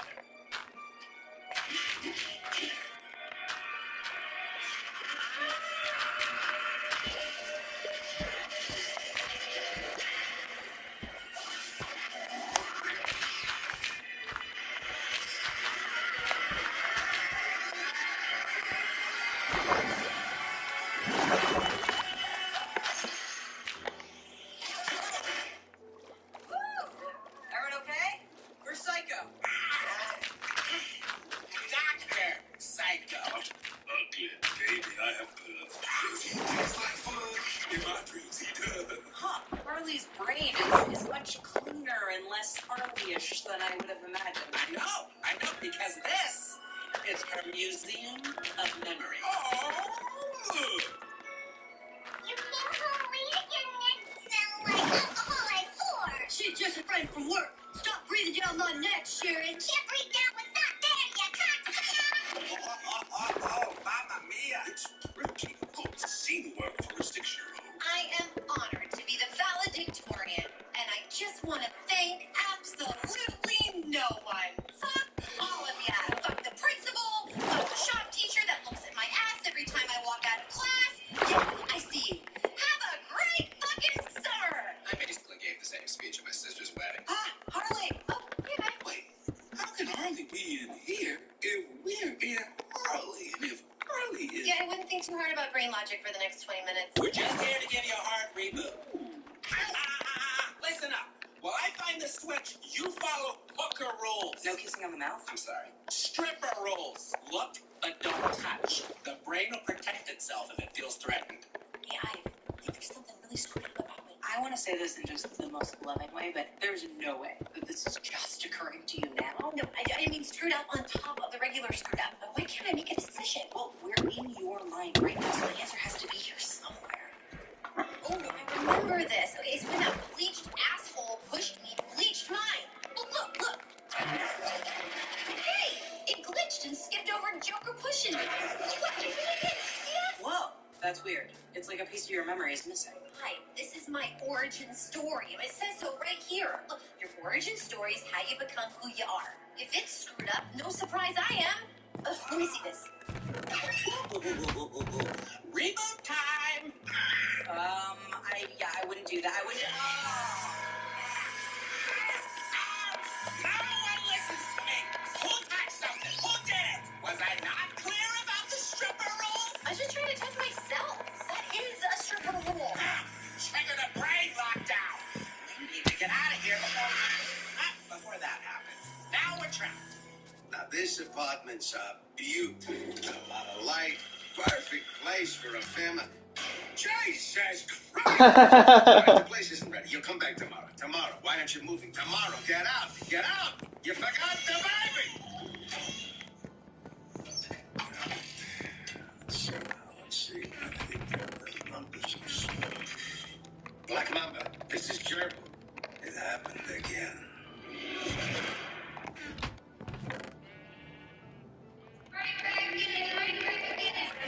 Do you know who you are? You need to have an abundance mindset. He was born to do it. Please take and break this class of pain. Okay, you right back. Get it right back. Things are being to go home. You ain't never going back. It's our time. We want us to support it. $1 billion deal. You right back. Get it right back. Get it. Oh, you want this? No. There you go. Are we trapped in here? You need to tell me right now if we're trapped in here, because I'm gonna freak the fuck out. What's gonna happen to my plants, man? Girl, we need to get you friends. Oh, we want to come with you. We're afraid you're going to mind molest her. Now who's the mind molester? Are you lost, little girl? No need for tears, Munchkins. I'll help you find your way. Oh shit.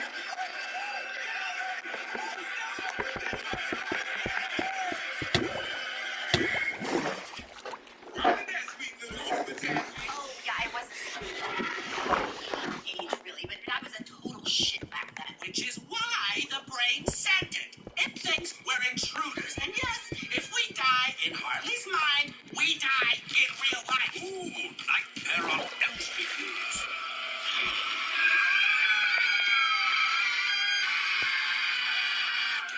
That's what we should do. Yeah, that's what I was gonna say.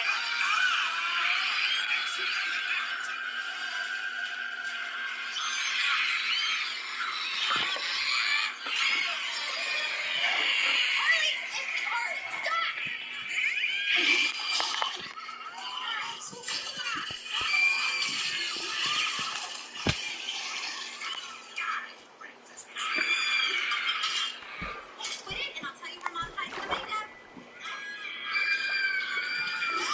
Damn it, I was sure that was gonna work. Come on, stop fucking around and follow me. We got an elevator.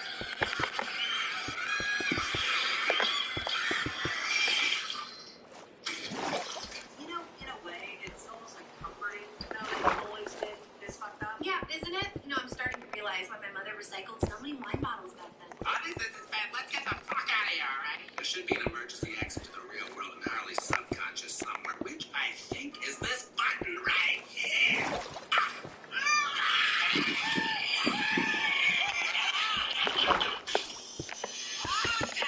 Stupid fan. It's the wrong button, dummy.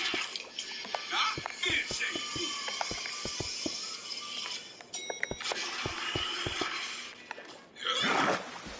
You must have hit the button to the optic nerve.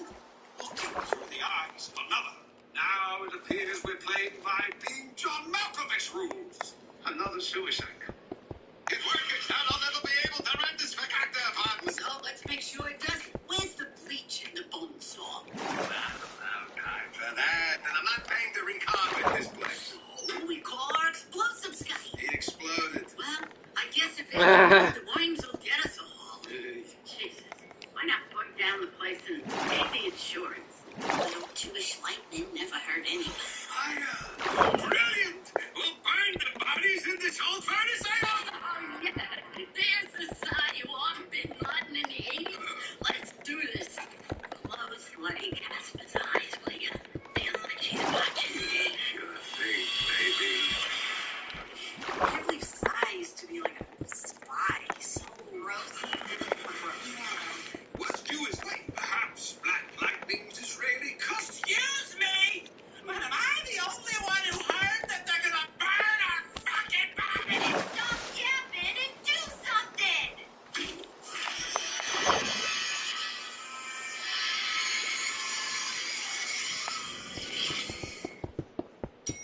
Harley, welcome to your subconscious. Guess your Wi-Fi password right up.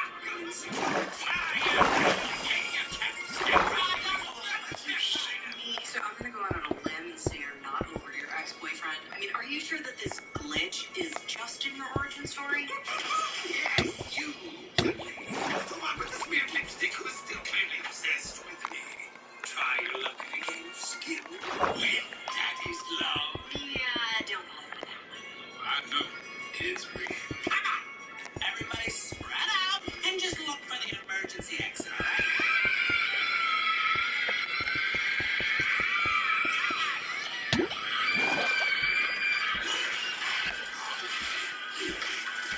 Oh shit.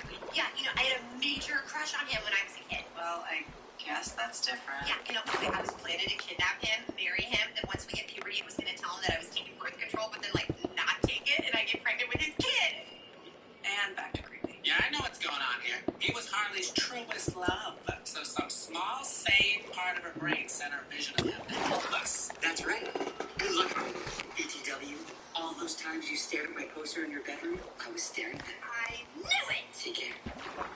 Let's go. There's 2 geriatrics trying to burn our bodies before NCIS comes on. You know, I forgot how much fun moving and then destroying dead bodies is. Nothing gets the heart racing like one that stops completely. I regret not having spy kids together. I have normal kids, normal grandkids. I need a normal life now, son. What if it's not too late? I still have my license to kill. That's the AARP card. Yeah, well, the kill thing is in here somewhere. I may be old, Galde, but there's nothing I can't handle. The neighborhood kids don't call me old scary machine man for nothing. Now there's a shot for ya. Piece of rust working.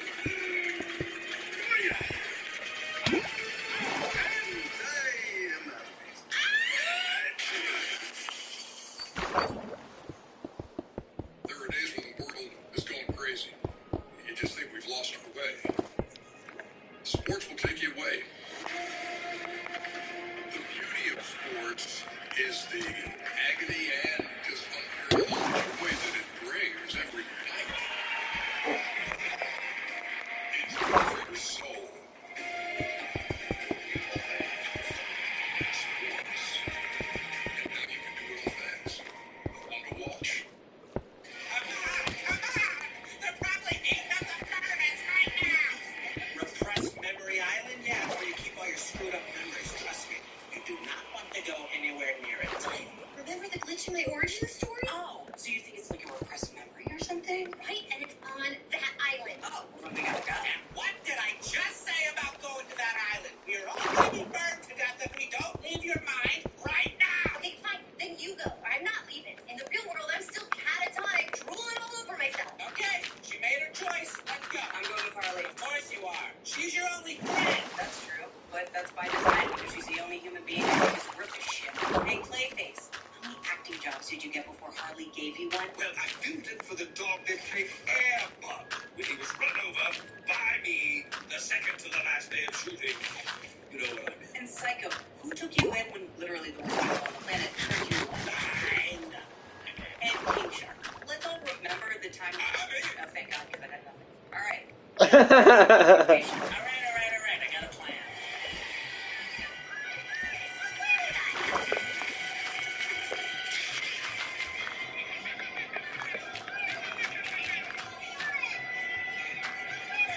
I go down, I'm taking away little shits with me.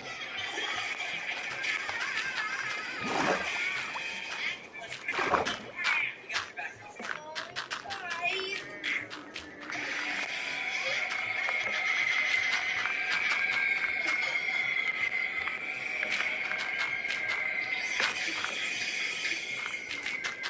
You guys totally should have left. Harley Quinn, it has been an utmost pleasure to serve in your company. No! I love you, Frankie! Hello, it is I, Frankie Muniz. I love you, Frankie! Oh, screw this. Now how the hell are we gonna get to that island? Let me introduce you to like circumstances that was going to me about 70% sure in a situation that pretty much demands a mostly sharp man. You made it! Is it me or is it getting kind of warm? Side! The fire's gluten hot! What are we waiting for? Let's get the cremating!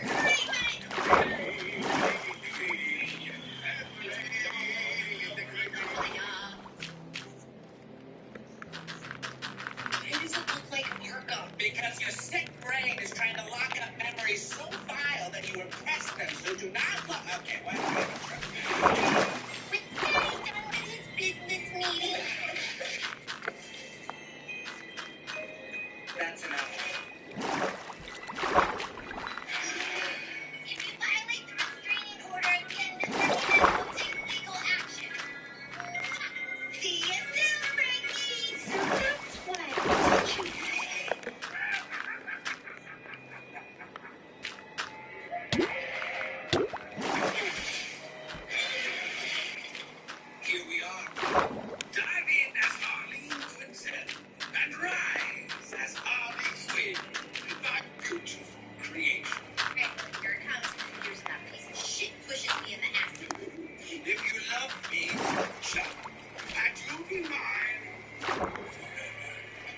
hurt you, but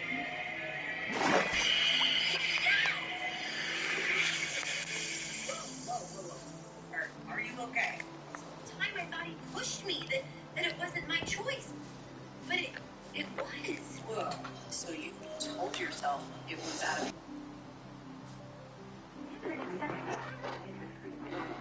What exactly? It was always my choice, and I was in control all along. And I still am.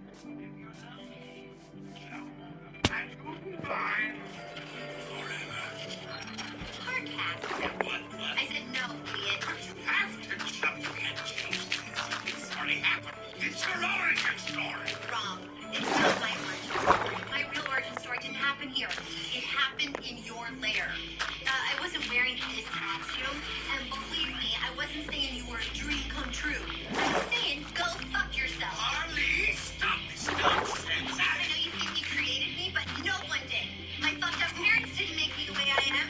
Neither did Jessica Garner when she fucking lied to the whole campus that I lost my virginity to a horse. And those cops questioned me for hours about what happened to Jessica Garner, and you sure as hell didn't fucking create me. Yeah, well, I named you. You got Harley Quinn out of Harleen Quinzel. Nice work, genius. You didn't make me Joker. I made myself. But you want to change your memories. This isn't Eternal Sunshine rules. My mind, my rules.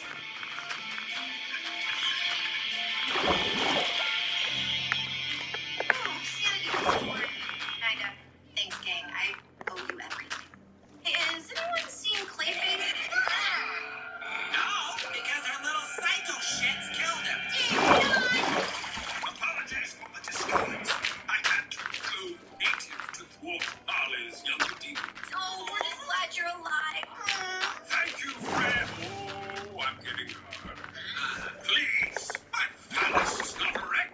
It's my leg. Oh no, he's in a burning. Come on, to the exit now. And the one, and the two. It's still alive. Damn it, Psy. This is Peru all over again. What do you mean out of here? Where you going? Where you going? Don't be done. We're in the middle of a thing. I'm a thief. You were always a quitter. And you tried to kill us. Gosh, what are you doing? You look cold. So I did what any good citizen would do. I brought you to it. Get home and heated you up in an abandoned pizza oven. You're welcome. We're done here. This is it. Guys, we found it. What? Like hepatitis? No, our new lair. Look, it doesn't matter what it is, because the lair doesn't define us. We define the lair. Can we define a different one? No, this one's free. The hell it is. Shopping destination runs $100 grand a month. And I will tell you right now, we're trying to burn us alive. On one condition. Let me come on. Sci-fi again. Sci-fi.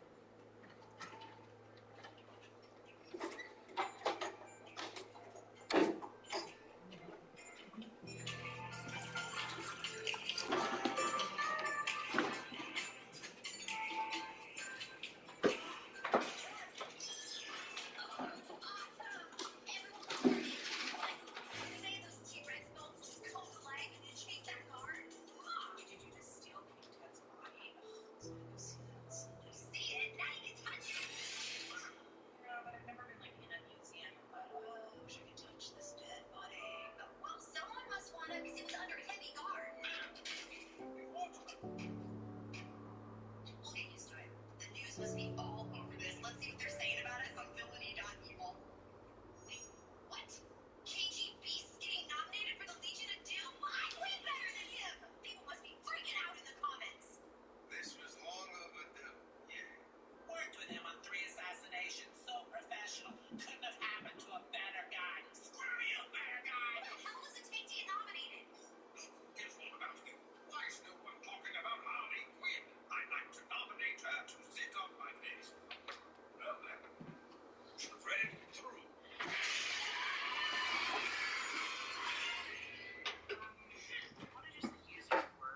I have been busting my ass to get noticed by the Legion for the last 2 months. I've done everything there is to do. You mean wave time? Yeah, I was using the Royal Eye. Sorry for the rant. I'm a fine now.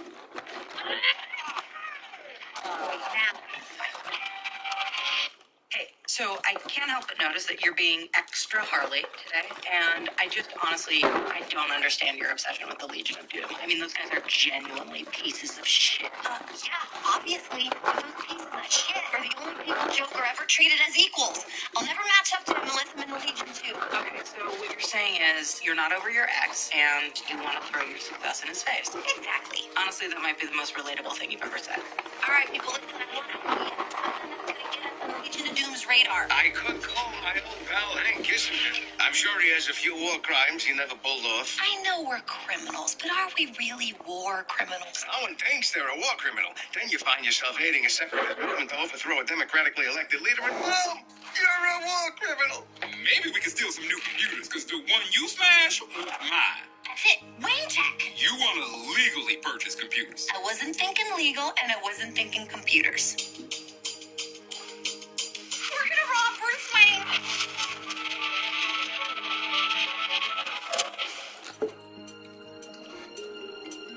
All right, this is what we're going after. It's beautiful. And on the 26th floor. Cool. How are we gonna get it down? We'll Fast and Furious 7 it. Guys, that's the one where they shoot a car from one skyscraper into another skyscraper, but ultimately, they're just all about family. Clayface, activate Operation Douche. Sir, please, can you see my daughter? I mean, well, technically, I'm not her father. You see, the Lord hath cursed me with empathy. It's for my wife, Stray.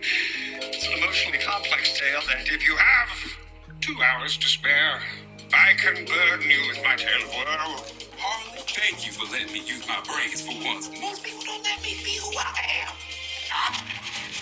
Okay, I see what we're working with here. First 3 points, but the retinal scanner at the entrance to the room is on you. 4, 6. Here we go. Oh, shit! Now why was she put down so gently? Because she's not a misogynist troll that should be living in a well. Psycho!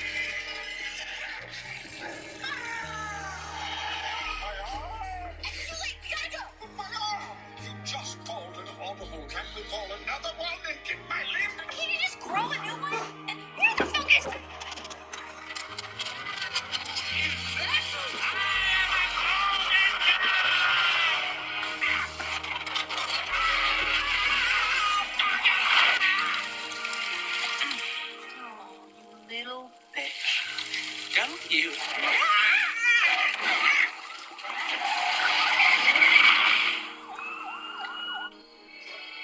Jim, with Rob.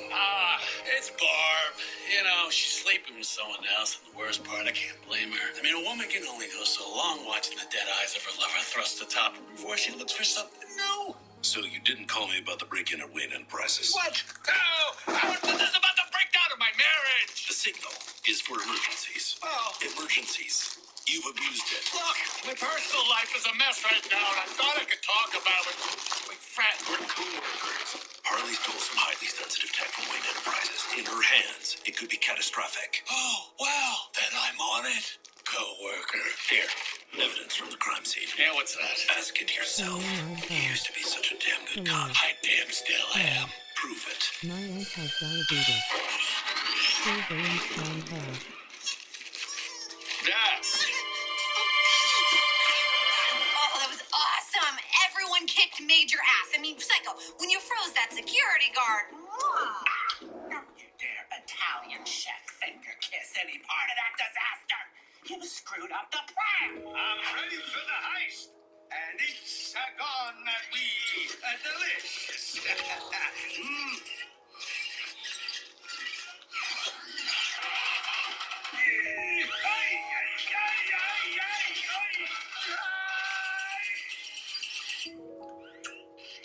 Shit, I missed the heist, didn't I? If you could call it that. Clayface lost his own. No, it's fine. I'll just play one-armed characters for the rest of my career. Perhaps they'll make a sequel to 127 Hours. It has been like that. You guys are thinking small time, right? This is a way bigger score than that bike. This thing is a highly classified technological device that's gonna blow the minds of the Legion of Doom. You have no idea what that does, do you? Yes, I do. Something button related. Look, either way, it is obviously important. I bet you this heist's all over the news. I mean, look, this is what I'm talking about. We even got reviewed by the Cowl Critic. I mean, he's like the only reviewer the Legion of Doom reads. All right, I learned something. Helmets and happiness. Harley Quinn and her crew are worthy of Legion Air's disease, let alone the Legion of Doom. What should I have expected when the crew has the universally hated Dr. Psycho as a new girlfriend case knife? Oh, fuck off. That is completely out of context. I knew I should have let you fall to your death. And the pièce de résistance, Harley Quinn is so inept, she left behind a member of her own team who is now in the hands of the Gotham police. What the hell is he talking about? We all made it back in one piece. Not exactly. Tell me where Harley Quinn is.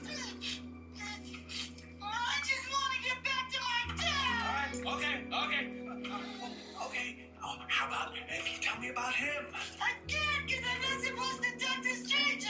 But I'm not a stranger. No, my name is Jim. I'm a hardworking detective with a beautiful wife. Who won't touch me even though I treat her like a queen and do everything for her. Everything! But that's not your problem. Oh, she doesn't sound like a friend to me. It's exactly what I've been saying to anyone who would listen to me. Which is, no, but that's not what we're here to talk about. Maybe it should be, Jim. I got you right. So it knows everything you know? Yes, we've been over this. My arm is a piece of me. But it wouldn't give away our location, turn us in, testify against us, would it? Who knows? It's like a kid. It'll do anything for approval. I wonder where I got that from. Squeals, the Cowl Critic will have a field day, and the Legion of Doom will never take me. But mostly we'll all be in prison for the rest of our lives. Oh yeah, that too. And I will never get my lost little right-hand man back. Yeah, that too. Hey, you know what? I think I speak for everyone when I say that this is completely fucking stupid. Can you please fire me now so I can get some unemployment? Okay, no one's going anywhere. So we are gonna rescue your arm. We are gonna break into the Gotham City Police Department. If we pull it off, the Legion will call us in no time.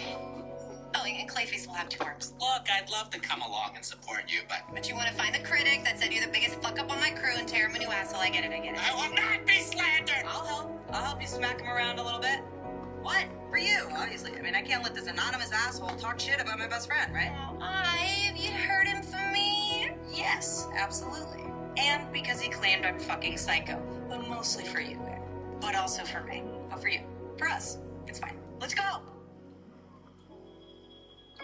I can't believe that bad old Batman took away your special signal. After all the cases I've helped them solve, I'm the one that does the grunt work. All I ask is that occasionally when my wife is emotionally distant during sex, he listens. Not to the sex, but to me talking about the... Yeah. Jim, you sound like a really good cop. You know, it's just been so long since I've heard someone else say that. I was just starting to wonder if it was really true. It's true to me, friend.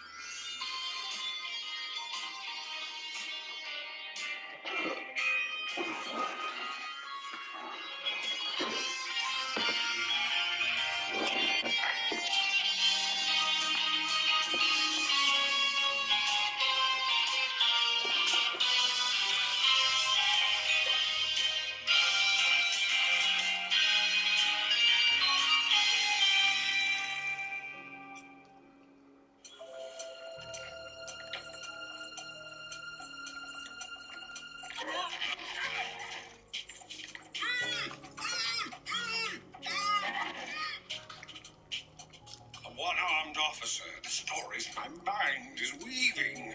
Ooh, how did he lose it? A shootout, maybe? An explosion, perhaps? Oh, diabetes! So, when they arrest me, I go full shark and start a riot to cause a distraction. Yep, easy as 1, 2, 2.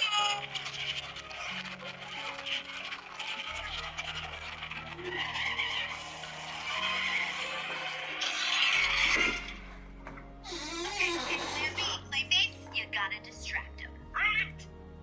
What do cops love? It is I again, your fellow officer. Hello, chums. I come bearing horrible news. Joker has kidnapped Bruce Springsteen. Some rat fuck stole the boss! Don't worry, the boss. We're coming for you, boss! My husband's been murdered and the killer's still in the house.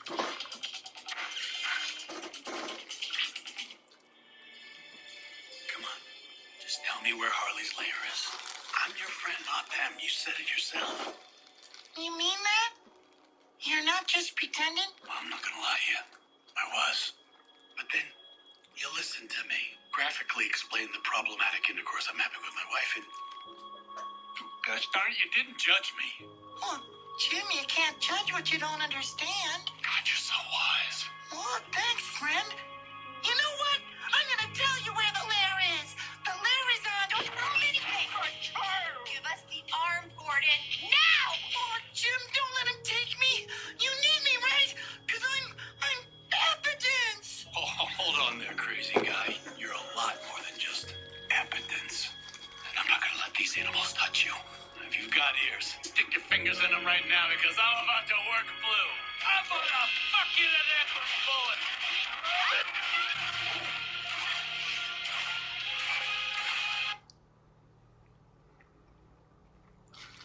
Let him enter on the house. Okay. Aw, that's sweet. He's pampering the new girl. Mm-hmm. Haven't we been coming here for years? Mm-hmm. Where's our special treatment? Right, Lily? Well, at AT&T, everyone gets pampered with our best deals on smartphones. Even the new girl. Mm-hmm. Simmer down, Marco. At AT&T, everyone gets our best deals on every smartphone. Get up to $1,000 off our most popular smartphones with eligible trade-in.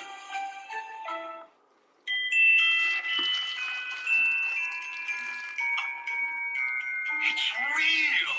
Yes, Santa, there really is a place for all this holiday magic. Thanks to Food Network, we have giant Christmas cakes and a new friend. Elf on the Shelf Sweet Showdown. Don't forget about Christmas Cookie Challenge, my personal favorite. And there's even more with shows galore. Now, what should we watch first? It's the most magical time of year on Food Network. So, you found the Cal Critic's house because you heard it through the grapevine. Yeah, it is a real thing. Oh, shit! It's you! Of course it's you! Who's she? My ex-wife! Why are you at my boyfriend's house? Quick sidebar. How did this work sexually? Not great! Oh, I should have called this. I know you're the Cal Critic. You gave that review saying me and Chickweed here are a couple. You think I care about you and your jolly green whore? Okay, I'm standing right here. I don't have time to give some review. I'm too busy getting cunnilingus from my new boyfriend, Brad, who's amazing at it! Come on, only weak men do that. No fucking hell! Call me. In other news, if you didn't who did? Father? Herman? Give us the arm, Gordon. You'll have to kill me first! My friend! My only friend! Write the review.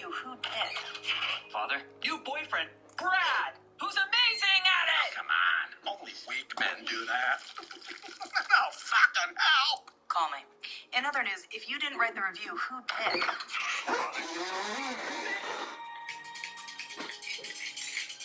Give us the arm, Gordon. You'll have to kill me first. My friend. My only friend. What about Batman? He's no friend. If Batman's abandoned me, this hand is all I have. So you'll just have to pry this hand out of my cold, dead hand. Why can't you just leave us alone? What he said! Okay, he's siding with Gordon. He's gonna snitch and ruin everything, and I will never get into the Legion. I'd like to have two arms. Oh, yeah, that too. All right, two options, Gordy. Give us the arm and we leave, or I press this button and blow this whole fucking place sky high. That wasn't the plan. We have no idea what that button does. I gotta do something crazy, and in the chaos, we'll grab the arm. Okay, wink. Is that a wink? Then no, I'm not going to press the button. That wink. I am going to press the button. What's the plan? Exactly. What? You've got 3 seconds to put that button down, or I'll pull this trigger. So help me God. 3, 2, 1.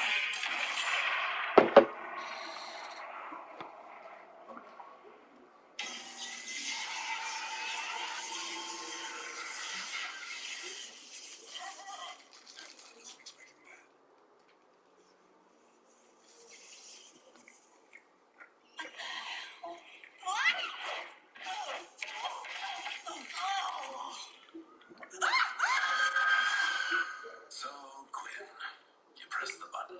Yeah, I don't think you got all the kinks worked out. It's in beta. Wow, I always wondered what the bat cave looked like. So this must be where you fuck the bats. Are you gonna help me or what? You've seen the Batcave. Give me one reason why I shouldn't let you drop. Hey, bats! Yeah, I'm here on a mercy mission, okay? Gordon's on the roof of the police department. He's lost his mind. I mean, I think he's suicidal. He said you abandoned him. I don't know what he wants from me. We're co-workers. My screensaver just kicked in, didn't it? Yeah, it sure did. I mean, he said you put your work before your friendship. Is that real? Selfish. You know, Bats, now that I think about it, you and I ain't that different. We're completely different. We're both badasses who look good in spandex. This polymer body armor is made from indestructible microfiber. Yeah, no, it looks like spandex.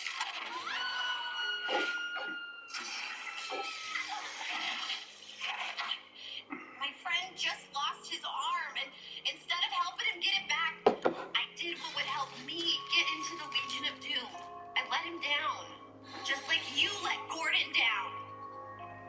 Not good at emotion. Or vocabulary. But hey, you got a chance to repair it, okay? We need to get Gordon before he does something crazy. Your friend needs you now. Herman, my sweet Herman. Listen, I understand your monster mom saying those things about me, but my brood, my own Ken, You made my entire life a living hell. You locked me in the basement for days, killed anyone who seemed to like me. That's true. Never bought me a Wayne Station 4. Alright. Fuck, you named me Herman! You are the worst father ever! Okay, can we just take a step back? I made your life a living hell because I care about you. What? Supervillains don't come from happy homes, and I saw so much evil potential in you. I didn't think you could become the worst person in the world. I wouldn't have tried so hard to make your life awful. I only ever wanted to impress you. But I never thought I was evil enough. No, don't cry. Don't cry. You're gonna make me cry because I thought I failed as a father, and you ended up happy and heroic. But look at you. You're more evil than I could have dreamed. I couldn't be more proud of you. My terrible son. I hate you, Dad. I hate you so much. I hate you too, son. This is so fucked up. But weirdly real. I'm gonna let you guys go. I'm gonna go find Brad. If you want to stay with Gordon, I understand. I only want you to be safe. Safe and happy. Can we do that again? No. Melissa came back. Well, I've got a new friend now, so there's nothing you can say. I'm sorry, Jim. I'm sorry, too. I knew you'd realize our friendship means more than just a footing. We lean on each other for our most intimate emotional needs. Sure.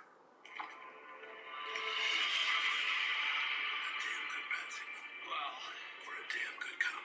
Oh, Thank you for everything, VR. But I've got my real friend back now, so you can go on. Go get ribs or back in dear daddy. Oh, don't do that. Don't make this harder than it needs to be. Oh, Jim. I'll never forget. All right, Gwen. It's time for me to take you to Arkham. Wait, what? I just repaired your most important adult relationship.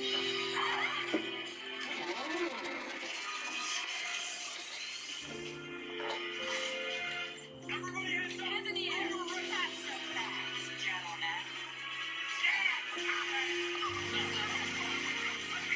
Let's go. Let's get out.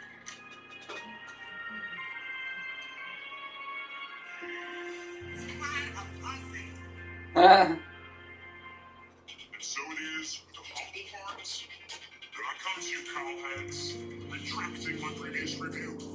Harley Quinn and her crew have more than proven themselves. Look, obviously I want to get into the Legion of Doom super bad. It's incredibly important to me, but not more important than you guys. Check this out, everybody. And I want to give a special shout out to Dr. Psycho, who I slandered in my last review, feeling really bad about that. Using his amazing brain powers, he made Batman vanish. His super cool son must be so proud. That's not what let him have this. Also want to apologize for saying Poison Ivy and Dr. Psycho are a couple. Know what's on me? Nothing. Finally. Harley Quinn and her crew are worthy of being nominated for this year's class of the Legion of Doom. If she could only just stop leaving crew members behind. We didn't leave anybody. Oh, shit.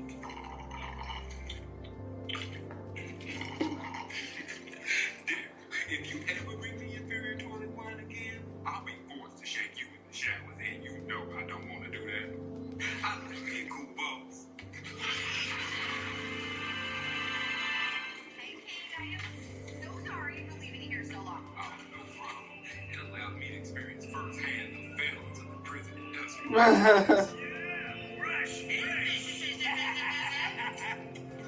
Now, fellas, look, I know it's just in fun, but what the fuck did I tell you about that work? Oh, yeah, sorry, Kate. Exactly.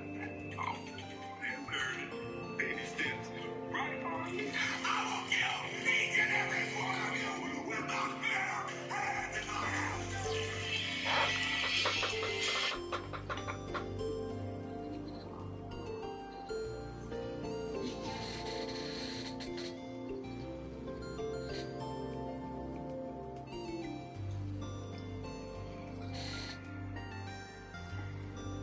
Well, I'm gonna go now. Bye.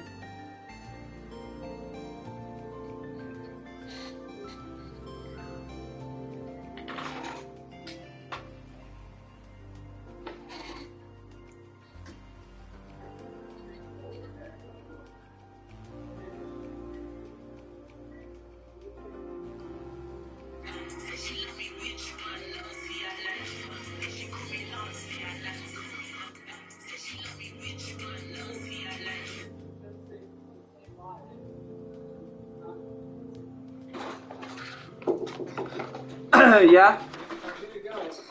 Bye, Uncle Mike.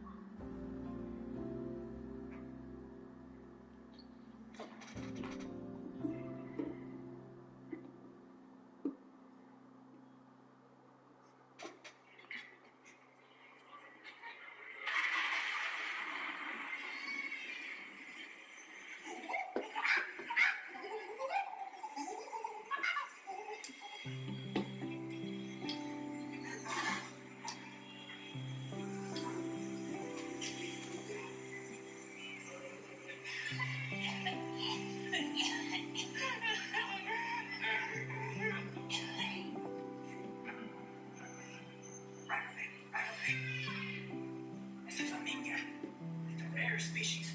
Now, I'm gonna do this.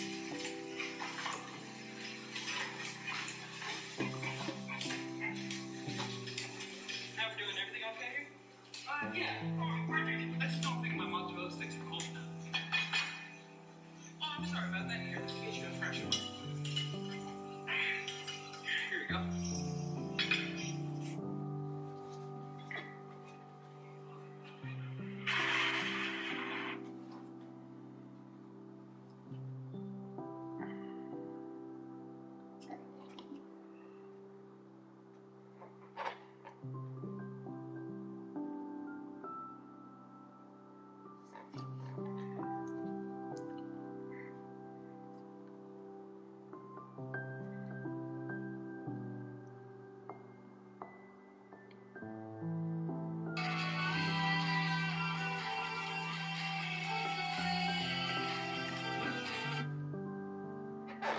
Like, sometimes I hide in the women's showers and watch girls jerk off, and sometimes I hide in the men's. Gender's just a construct. What the fuck? Like, sometimes I hide in the women's showers and watch girls jerk off, and sometimes I hide in the men's. Gender's just a construct. What the fuck, dude? Like, sometimes I hide in the women's showers and watch girls jerk off, and sometimes I hide in the men's. Gender's just a construct.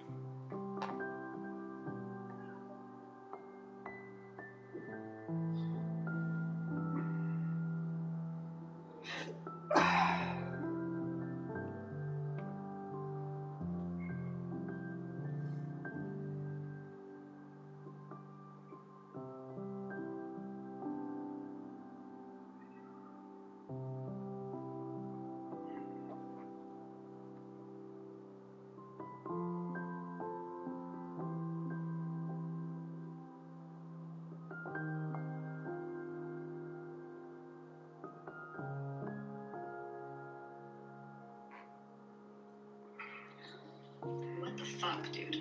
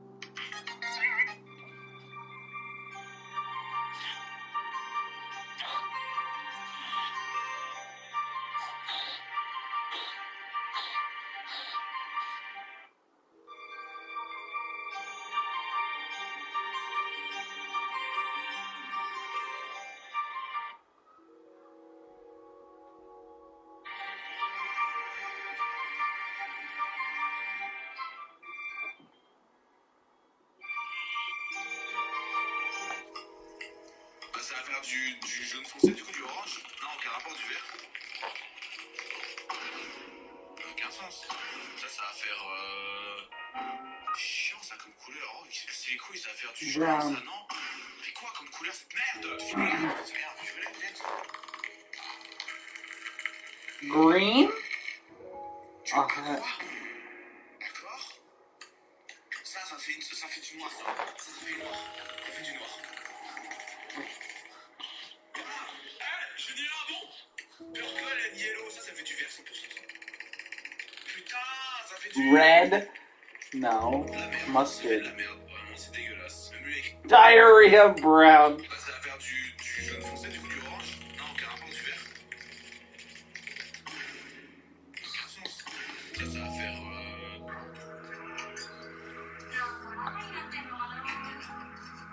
Why? You can spin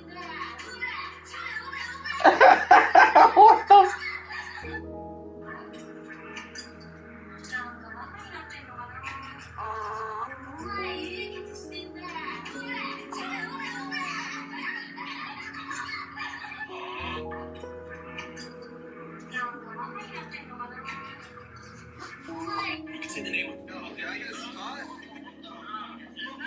Get that shit out of here. What's wrong with you? Okay. What the hell? Why are they so mean? Yo, can I get a spot? Get that shit out of here. What's wrong with you? Okay. Oh my god. What the hell? Why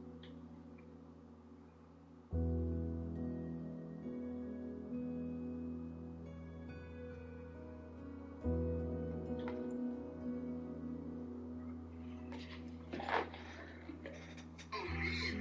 bro? Oh, can I get a spot? Get that shit out of here. What's wrong with you? Okay. Oh my god. What the hell? Why are they so mean, bro? Oh, can I get a spot? Get that shit out of here. What's wrong with you? Okay. Oh my god. Tuco. What the hell? Why are they so mean, bro? Yo, can I get a spot?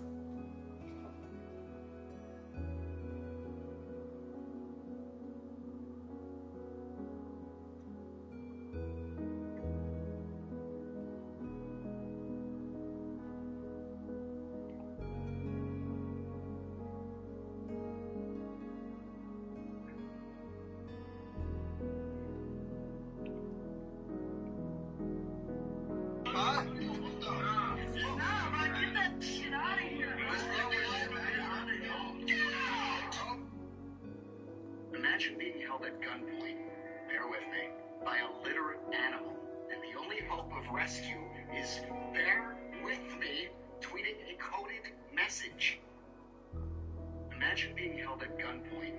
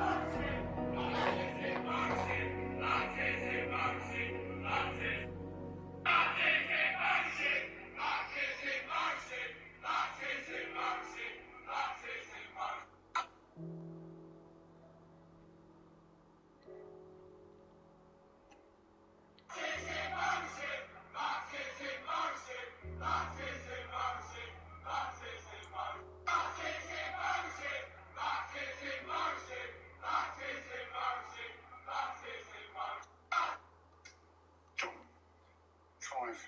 Marlon. 6. And a 6. Tom. Patty. Hentai is brilliant, yes. It's a subgenre of Japanese manga and anime, etc. Very well done. Thank you, well done. Anything else, Susie? Tom. 5. Marlon. 6. And a 6. Tom. Patty. Now, Marlon. hentai? Hentai is brilliant, yes. It's a subgenre of Japanese manga and anime, etc. Very well done. Thank you, well done. Anything else, Susie? Tom. 5.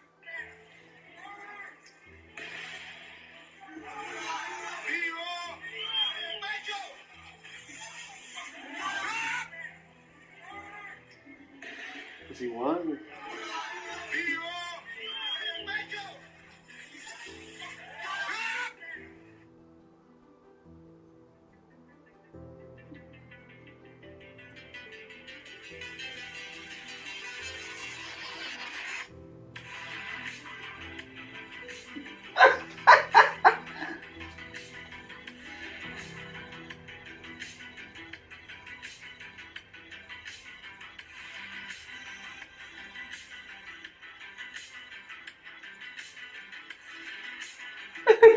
Why'd you go there?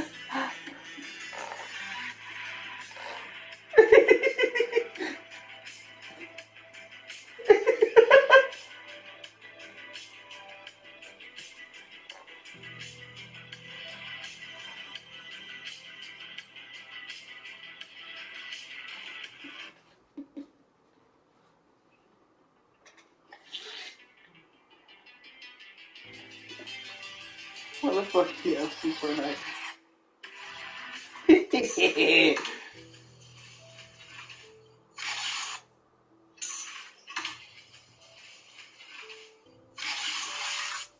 gonna change my classroom into an airplane. Pretty sure you'd sleep in and forget to meet me this morning. Would have forgotten if I was asleep. But look at this, Jesus, and look at this outfit. Pretty sure. So you get a mop spot, right, or a box in general, put it in the corner of your bed, get one of these, and see if you can flip it over there. No. I think I would like 2 Cobb salads, please. Cobb salad, fried or grilled? Grilled, please. Actually, no, wait, make one of them a Cobb. And what are your other salads? The blue, the house, and the southwest. Let me try the Southwest. So that Cobb salad, fried or grilled? Grilled. Grilled. I'm not worried about silly things like labels. People can call me whatever they like. They can even call me Dookie. Never call me. I'm not worried about silly things like labels. People can call me whatever.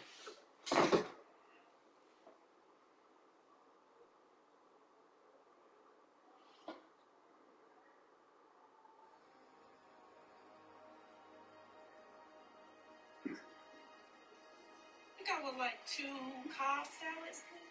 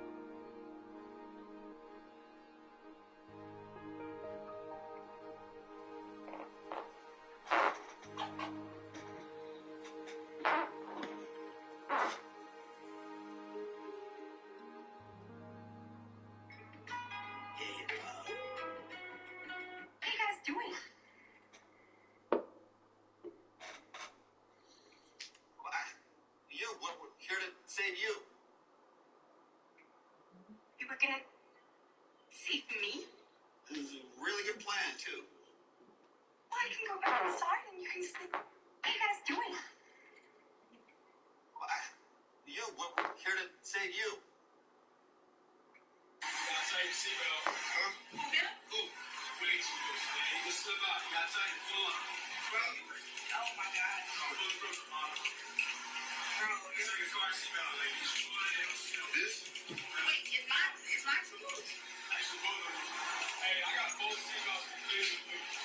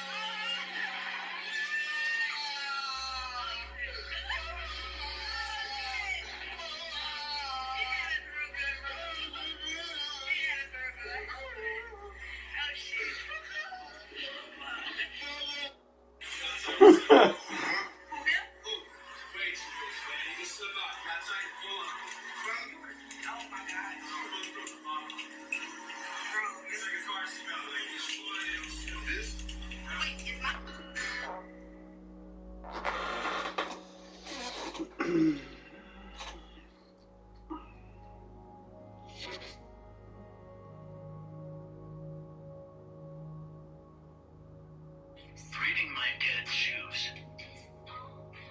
The Sasquatch under 3000s. The sneaky leprechauns. Medieval boy ones. The speed boosters max. The Florida man pros. The barnacle boy blasters.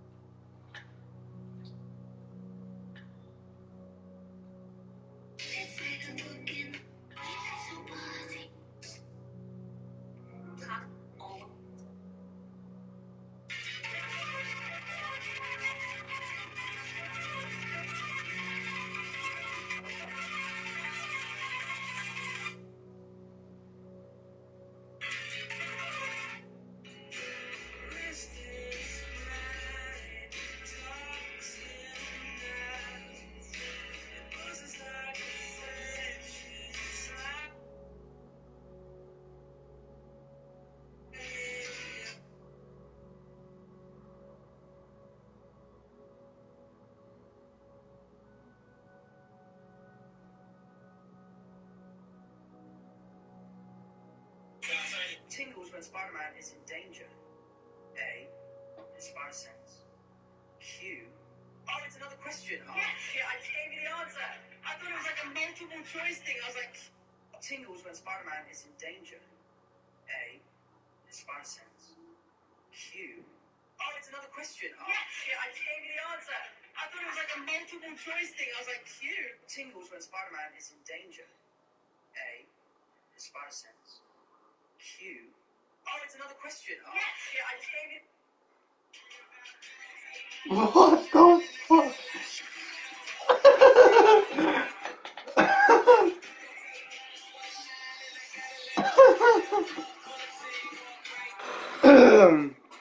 Oh my god, that's hilarious.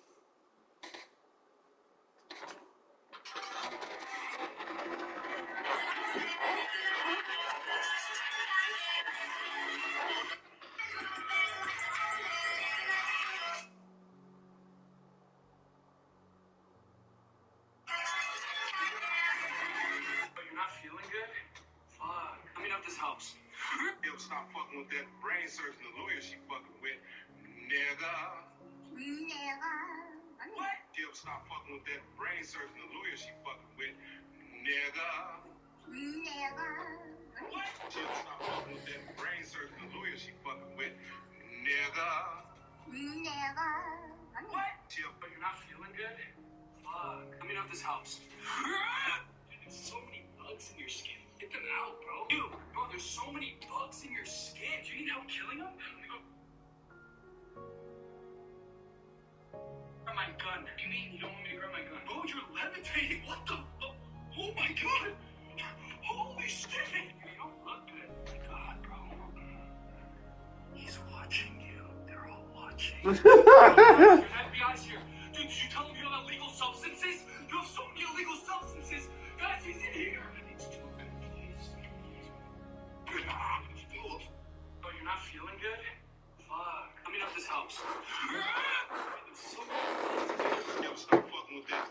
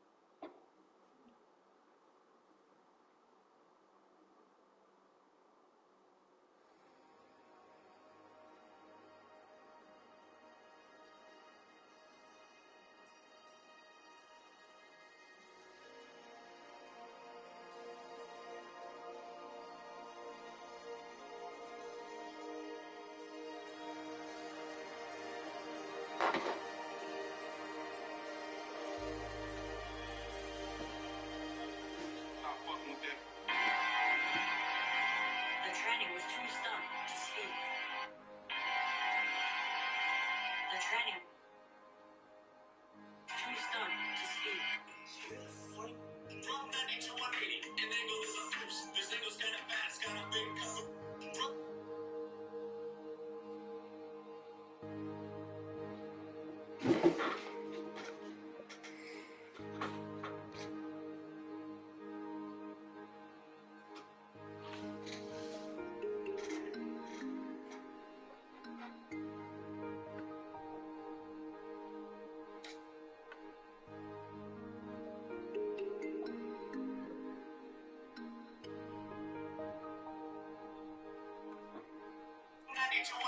And then go to the first. This thing was kind of fast, got a big cover.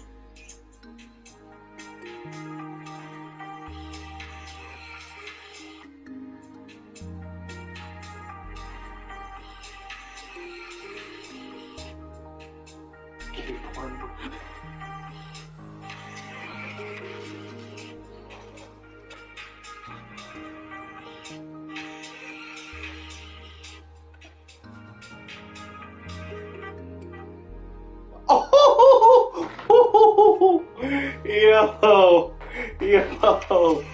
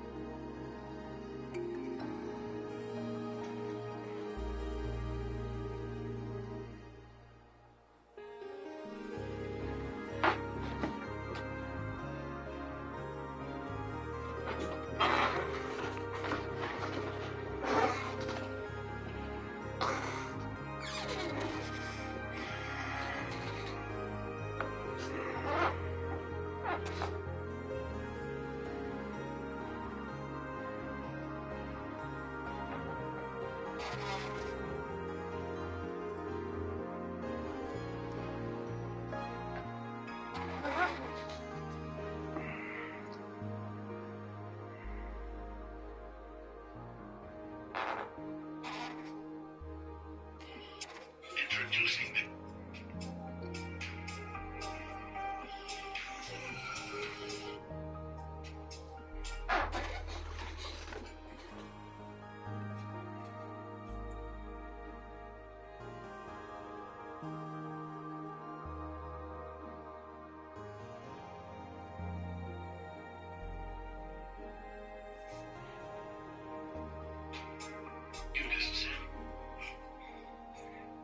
Why you still follow my back? That's my last straw.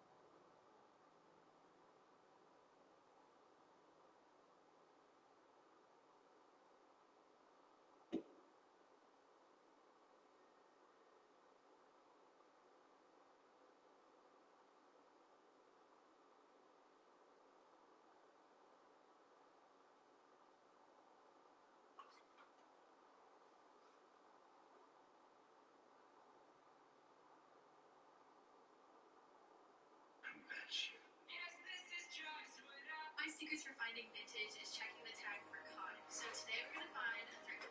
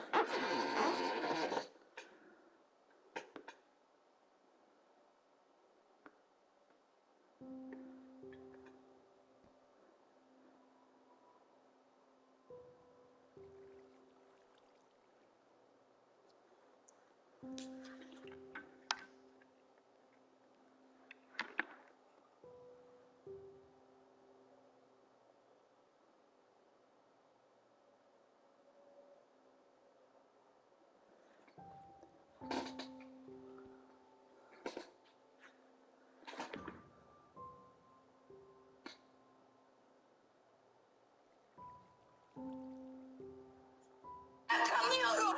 Bırakamıyorum. Ulan bırakamıyorum. Bırakamıyorum. Anlamıyor musun ya? Bırakamıyorum. Bırakamıyorum. Ulan bırakamıyorum. Bırakamıyorum. Anlamıyor musun ya? Bırakamıyorum. Bırakamıyorum. Bırakamıyorum. Ulan bırakamıyorum. Bırakamıyorum. Anlamıyor musun ya?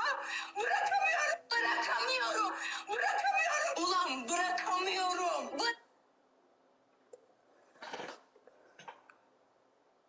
Dude, when I was growing up, we couldn't even get porn. We had to get this dude Nick on Friday would draw us a picture. Oh, you're not feeling good? Fuck.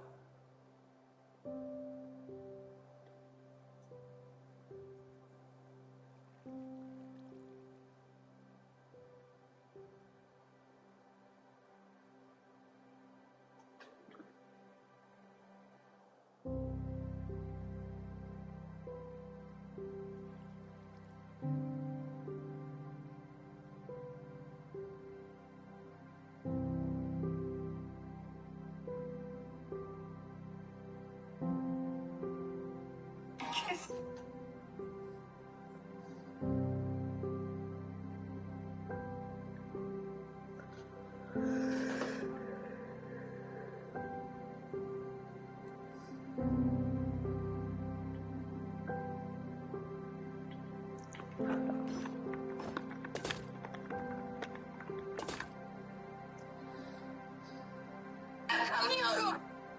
Bırakamıyorum. Bırakamıyorum.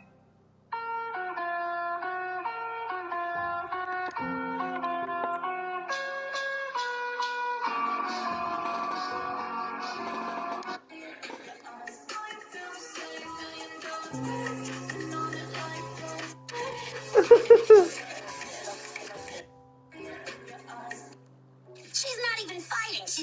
He just, you know, like a... Are we egging it up today? He, paired up. What the heck? No. Taskmaster, and you're about to get taken to school. I have a photo-reflective memory. Anything I see you do. Ames task. I really love the... Hello? Yes?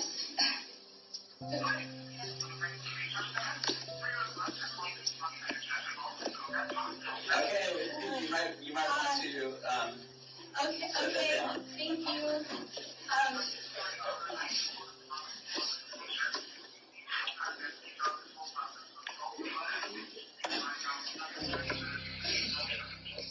Thank you. I'll call back later. Thank you. hey, I want to publicly apologize. That's okay. I'm very sorry. I've been expecting this, and I already know what I'm going to name the baby. The first name will be April, and the middle name will be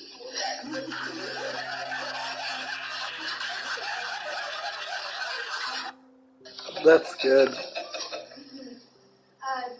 hello? Yes?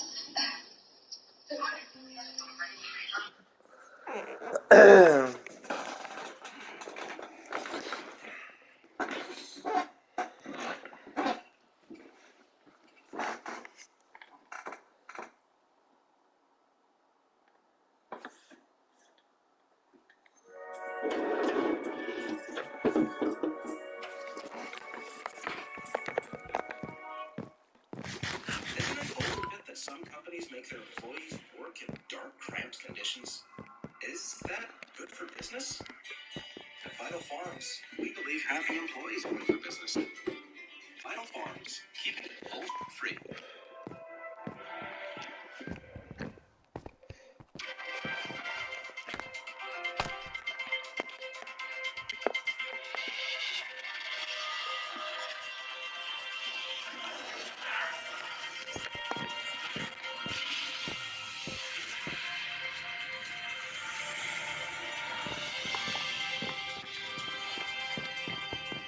Oh, and that's one chipmunk we'll never forget. In other news, evil sorceress Queen of Fables won a huge ruling today when a judge found her imprisonment in a U.S. tax code to be cruel and unusual punishment. They always use that same damn picture. Better the picture they use of me. Hey, at least they're letting you out soon. Are we still gonna get our weekly coffees? If I'm not too busy getting my fuck on.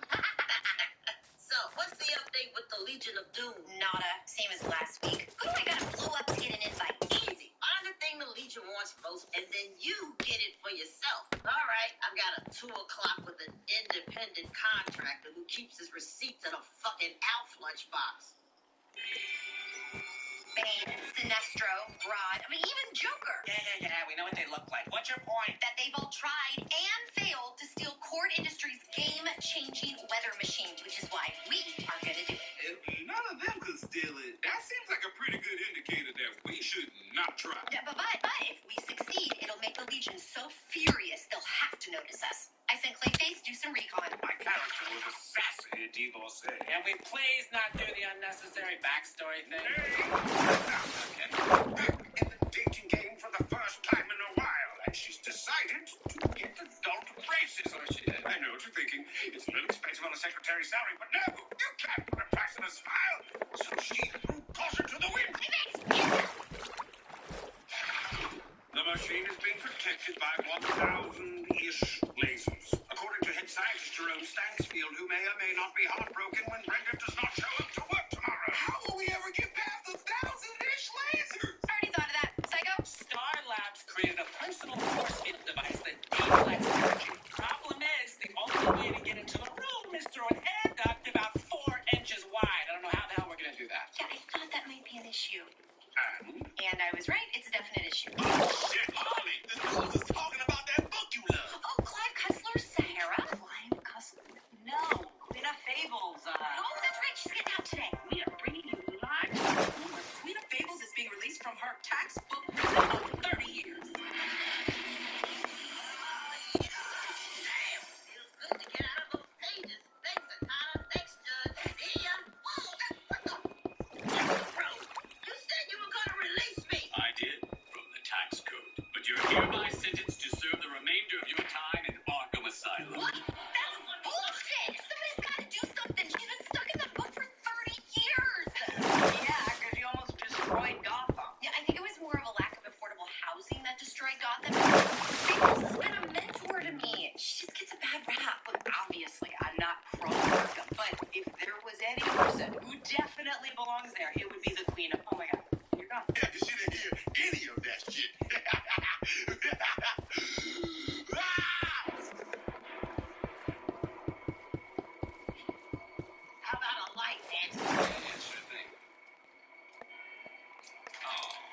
not a thing.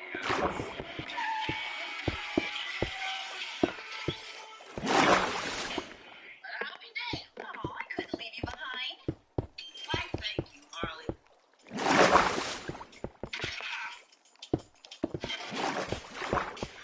Let's ride.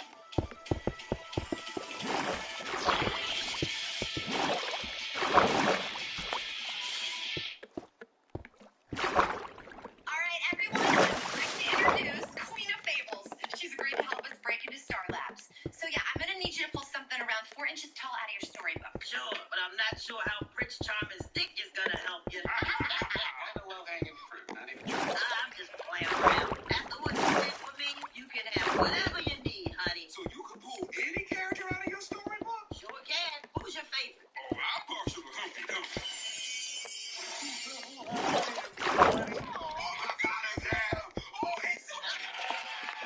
He's the best egg. Y'all got a kitchen here, right? Harley, a moment. What are you thinking? That the only way to get the Legion of Doom's attention is that weather machine, and she's gonna help us steal it? No. Seriously, you do not want to get involved with this. He's like a real, legit bad guy. Fellow bad guys. First of all, I care about the environment, okay? I don't know what about that makes me a bad guy. Yeah, says the girl who dissolved the head of Ace Chemicals in a bath of his own herbicide. Best birthday ever. Fables has been teaching me the ropes of super villainy. You were the one saying I should listen to other people. No, I said listen to me.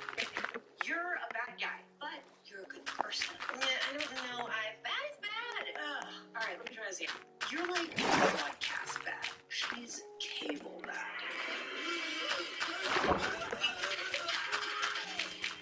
You're gonna regret this. I can't listen to you when you're dressed like a 40-year housewife who's fucking her husband's boss. I mean, what is with you? No, I'm going out to do environment. To do environment?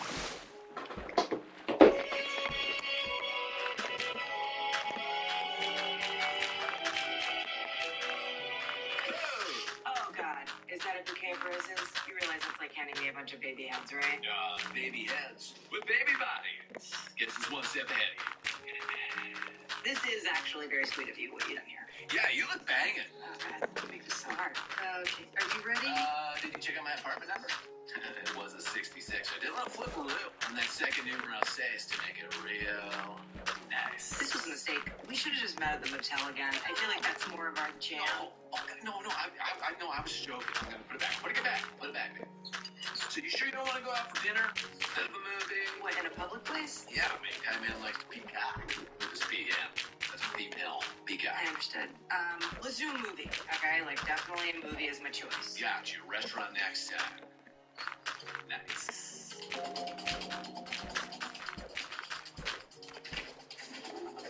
Okay, Queen, you're up. We is precious. Are you sure Cinderella's house is up for the job?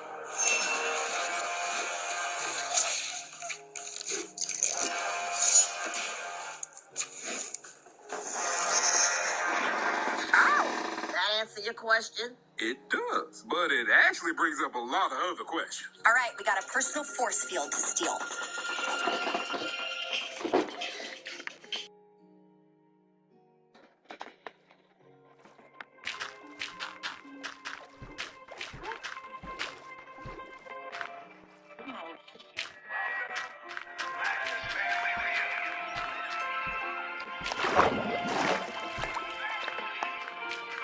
Damn it, that guy ratted us out. I'm calling off the mission. Relax. You do your thing. I'll keep the business. Who likes fairy tales?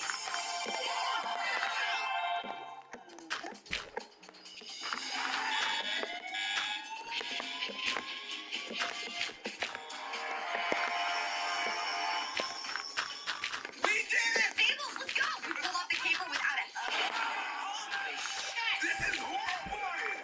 We need a piece of it. What did you do? I didn't do anything. All credit goes to the big bad wolf here. But why? You were there. That guy ratted us out, so I killed that guy. Then everyone saw me kill that guy, so I killed everyone. You gotta hit the bloodline and prevent any revenge killing. I mean, that's just evil 101. I taught that class at Boston College, and we never covered anything this fucked up. All right, guys, sure I got everyone. Make sure they're all dead.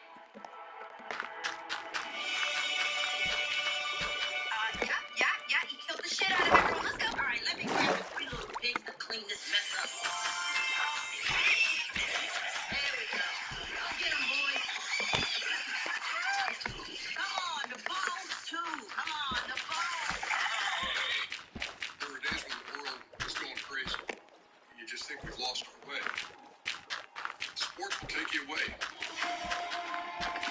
The beauty of sports is the agony and just unparalleled joy that it brings every night. It's good for your soul.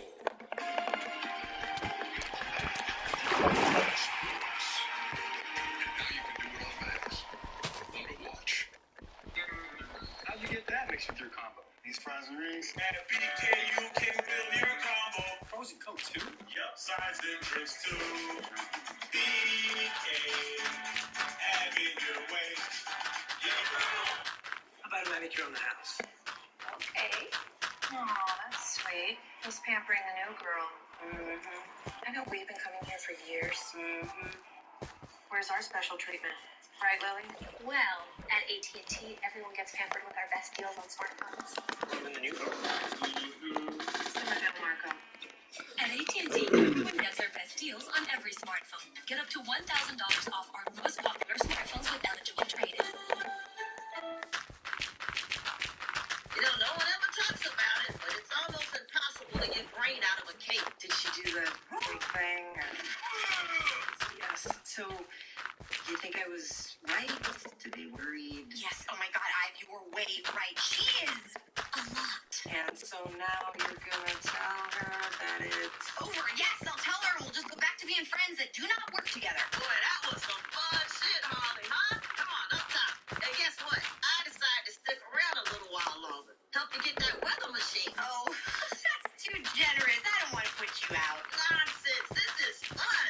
I feel like I'm getting my groove back. Oh, and if you like the pigs, wait till you see the 3 blind mice eat a body. The mice eat bodies too? Oh my God, those little bastards can just gnaw the shit out of a head. You know, it takes longer because they got those little, mice teeth. The best. wow, now that's fun, Harley, right? That's the kind of stuff you got ahead of you. Hey, Fables, we need to talk. Hey, everybody, check your shoes. Someone stepped in eye. What's up? I appreciate how much of a badass you are. I mean, listen, I consider you a friend and a mentor and just real.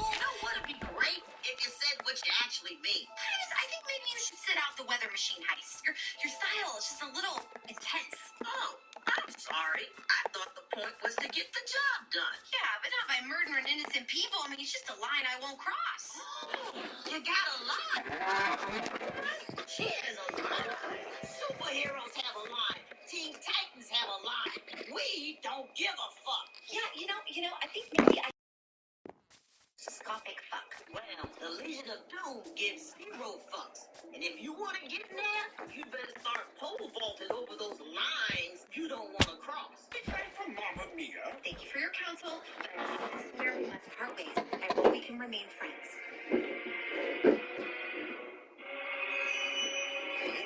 These assholes.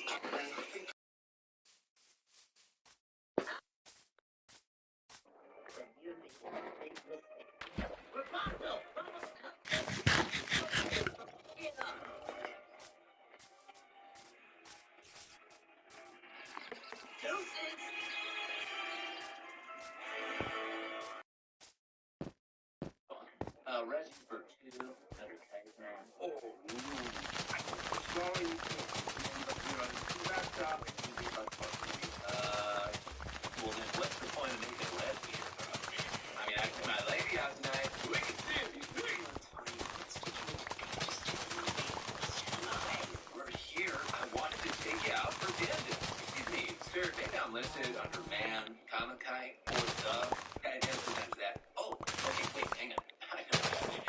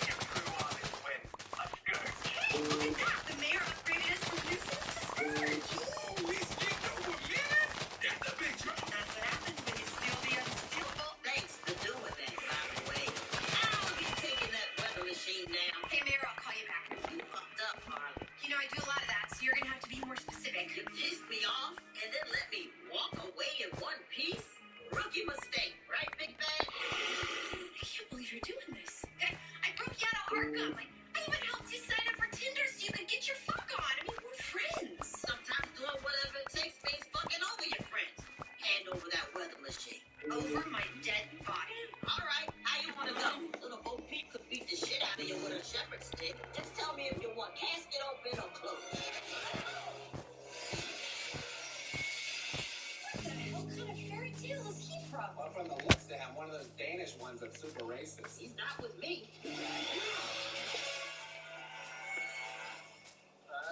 Anyone have another magical story book? Yeah. There are B. Dalton or Walden books in this one.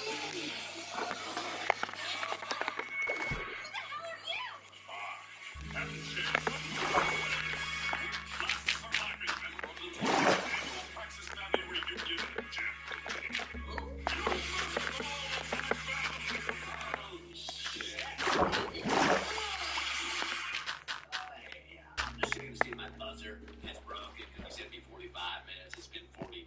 It's been 47. I've got a middle feed. Who's hungry but doesn't have a reservation? Is you right now looking way like you think?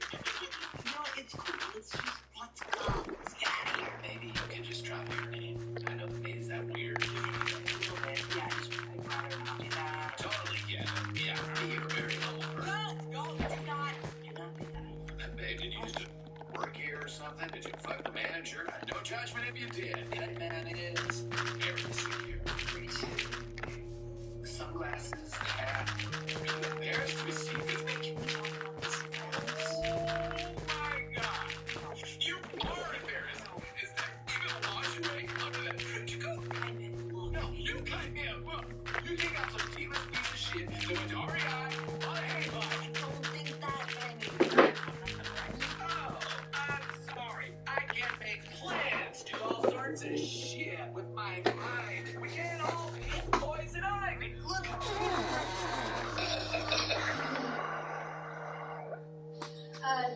hello? Yes?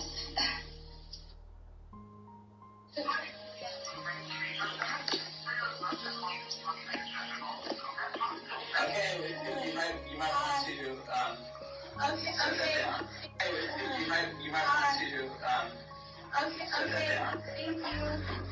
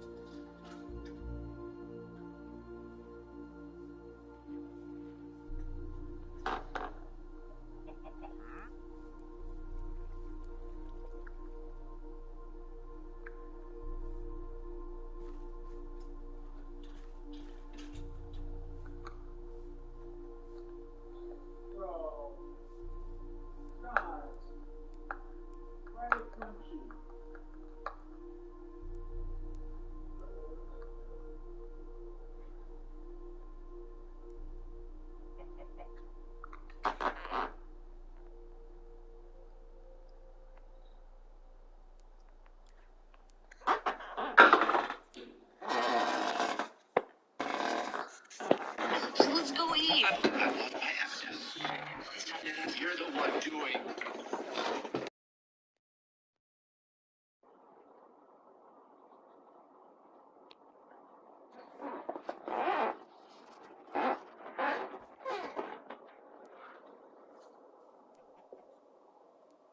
Yeah.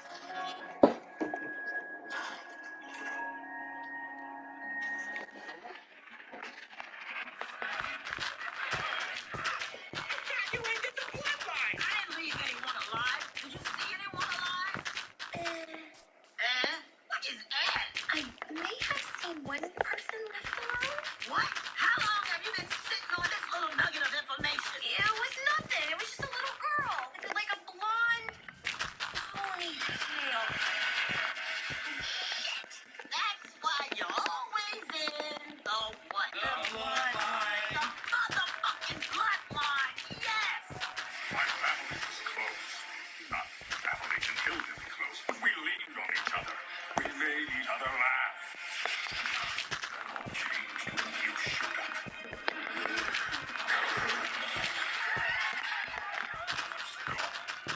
Aunt Spunk is gone. My cousin's wife removed. Completely removed. I was so distraught. I threw myself against the electrified fence at Star Labs.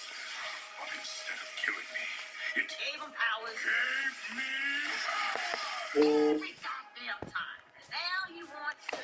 revenge.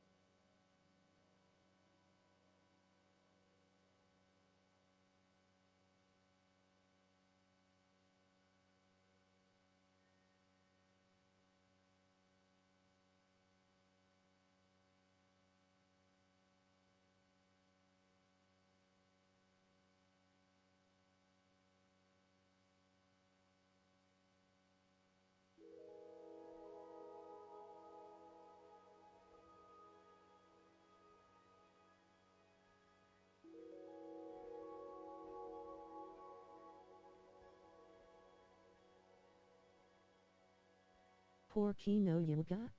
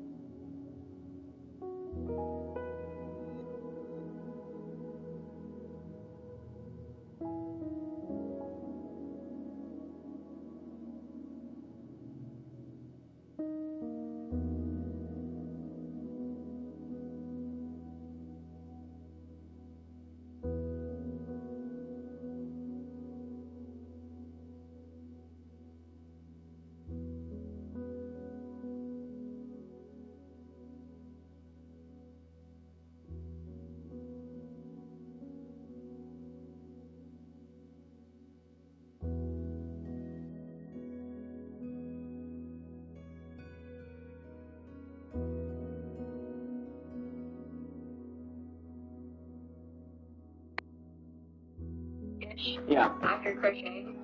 And then yesterday I was at this from like 12 to 1:30 with like maybe an hour.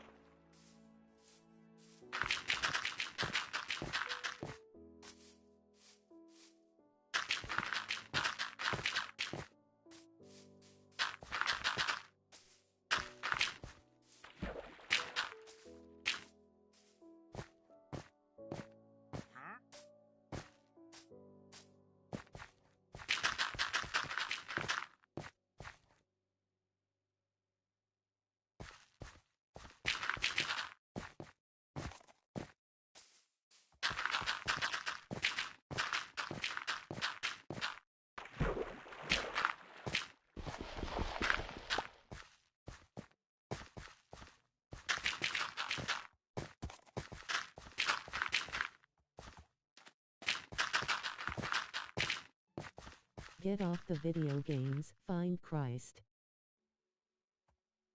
Hey, yo, hold on. I got Kaylin, look at this. Jesus This is calling you brother. The I'm literally going to confirmation, my boy. Jesus is calling you brother. I'm on mute, boy. I literally go to church every Sunday, my man. I don't know what you're talking about. I literally went today. I don't know what this guy's talking about. You go to church? I go to church, bro. I go to the Catholic one right next to my house. Anyways, I had to pop off mute to tell this guy off real quick. I literally go every Sunday.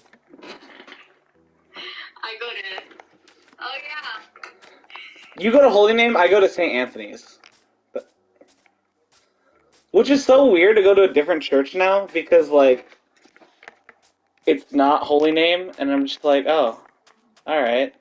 Well, I guess we don't... Yesterday was so funny, because, what is it, our teachers were gone, so it was, like, 2 classes combined, subbed by this guy, Anthony, and he was friggin' funny, but then the whole class, we were kind of just talking, this guy was like, he was saying stuff right, but, like, his head was in the right place, his mouth was saying the wrong things, and he was like, because we were talking, I can't remember what we were talking about, I was like, oh, like, does the church include everyone, like, does all the Catholic churches, like, include everyone, and then this guy raised his hand and was like, well, the church next to us hates gays. So, and then the guy next to him was just like, because then the guy was, the teacher was like, oh yeah, raise your hand if you agree with, like, churches now, like, they're kind of still discriminating against the gay people.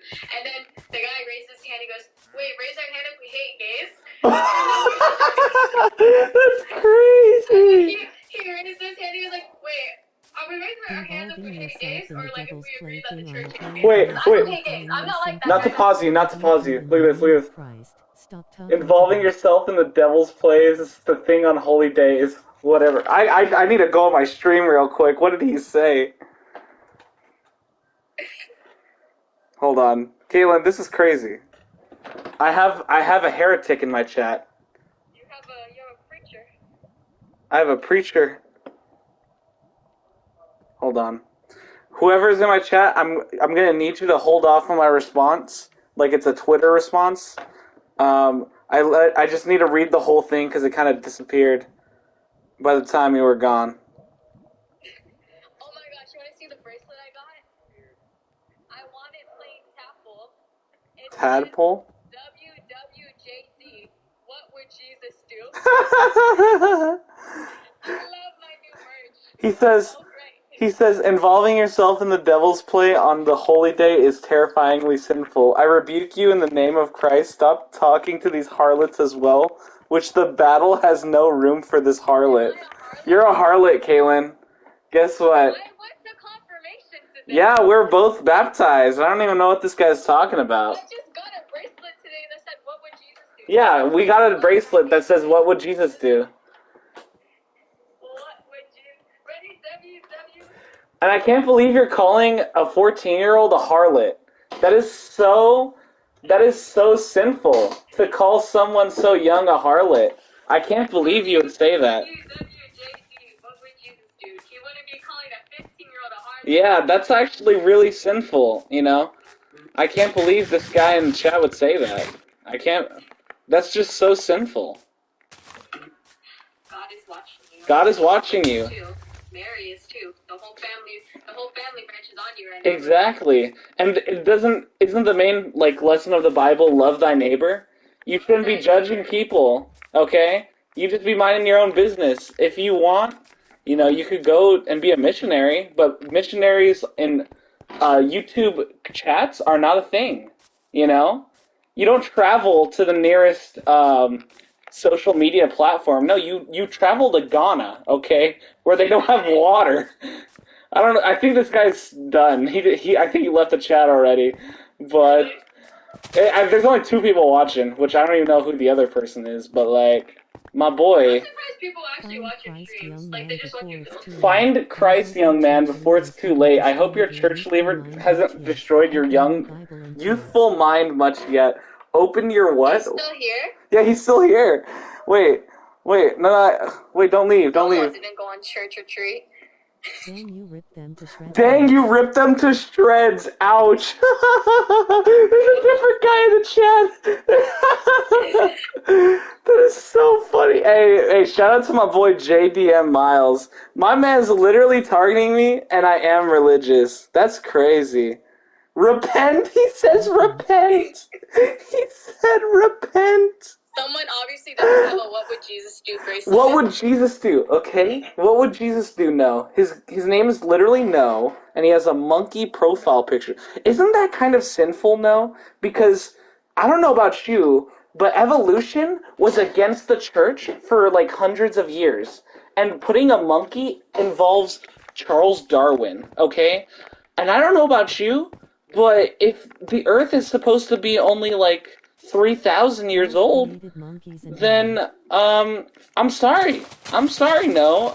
You know, you're using an image made by a lot of modern day scientists, quote unquote, right? And they use monkeys to represent. They use monkeys to represent evolution. I can't believe. And you're saying monkeys were created by God? Guess what else was created by God? All right, me. Yeah, we're on the same page. And guess what? Someone obviously doesn't know my last name is the Jesus. Yeah, her last name is the Jesus. I've got 6 people watching. Holy crap. And I don't know about you, but Minecraft is one of the most holy games ever. You want to know why? Because you impose your free will onto the world. Hello, God Jesus. Thank you, Tyson the Christmas Wolf, for saying that in the chat. I don't even know what's going on. Hey, yo, monkey, I know that from Pizza Tower. Yes! No, that monkey, he's from Balloon's Tower Defense, alright? That's not very godly. Charles Darwin was a Freemason, just like the Pope, aka your daddy, aka the leader of the Catholic Church. Stop going to church and what? This guy's crazy! This guy's crazy! This guy's so... Open my stream, Caleb. This is crazy. Really? This guy's actually insane. Let's see, guys. Yo, I don't want to ban him. This guy's really funny. Alright, let's open.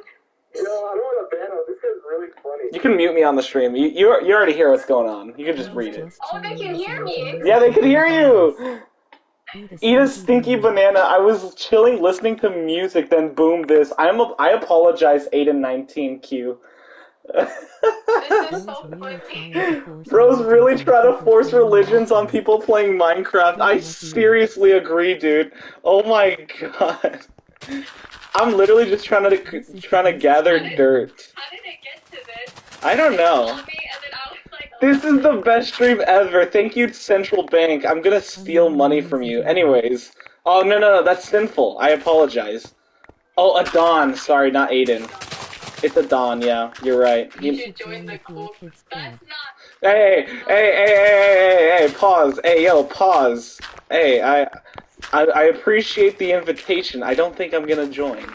I'd not be surprised if this monkey guy in chat... to be in that club. Yeah. I hear your harlot concubine. Do not mind these inferior distractors. You have a mission, young man. What's my mission? Brothers stick together. Central, I'm not joining a damn cult. Nice to see this in my recommended. Keeping the grind. Yo, my grind is with God. I don't think you understand where my allegiances follow PXXP. I think what is it? The algorithm's going up because you're arguing. Hey yo, drop a, I don't know. What do streamers say? I don't stream to get famous, dude. I just stream to like Yeah, I stream so I can keep my builds. I can tell you what your mission is not. And it is not hitting blocks with shovels or something. I can't hear it. Why can't I see his chat? Because I think they're blocked. Like, I think YouTube recognizes, like, the frickin', I guess the hate speech. And I think it's hate speech. I want to see the hate speech, though. You can hear it. You can hear it because the text-to-speech bot's going off. But, Yeah, no, I don't think that I don't think that Jerusalem was built in a day, Mr. Monkey Man. You know, Jerusalem was made by moving dirt and digging it up and mining, or like rather chopping down trees, right? And what's more, yeah, like, what do you think? How do you think they how do you think they did that? I'm only just recreating the Bible, okay? I am a follower of the words of the wise. And this guy literally is. This guy's literally. They hired Mexicans to do a lot of that. Okay, Mexico's on the other side of the world of Jerusalem, but okay. Bible craft, yo. Today we're gonna be talking about Matthew 16:16. I actually don't know what's in that verse, but I'm gonna keep going like I know what I'm saying. 3:16, most popular Bible verse. What is that one? I I forget. don't even know. There's no hate here, all love. A deep worry for the youth. Listen close and drop your ego. This game has nothing one right. Well, you're also wrong. I'm not youth. Well, maybe I guess you. No, let's say we're using the. He just said the world is flat. Did he? It's flat right there. Oh my goodness! That explains so much. There is no hate here, all love and a deep worry for all the youth. Listen and close. Listen close. Listen. Listen close and drop your ego. This world is this game. I'm dyslexic. I'm gonna stop reading this. Hey, my boy, I'm 19. I'm in college, and I'm about to take a religious studies class. Bro, he said hollow. He's Filipino. Let's go. Let's go. Halo, and Halo Reach is based on real life. But You read it as halo halo like Filipinos. he basically said hollow. Yeah. He's literally Filipino. Shout out to the 9 people watching. Or they, sorry. I don't know. Shout out to the 9 people watching the stream. I hope nobody harasses you in the future.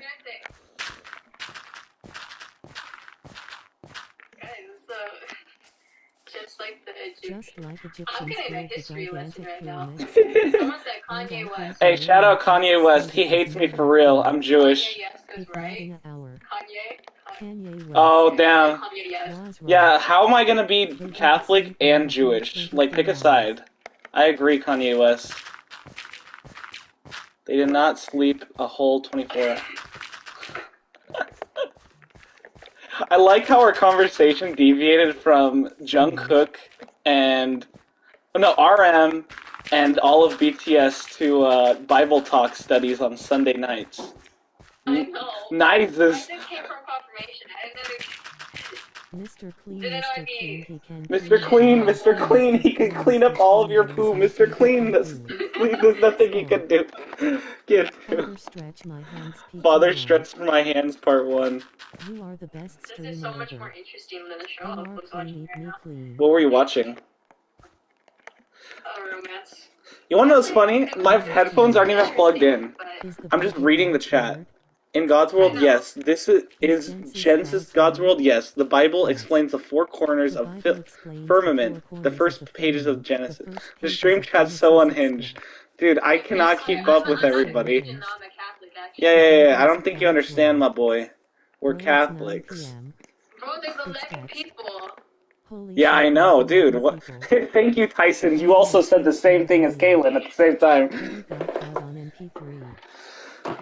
was on call with my friend Daniel yesterday, and I was kind of stupid, and he told me to show something on my computer, and accidentally gave me my IP address. That's crazy. Kaylin, click on this. I was like, what? And then he was like, he screenshotted, he's like, I have your IP now. I was like, oh shit. Sorry. What is our Bible study today? What is our Bible study today? I don't know. What are we feeling, Kaylin? What did you learn today? What did you learn? Like, be honest. What did you learn today in confirmation? I didn't learn anything. Our teacher wasn't there. The Pope is a Jesuit seeks to warp the strong Christian values into the weak sheep men who follow worldly men of the church. I am lonely. Wow. I can't. With the alien dog from space. Someone said I'm lonely in the chat. Hey, shout out to that guy. Someone said I'm lonely in the chat. Shout out to that guy. the unknown kid. Yeah. That Mexicans build everything. This guy, you know, I don't condone drugs. The monkey guy definitely is on something. God is best. Hey, saying, hey, for real, dog. No one's disagreeing with you. At least I don't think so. We're on the same page. Try something that's better than Try something that's better than the other thing that you tried, then there's no going back. Hate is Satan. Hate is Satan? I am. Sure. I'm a freaking major in psychology. I don't have any expertise, so I'm gonna believe the random strangers on the internet. Why not? Dude, I watched Spy Family. Have you watched Spy Family? I watched like the first. Yeah, the AI reads the chat. I watched a little bit of you. You were there. You were the one who showed me. I was. Yeah. No, I wasn't. Yes. You should, if you need like a nice laugh, you should actually watch it. It's pretty good. I'll watch Your Lie in April for that.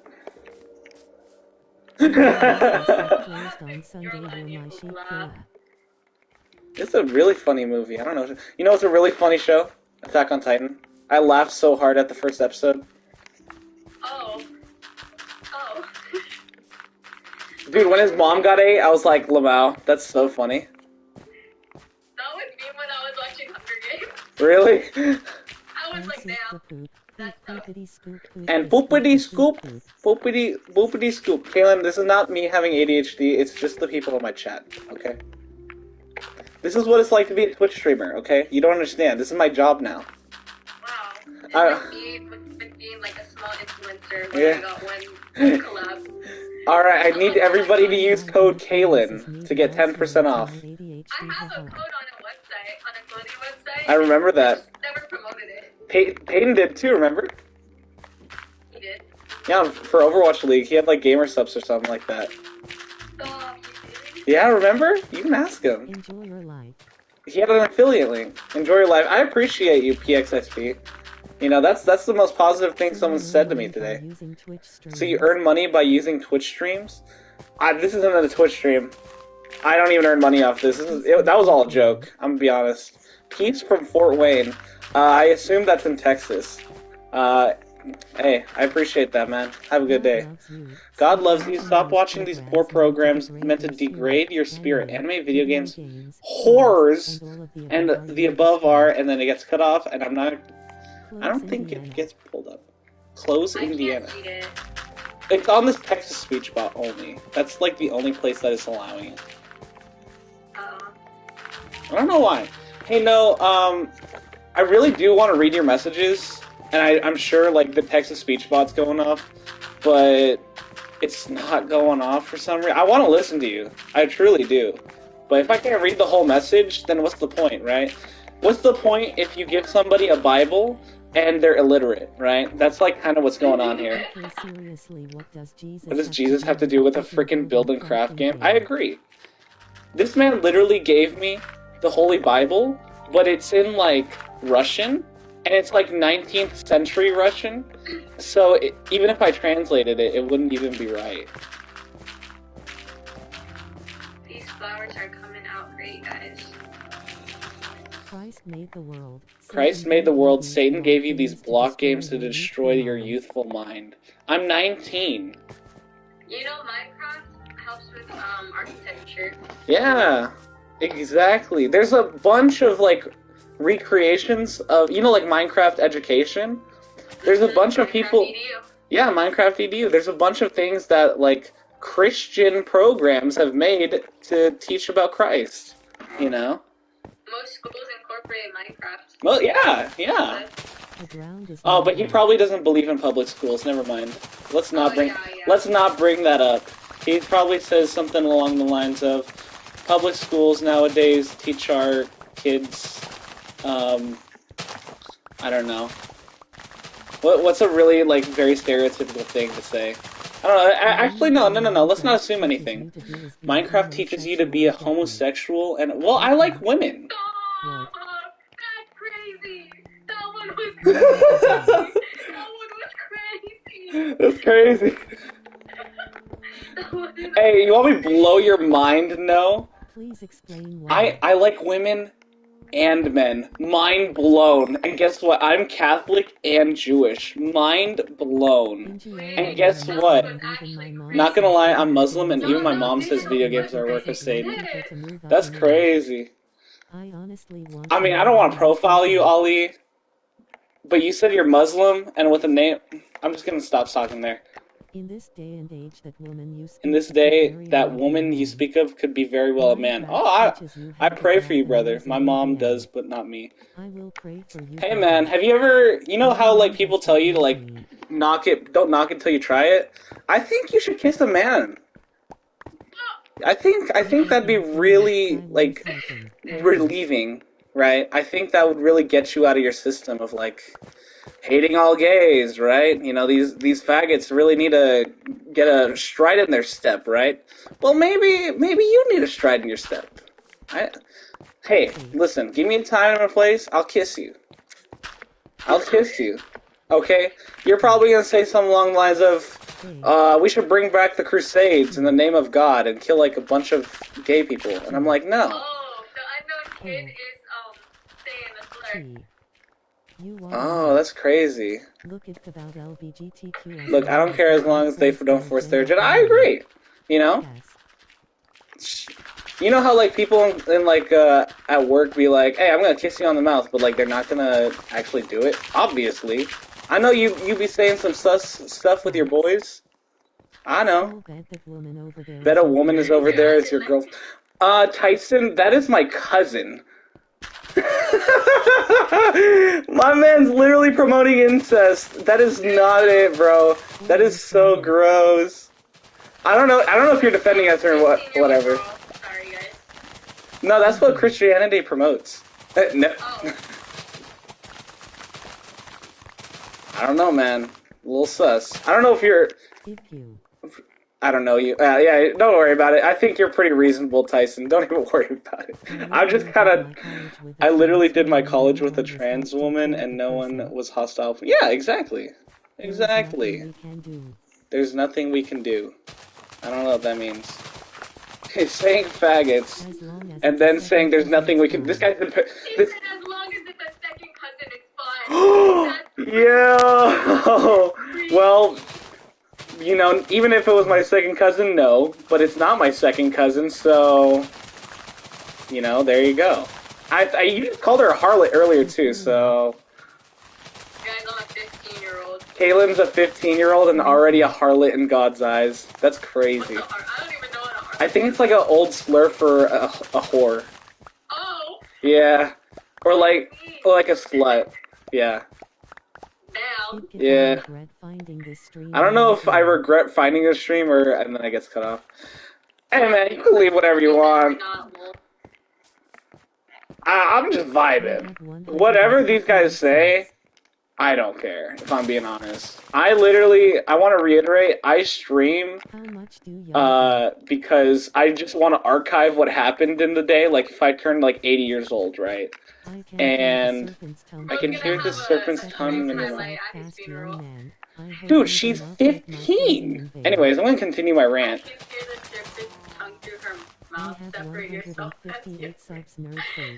Isn't like, in the Bible, like, blood is everything?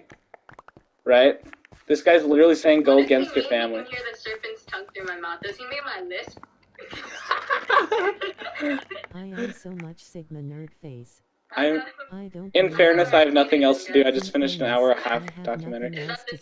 I just finished an hour and a half Yeah. documentary of a geology. Anyways, to continue what I was saying to the chat, like, I don't stream to become famous. I just stream to, like, archive what happened today. So if I go...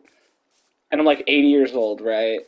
And then my kids ask me like, what were you doing, you know, when in 2020? And I'm like, oh, I was playing Minecraft. My people. They look at your channel and they're like, oh, you played Minecraft a lot. Age is no factor in history. Age is no factor in history? My boy, she's my cousin. And I honestly can't tell if this guy's a troll. I really, hey, if you are a troll, this is a really funny bit. I don't care if you're being serious or not, this is really funny. You're entertaining me. Even know I'm what gonna dots screen mean. record this and post it on my story later. Gonna say it That'd be. Oh, I can clip the whole thing in like Yes, actual no. good quality if you want. But I saw some sometimes trans students and You none even of them know found what it. yachts mean. I mean, I ain't I gonna don't get say it clicks in because my that's uni. weird, but do you at least know? Yeah, no, I mean, gay people are cool. They don't really force down anything down your throat. I know a bunch of gay people. Normal Yeah, if conversation anything, in some Ohio. straight people like Normal conversation in Ohio. Okay, that's the audience we're dealing with, Kaylin. Oh.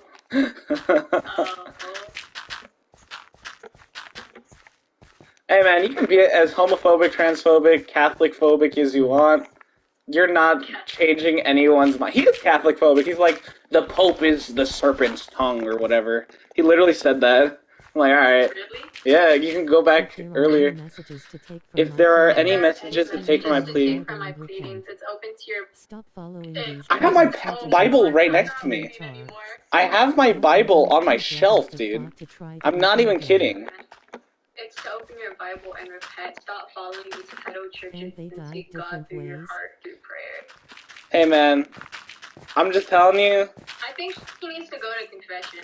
No, apologize to God. okay, wait. If we're being serious, if this guy's being serious, I'm just gonna tell you, like, in all seriousness, this is not the way to be, like, praising the Bible, shaming other people into... You have a Bible next to you and you place the video game above it, you should be ashamed. Yeah, no, if you really want people to, like, join your church, showing them resentment and malice is not the way to go. I'm just saying right now. Guys, he's gonna hate me if he figures out that my Twilight book used to sit right next to my Bible. That's funny. Forcing religions upon others who don't deserve it. You should be ashamed. Exactly. If you're being serious. If you're trolling, then keep trolling. I do not believe in the church. I believe in Christ alone. Oh, so he is a Protestant. Yeah. Well, then that's cool, man. But that's still no way to praise your, religion. Fear-mongering is like the opposite of what Christ teaches, right? This is what we do on Sundays.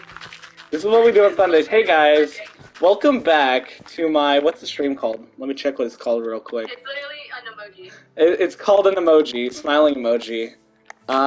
Today we are talking about God and how he fear-mongers, according to this guy, and scares people into joining his religion.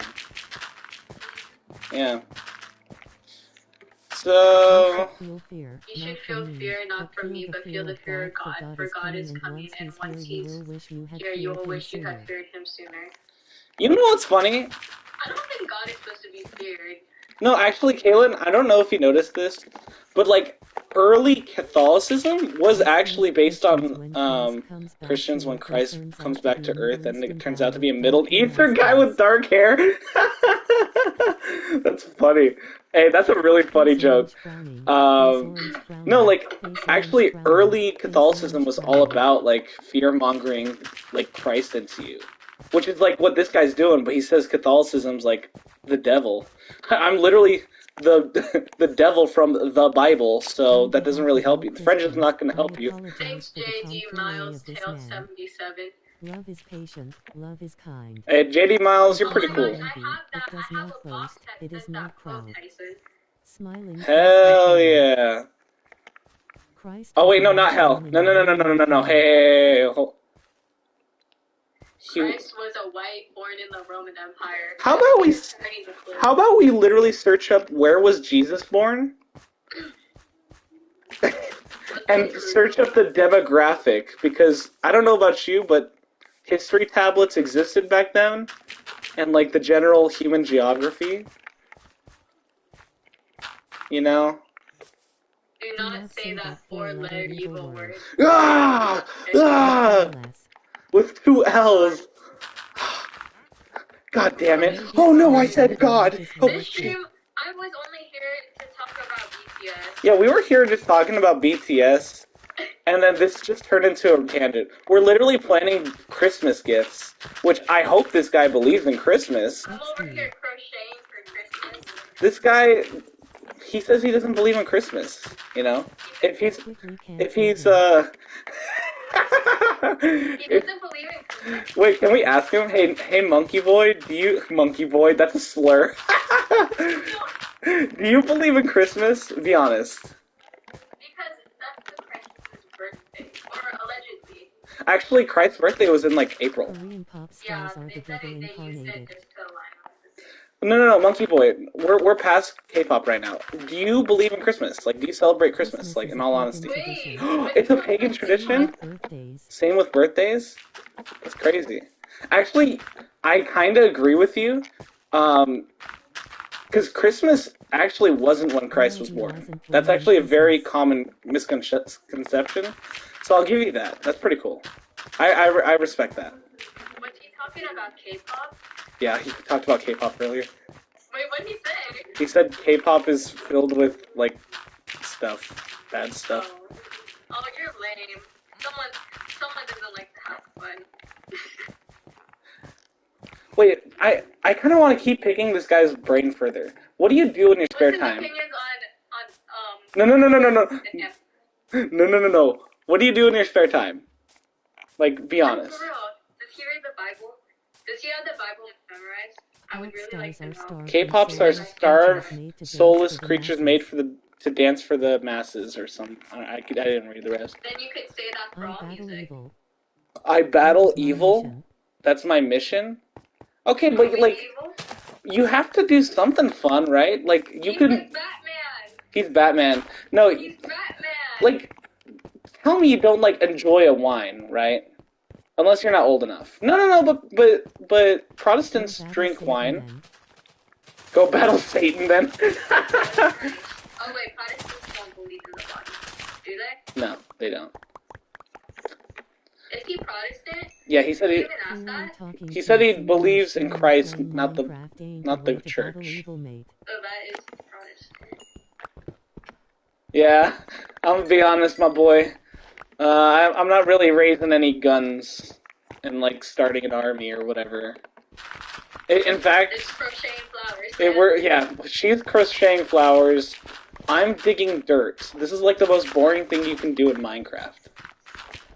For a build. The only thing, it's like, what is it? Those freaking Reddit stories, and it has something going on in the background. Yeah, this is the background footage, okay? Like, this is not... You know that Christmas was made to celebrate Christ's birthday, and the legend of Santa Claus. Hey, that's pretty cool. What's your big rigs... Hold on. I need to go on my YouTube chat. I need to see what he said. What is Rick Specs? I'm on a PS5. Whatever the rig is on the PS5. Satan is in all of us, and it's up for us to stop. Okay, but that's not what I asked you. I wish his chat would show. Yeah. No. I asked you what's your hobbies. Like, you have to enjoy, like, a really nice wine, right? You have to at least drink it for, like, religious purposes, right? Someone tell him to stop commenting. No, you're not stupid. Don't worry about it, bro. Like, be honest, like, do you enjoy yourself, like, a nice red wine? Or do you, like, make yourself an omelet in the morning with, like, bagels? Like, I genuinely want to know. Can we ask his age? Do you think he'll... I don't think he's brave enough to share his age. How old is he? How old are you now? How old you have to be to battle the evil? How old? Yeah. Well, he's gonna say no. You can start fighting the devil before you're born. You know, that's his answer. I enjoy things that bring me God, music, philosophy, reading my Bible. That's cool. No, He sounds like my brother. like, listen, we're talking human to human, right? That's cool. Like, what kind of music do you listen to? Like, I take you for, like, a Shakespeare guy. That's not music. That's... I love Romeo and Juliet. Boy, do I have a game for you. Like, what kind of music do you listen to, right? Like, I enjoy a lot of Laufey, okay? And she makes a lot of modern jazz. And jazz... Loewe, alright. She's Scandinavian. Yeah, she's Scandinavian, I forgot. I listened to her. I listened to a lot of... Frank Sinatra? Hey, come on, dude. If you don't like Frank Sinatra, that is unholy. Please tell me you like Frank Sinatra. But generally, what music do you listen to is my main question. But please tell me you listen to Frank Sinatra, too. I love... Over and over, I keep going over the world Once listen with to similar you. music as you and still succumb to its devilish matrimonies. Hip-hop and pop art of all kinds are to be stayed far from. Frank Sinatra sold his soul. Really?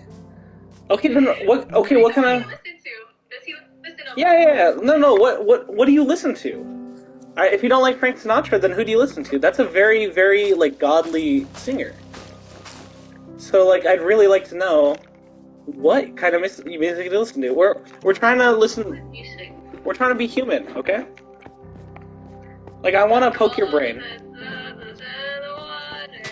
I never said I listened to hip hop. I literally said I listened to Lofi, which is jazz, and Frank Sinatra, which is like classic. What is it called? Not rock. He is not rock. What is Frank Sinatra?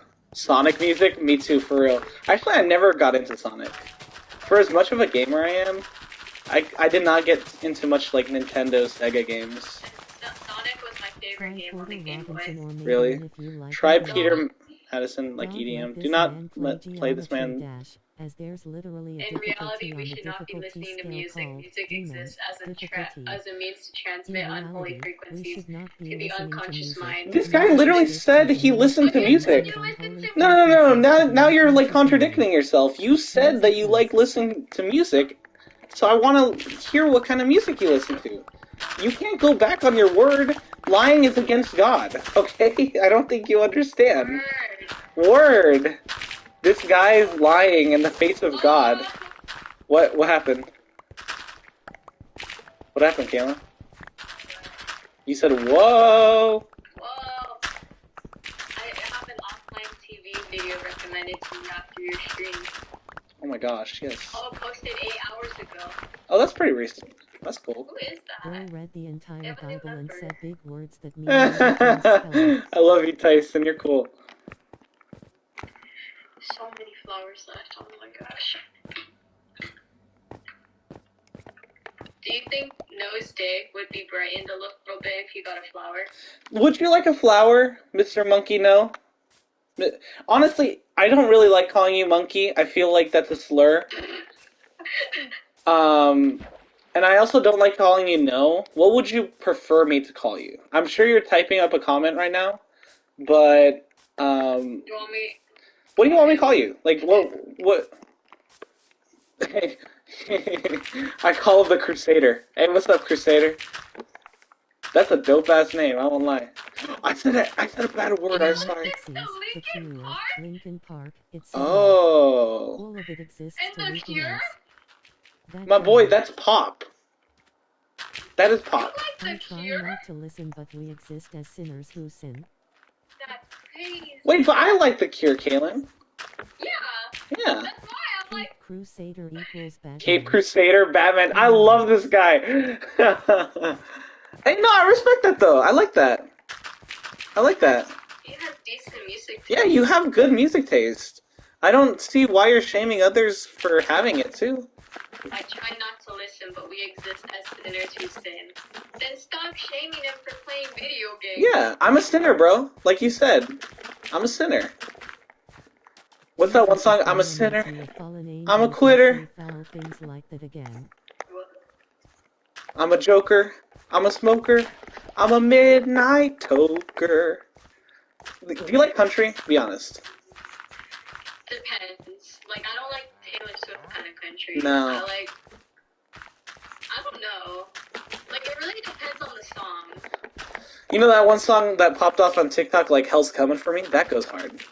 Hell's coming for me. I like Before He Cheats by Carrie Underwood. Oh, yeah. That song's fire. Oh yeah. Sin is the one The you worst do sin you do is you do knowingly. What you are doing And is now wrong. that you You are know knowingly what you're committing doing wrong is in the wrong, eyes. you're knowingly committing wrong in the eyes of God and shall repent. So you- You know listening to music is wrong. Yeah, and listening to music is long.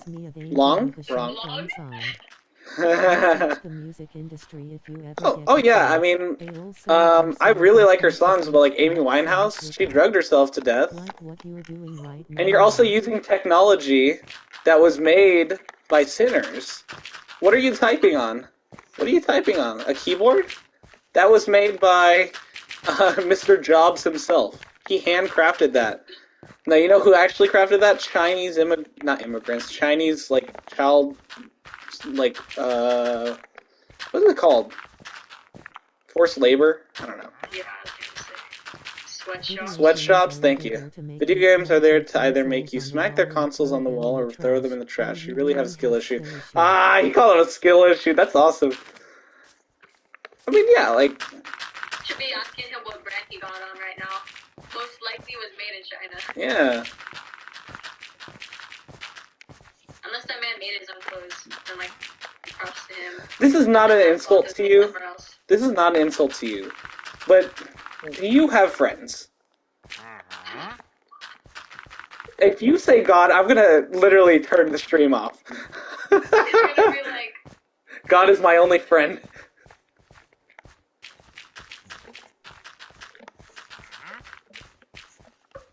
Like, that is not an insult.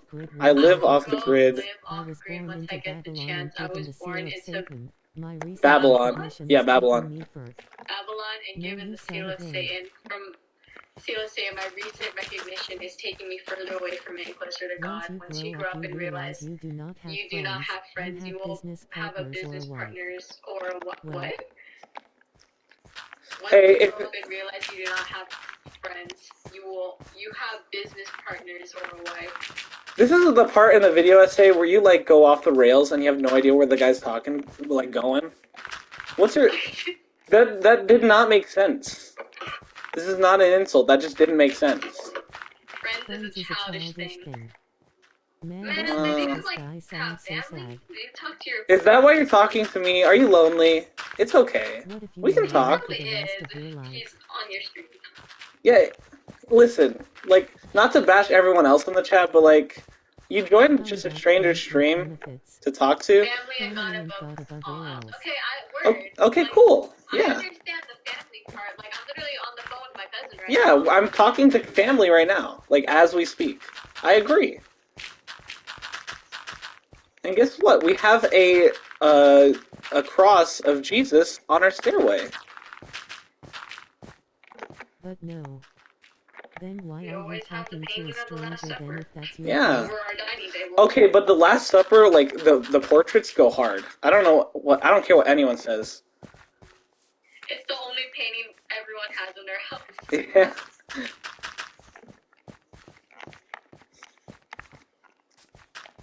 I love the point. Please feel bad for my suffering. For my suffering. Don't worry, Tyson. It's okay. It's okay. I'm on the phone with my cousin that has to say something about me. Yeah, no, actually tomorrow is my best friend's birthday, and oh, Kaylin, wait, can I run this by you? What? So you know how Allie loves Life is Strange, right? Like that's her personality. Has contradicted themselves so many times, it's What I'm kinda thinking is that I commission art of her as Max, and then her girlfriend as Chloe. Oh, that's cool. Yeah, that sounds cool. Would you like that? Or like of your like favorite media have commissioned art? And I'm thinking like I go to like a print shop and then like have it like a poster that they could like get. You should. That sounds cool. That's cute. Hell yeah. That might be their Christmas gift as like a dual Christmas gift because their birthday's tomorrow. Yeah, you should do that for Christmas. I actually don't know what I'm gonna for her birthday, but I want something to do for her birthday. I wanted to get her something. Because my Pretty sure it's mother once Max's told birthday me. tomorrow too. Heck yeah. I don't know what to get him. I didn't even know. I told you. it was. Get him nothing, he said. You don't need friends to succeed. You don't need friends to succeed. That's kind of true. Yeah, that's true. But it makes life a lot more living, like a lot more worth living. Although friends do make it easier. Yeah, family. Yeah. I have family. I mean, as long as you have someone. As long as you have a shoulder to, like, you know, rest on, then you're good, man. Seek Christ above all else. Seek Christ above else. Christ is the King of Jews. Yeah, I'm Jew. Recognized for his Wait, what? Once Christians turn for the whole. I'm Jewish. Save yourself and Save your yourself family. and your family. Do not rely on these people. It will be the ones closest to He's you. starting to sound like my mom. Wait. You said King of the Jews? Yeah. I'm Jewish. How can you be Jew and How can you Catholic be at the same Jew and time? Catholic at the same time? Someone said. To be Jewish is also a race. So you can be Jewish, like, to practice its religion, but you can also be Jewish, like, as a race. Reliable source of information. I am not Jewish, like, practicing, but I am ethnically. I found out, I always knew I was Jewish, but I got it confirmed to me on Ancestry. It's really cool. If you want to learn more, I can send you a video about it.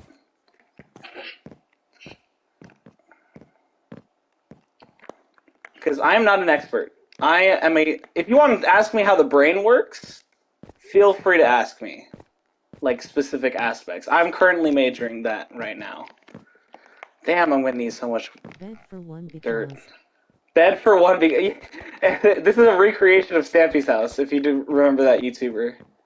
Old YouTuber. The way you said if you remember that YouTuber hurts a little. Yeah, just a little bit. That's so sad. Oh. This is a work in progress, but this is the entirety of Stampy's, like, mansion. The big one. Actually, why don't I give, like, this big, like, streamer, like, all these viewers, like, a little tour. This is Dan TDM's house, or, I mean, not house, lab. This took so long, Kaylin, because this was before the Iron update. I remember you showing me in 2020. Dude, yeah, the dedication. Dude, this took so much iron. Thanks, man. Yeah, why don't we show some positivity? Like, this is the observatory, you know, right here, and then do a little bit of that. Sad that one of my digital friend Donut's gonna retire soon. Who's Donut? Please enlighten me. I would like to know. Wait, how does a digital friend retire? I think he's talking about games? like like games or like a YouTuber maybe. Oh. Because a YouTuber can retire. I don't know if you guys know, but Rainbow Six Siege, like the house from the map House, very on the nose with the naming convention there, right? But yeah, it's pretty cool. I have a tendency to, like, finish. I hope my words do not go unforgotten. I speak scarcely, and when I'm called to, I leave you this one. Stop what? Stop what? Mass. Oh yeah. Is that still the same guy? Yeah. I didn't know what he said. He's talking to himself at this point. Monkey guy, I actually, your messages keep getting, like, blocked. If you could fix that, that'd be great. If you could do the work for me. If no one can see them. It doesn't, your message goes unforgotten because it disappears. Yes, he recreated the Dan TDM house. Same reaction, man. Oh yeah, wait, I should probably show you the other build. But this is, Popular MMOs' Arena. That one's cool. You like this one? Yeah. I love this that one. looks like work. You wanna know what's funny? That one took the least time. Yeah, this took less time than Dan TDM's. Well, Dan TDM's is like, it's the iron. All it was the iron. And I couldn't fortune iron back then. Actually, Kaylin, we have a communal server that Ali and Eric are on right now. And then Carmen and I think, Felix is going to join us too. So if you want, no pressure, but you can join. You're allowed. Maybe. I'm not in the Minecraft Fortnite. craze yet. Play Mine right now is Fortnite. still there. Thank you, Caesar Para. I think you're a new viewer. I did not see your name at all earlier. Oh wait. I said play Fortnite. I've not played Fortnite in since it came out, if I'm being honest. Dude, Like, I was on FaceTime at like 2 in the morning because Daniel called me out of nowhere, and then I was like, "What do you want?" And we would play Roblox, and then he was like, "You have Fortnite, right?" And I was like, "Yeah."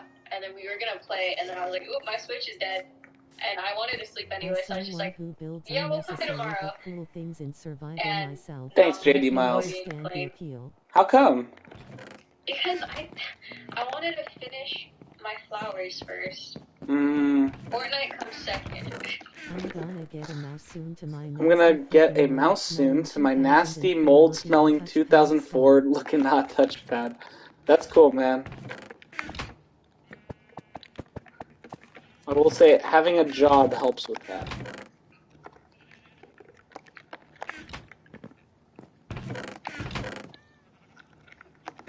What time is it? 11:18. I think that guy's gone for real.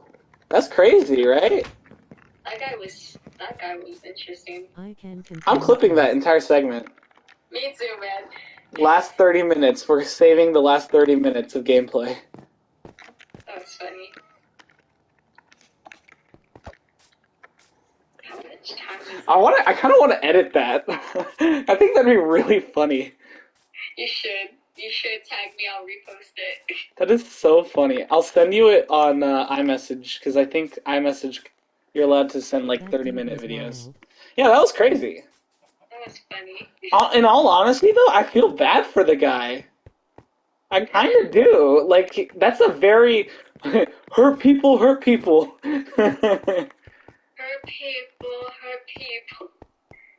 Hold shift and press on an item to Hold drag shift it and more press an quickly to item. your hotbar. Oh, I'm on PlayStation. I don't have my keyboard. Sorry. These damn flowers. These goddamn flowers. I'm not sleeping until I finish these. Like, it was my goal this weekend. Bam, bam. I did this, didn't do my homework. I have to do my homework tomorrow. Dude, oh my gosh. I'm actually really bad at history. I don't know how you do history, bro. What, the Korean War? No. Like, I can finish the essay. My essay was okay. No, I'm talking about my actual AP World History class. I am not doing well in that class. Really? Why? Dude, my last test I got a 55%. What?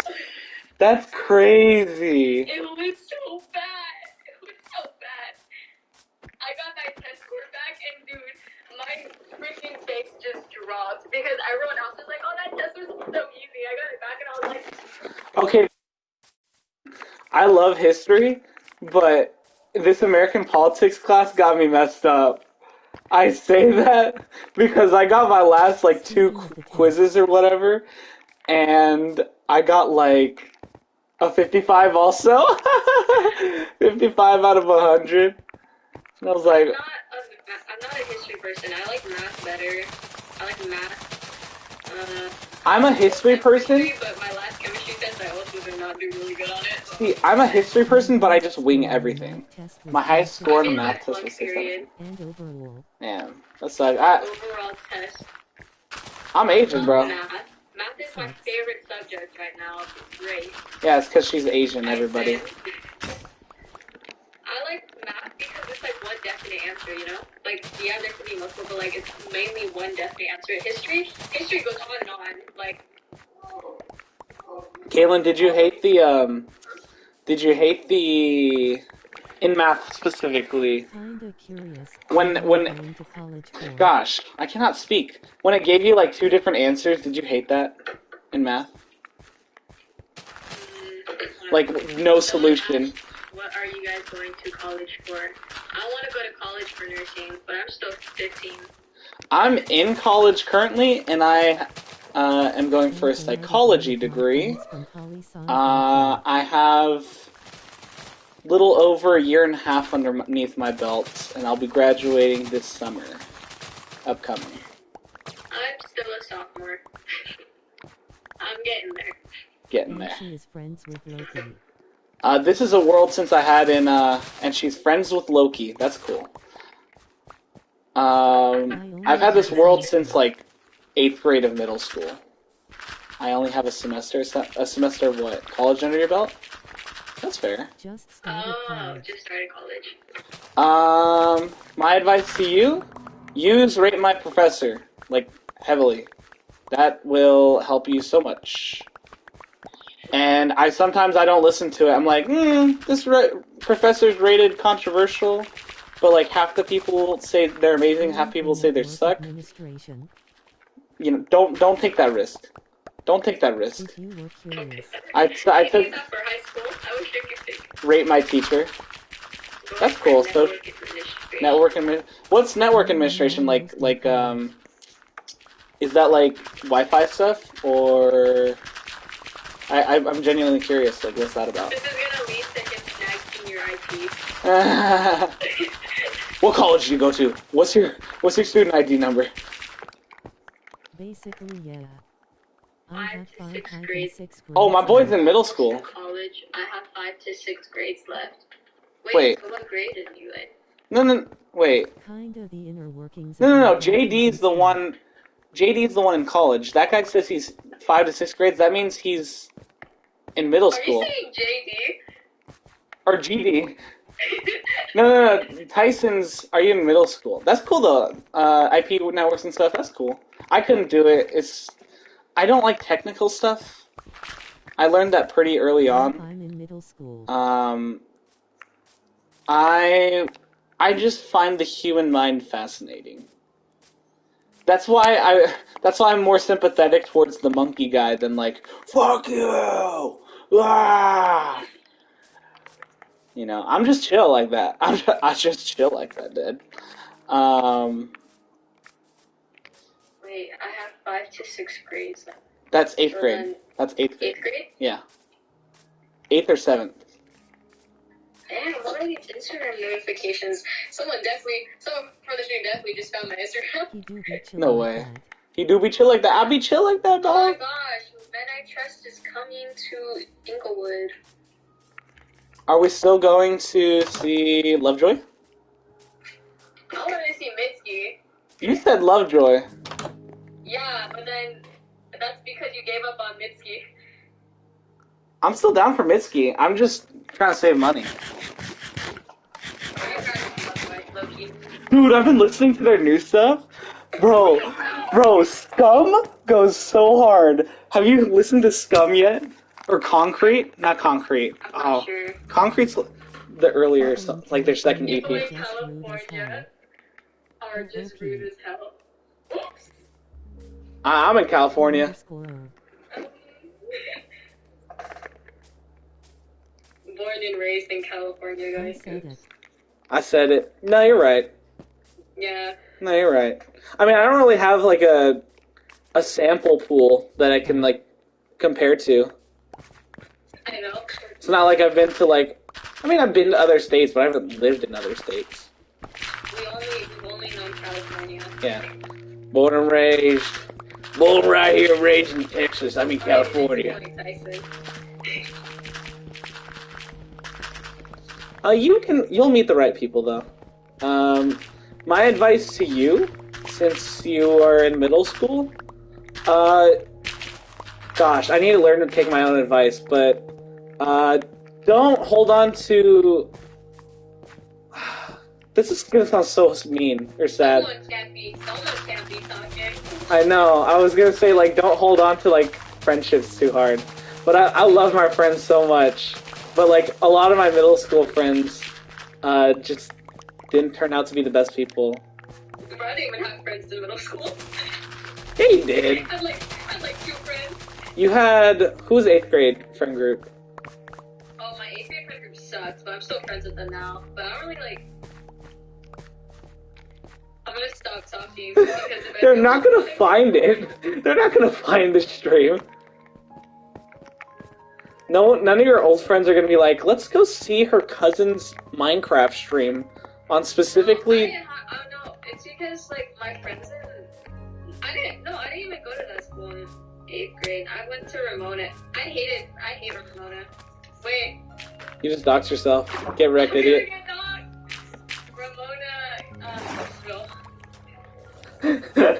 You're so smart. You're so smart. Oh no, I've definitely said more incriminating stuff. So how are you gonna deal with them? I mean, they're just gonna keep bothering you at times when you don't want them to. It's so funny. So how do you deal with people that just are persistent in being annoying? That's hard. Do I just deal with it? Do I give the psychologist answer or the human answer? TBH, you just truck along. Yeah. The years till it's over. Because it honestly, you should just view it as like kind of surviving, like survival, and that sounds harsh. But like, middle school's rough, bro, and underclassmen, freshmen, like sophomore year of high school, that was rough for me. I joined like a friend group that was like a pseudo gang. They were terrible people, I'm gonna be honest. But I did what I could to survive. Like, I needed friends. I couldn't talk to nobody. And that's like a lesson you're gonna learn on later on, like, who are good people and who are bad. Like, who do you click with and who do you not? But you generally do want, like, to look at friends like, oh, like a little diverse from yourself. Like, you know, you don't necessarily want, like, yes men all around you. They don't want people exactly like you. That is just going to lead to a lot of... I've seen a lot of hatred in, like, a lot of in-groups like that. You know what's so funny? I have these two friends, right? And they don't like each other. But I think it's so funny because they're so similar to each other. Like, they're so similar. Like, the way they both act and, like, how they, like, view each other. Like, they both just don't like each other. They're always giving each other, like, looks. And we're in the same friend group. Yeah. But it's just so, like, hypocritical because they get mad at each other for things they both do. Like what? Like, bro. Like what? They're so, it's just so funny to see them, like, they always complain about each other, right? And they're always just like, they have no, like, manners, and, like, they're so rude and all this stuff, and I'm like, can you be talking?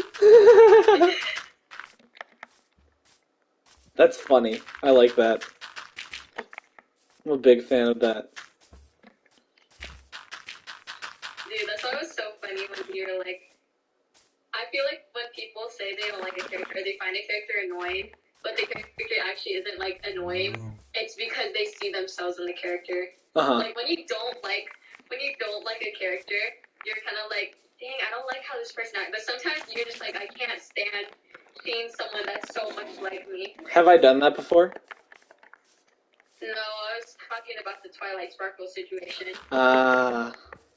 Like, I used to think she was so annoying. Like, I used to think, and then I rewatched it, and I was like, ooh, maybe it's a me thing. I don't like Rarity, but I don't think I'm prissy. No, sometimes it's just, like, you find it annoying, but, like, it's the people who actually, like, don't like, they're like, oh, she's annoying, like, everything she said, I can't stand to hear, Yeah. all that kind of stuff. You ruined my hair! You made me. That was so funny. I love that trend. You made me. Dude, I was so confused when that trend started because I was like, where is this coming from? Why are people drawing buff Fluttershy? Right from the show, bro. That's crazy. I love how everybody interpreted that voice as for Fluttershy as like black. So it's just this really buff black guy. Unlike all the ponies, Rainbow Dash is ego, just like Sonic is. Yeah, I can see that. Rainbow Dash? Yeah, she's all ego. Pinky's on crack, but she's definitely got like something like mental going on, so I don't blame her. I think I'd vibe with Pinky a lot. You know what you should do? Like, if you're ever, like, an actual, like, like YouTuber type thing. You should just make your own mental analysis of the That'd be really funny. Like if you actually wanted to make like a serious video and you're like, because you have like to do your whole psychology things, like the psychology break. I love those videos. Those are the videos I watch. Mhm. I watch the mental breakdowns of each character that show them. Yeah. Oh, wasn't there one for Fruits? Yeah, I was gonna say Fruits Basket. Fruits Basket is a show I love inside and out. Like it's so. I'm so Toru Hondo, guys. I love her. I already defined the character you were. I had my reasoning. Applejack reminds me of Styx. No, because like I be telling, Applejack reminds me of Styx from Sonic Boom. I've watched a little bit of Sonic Boom growing up, but I was never the biggest Sonic fan. Anyways, I be telling people like I was an angry person. I don't think you understand. Like I had hatred in my soul, and they're like, "No, not you, Tyler." And I was like, "No." Dude. Okay, I don't know if say what you say, but I went to confession, right? Uh-huh. For church, and I made the priest cry because I had so much hatred when I was talking about God. When I was talking to the priest, I was like, I hated God, bro. And like I was talking to him and I was sobbing, and I was like, I didn't understand why he was like all that kind of stuff. And the priest was looking at me like, God damn. This girl's been through it. A 4'10" girl with a headband on, with like a little puffy sweater, walking in, talking fun and talk to the priest, and then he was like smiling. He was like, "Oh, she seems nice," and then he was like, "Oh my gosh." This girl is damaged. Holy shit! This girl is fucking insane. It was so funny because that man was literally sitting there, just like, what am I supposed to tell this girl? How am I supposed to comfort her, right? Because I know this man understood where I was coming from. Yeah. He understood it. I was like explaining. I was like explaining the past few years, and then he was just like, wow. Dang. So that's a lot to unpack. Give me a second. He's just like, wow, you obviously Thought about this a lot. I'm like tallying off everything that's ever happened.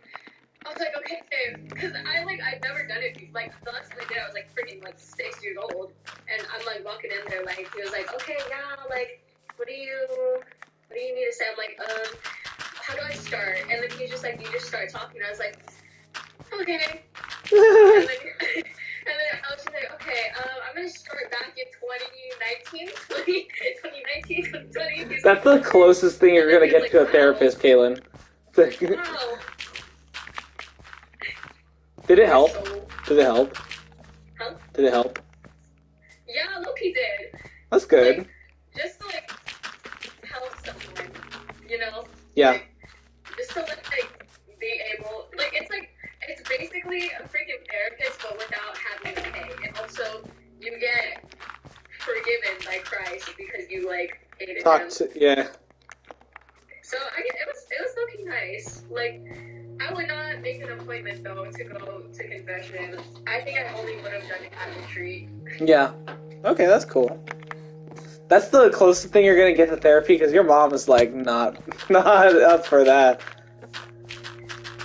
Because it's a requirement to go to confession to graduate confirmation, so I was like, oh, I might as well go now.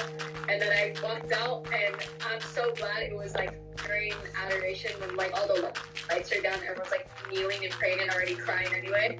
Because dude, it was so funny because freaking confirmation, I got the letters from family members, right? And like freaking, what is it? Darren and Cleo Josiah, they both wrote me a letter, and I'm reading it like, oh my gosh, I didn't know they cared this much. What'd they write? It was so nice. Oh, well, Darren was like, no, because they both were like, you know, you have a really bright future ahead of you. Like, everyone can see the potential you have. And, like, that's why everyone's so strict with you. And then Darren was like, you have really good style. And she was like, you're a really big core part because you're honest with everyone at least about if they look good or not. Yeah. And I was like, guys. And I started crying. That's crazy. That's I got cool. so many letters, and I was actually like bawling around everyone, and I was crying so much that the group leader that was there, because there was like these people that already like he was like a senior in high school, you know, and Yeah. he was like a helper for like the group, and he saw me start crying, and he started crying too. Aw, that's cool. I think I just have that effect on people. Crying. Yeah, like if people see me crying, they start crying too. Because if I see you cry, make me cry. I mean, other people do that to me too, though. Like, if I see someone crying, I'll start tearing up and then try to help, but then I'll be like crying with them. Like, oh my god, I'm crying. I actually was talking with my therapist about just like family stuff, right? And then we were going down like the family tree. We made like a genealogy tree, and then he kind of went silent for a second, just like, here's my little papa, and I like literally gave a spiel on like basically all the important people like in my family trees. So I didn't include DLC.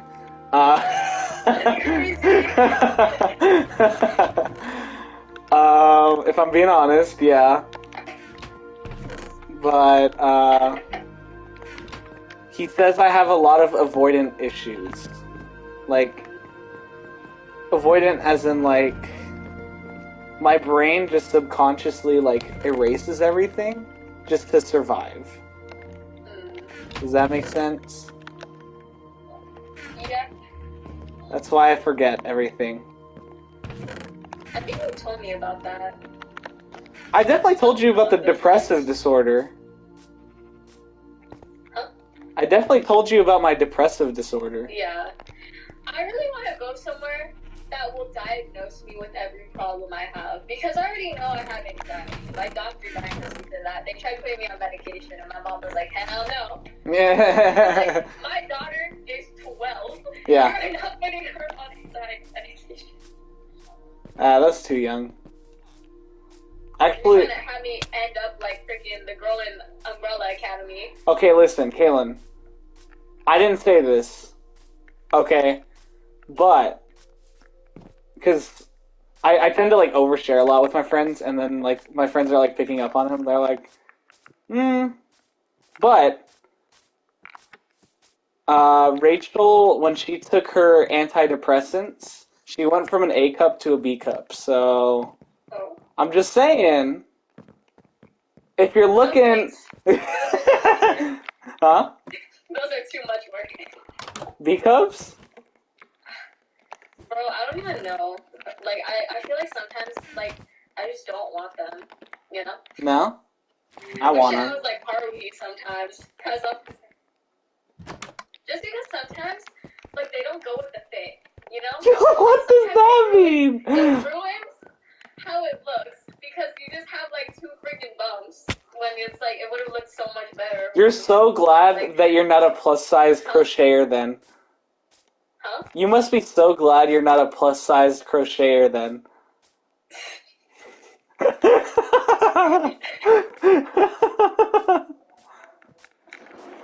Is that true?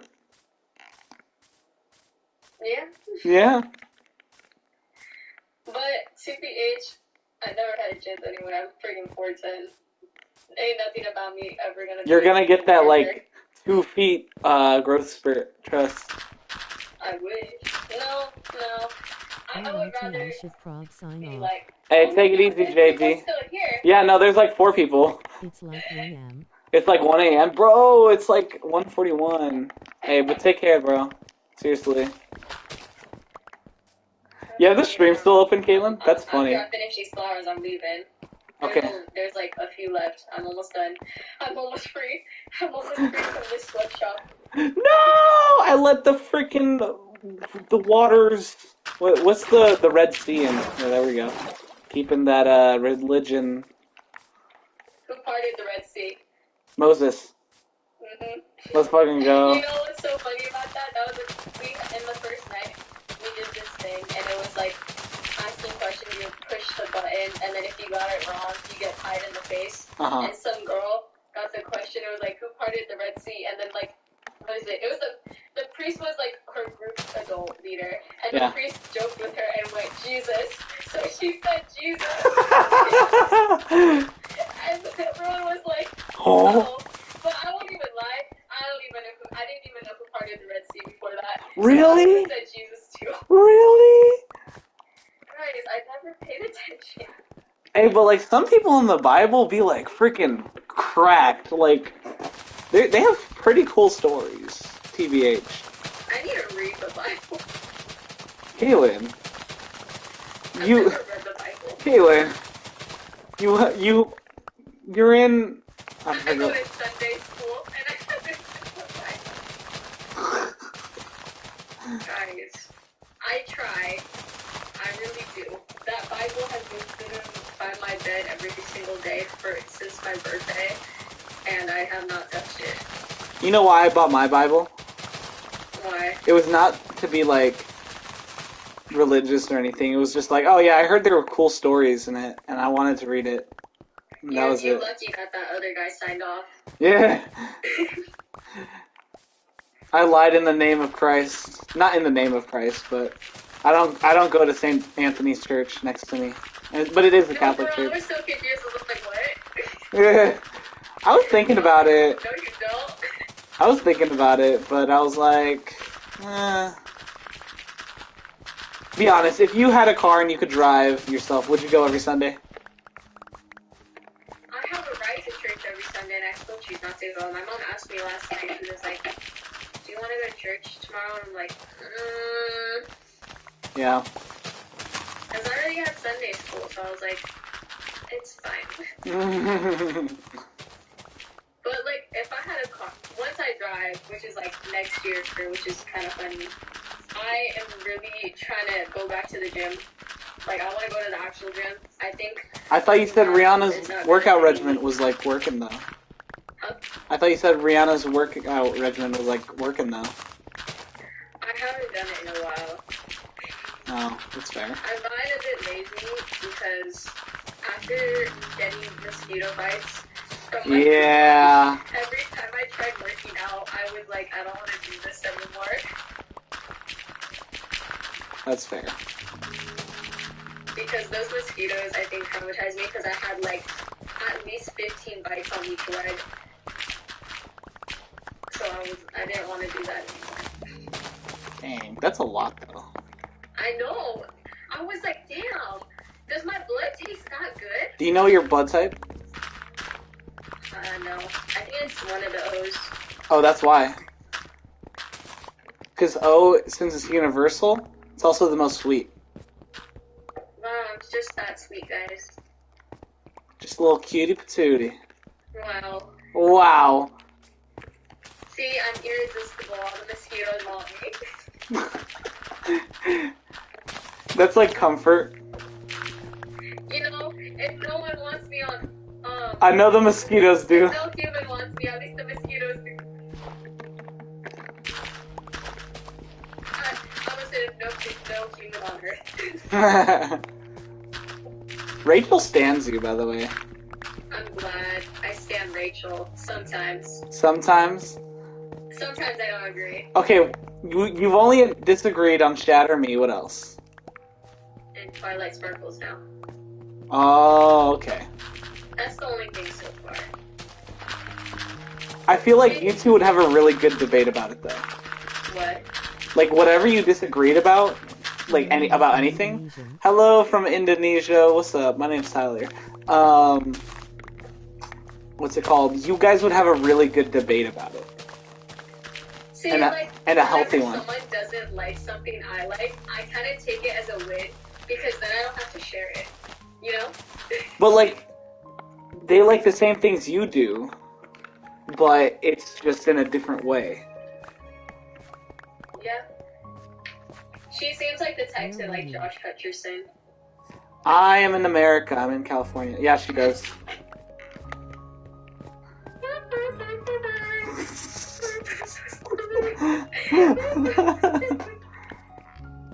I hated that meme. It's still going on. I hated that. I was like, where is this coming from? It's so funny. Because no, it's so funny when it happens to me. Because sometimes I throw like I'm gonna send me them all the time, and sometimes I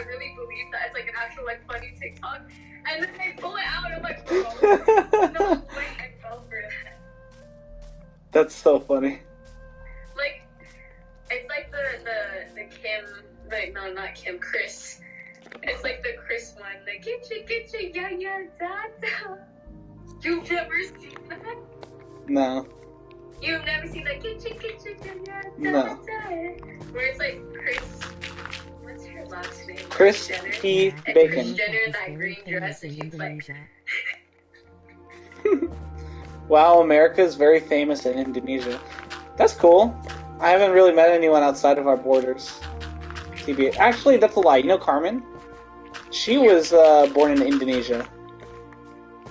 And She is? yeah, she's Indonesian. She's half, I believe, Thai, and then half Indian.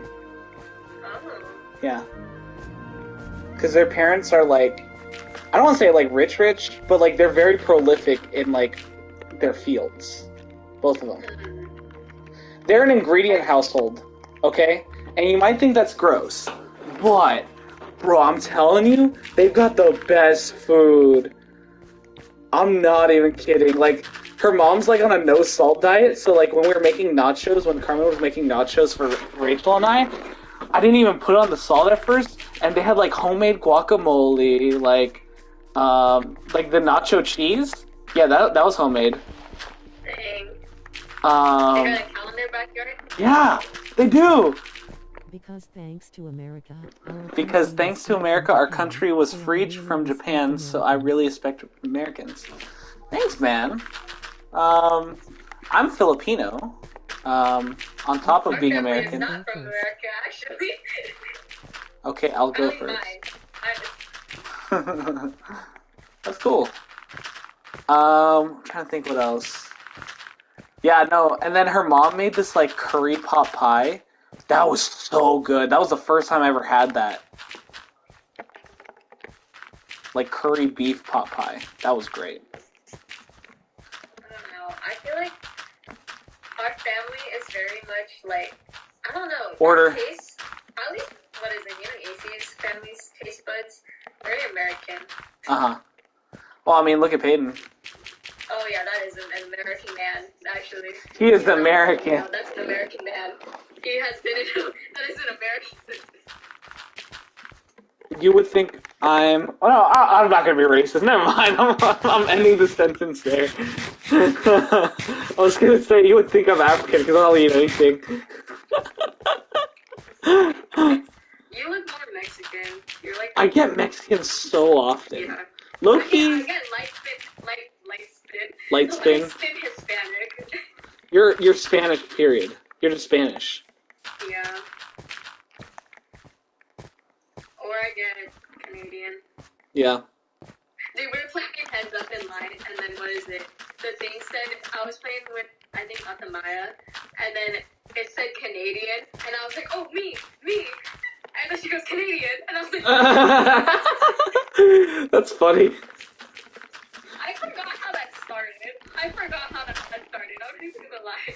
I wish I could have gone. Like, honestly. Like, Darren really wanted me to go. I was like, really? Me? He was like, yes, bro, come on. I'm almost free. I think I have like $100 something in my bank account right now. That's better than me. I need to get my tips like now. I still need to pay off. If it makes me feel any better, I have like $5, and I think I'm balling right now. It doesn't make me better. TBH. I spent like $60 some on work shoes.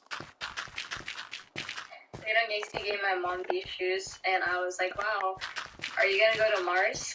Because they were very much like Astronaut. very astronaut kind of shoes.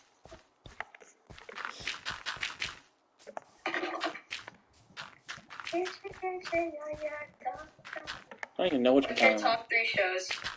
Of all time? That's a heavy. Yeah. That's a loaded question. At least I didn't say movies. No, I wouldn't even have an answer. I don't watch movies. Shows. Gotham. No, I would not say Gotham. That is such an embarrassing answer. If someone told me their favorite show was Gotham, I'd lose so much respect for them. I won't lie, it was good, but you had to be a certain kind of person to finish that show. And I'll leave it at that. Didn't you finish that show? Yeah, I'm. It's like saying you watched Steven Universe growing up. Yes,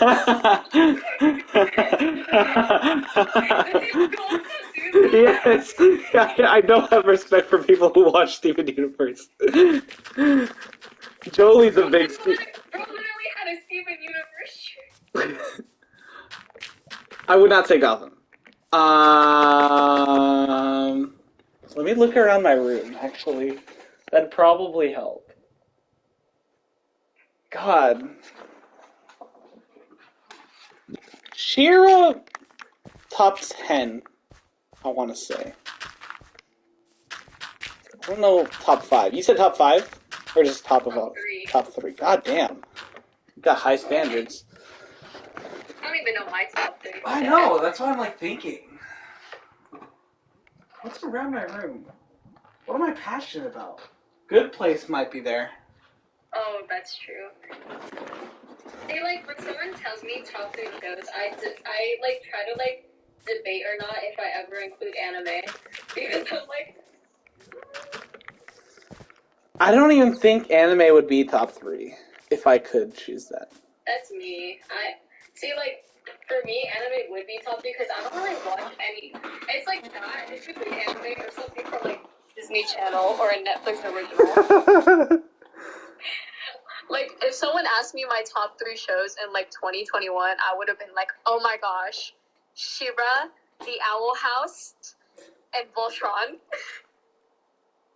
What? What's wrong? I have to log out of Hulu. Did someone hack me?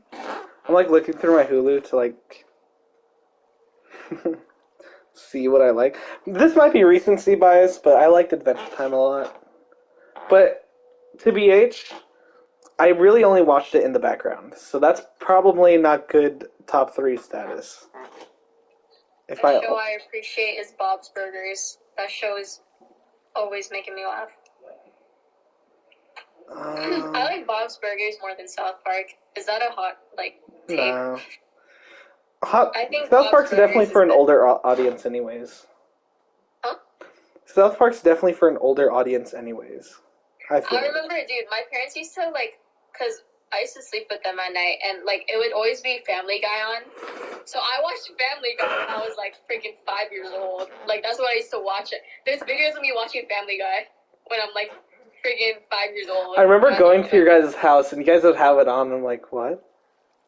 Yeah, I would watch Family Guy, but then once South Park came on, they would turn it off. And I was always like, why can't I watch that one? And they're like, no, you can't watch that one. So I never watched South Park until actually, like, last year. I could tell you a top 3 movie real quick, and that would definitely be Thor Ragnarok. Oh my gosh, I loved Thor Ragnarok. I say that... Yeah. I say Ragnarok specifically because it's one of those movies where you could just put on at any time. If you're like you're just browsing like Disney Plus, you're like, I don't know what to watch. But like I have this assignment due in like 12 o'clock, right? You just put on Ragnarok, and then you're like eating, like taking a break, you're watching it, and you're still laughing at the jokes. Like, it's funny. That's gonna make me rewatch Ragnarok, because I literally, dude, I had the biggest obsession with just that movie. It was a good movie! It was that movie specifically, and I have, like, there's these, like, blind boxes at, like, 99 cents, and, like, Kaylin, I have it. I have Ragnarok. Really?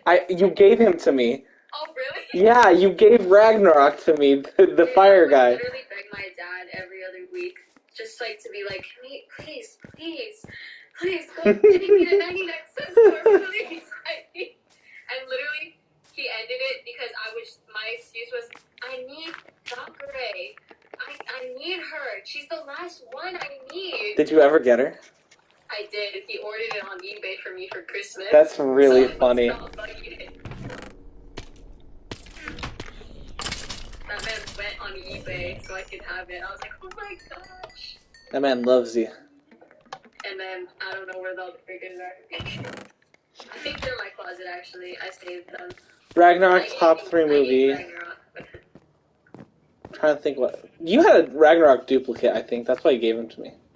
Oh, yeah. I had a lot of duplicates. I think my most duplicates, though, was of Hulk and Loki. You know what I remember? You know how I'm probably gonna know it now, right? I remember in 6th grade, because I was the biggest Marvel nerd in 6th grade. Yeah. That was like my obsession. And I remember he was also a Marvel nerd, and that's why I liked him so much. And then like for Christmas, I think I literally gave him a freaking Ragnarok Funko, like the ones I have. Yeah. And Loki, because I knew it was Loki, so I like gifted it to him, and I was like, oh my gosh. And like I think he gave me an awkward thank you, and then I was like, damn. So that man has been a little awkward. I don't think he has good communication skills. He's never gonna see this. It's okay. Yeah, no, he's not. But it's just like he's always been so. I remember I like told him, I was like, oh, I really like I poured my heart out to him in real life, like how I did over text. But imagine that IRL. When? And I was like, I really like you, but like, you know, like my mom, she's like blah blah blah. And then I like explained it, and he looked at me, he goes, okay, and he walked away. And I was like standing there like, huh. And I turned to my friend, I was like, did you just see that? And she was like, dude, yeah. And I was like, I like looked, and I was like, did that man just okay me? And then walk away. That's crazy. So maybe he's never been good at the confession thing. When was that? That's a core memory. I forgot! The Adventures of Superman and Lois Lane's on HBO Max. Oh my god, I have to watch that. Sorry, I didn't mean to cut you off. I'm on the last flower. I'm on the last flower. Regular show is good, but I could never say it's top 3. Regular show is never top 3. God, what else did I like? Teen Titans Go. That's for you, Kaylin. That's you.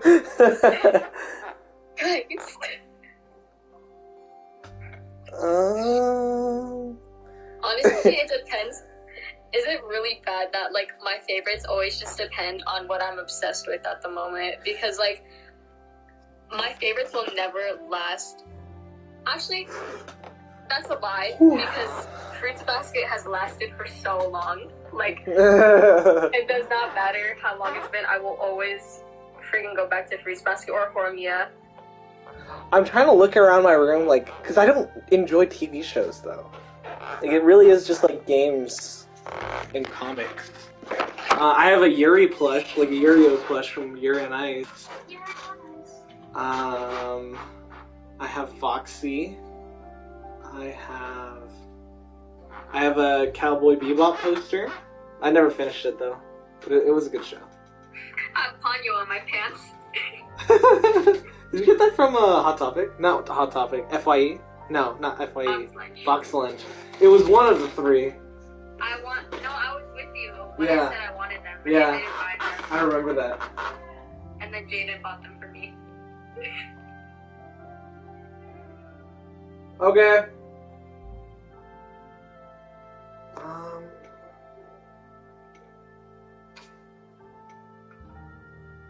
Trying to think. I really don't know.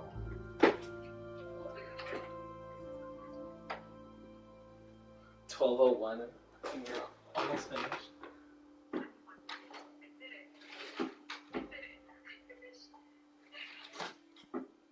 I don't know. I don't really have shows.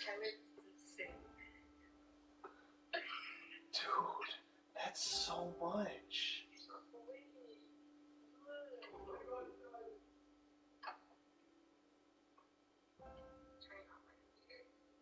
Now this is an accomplishment, guys.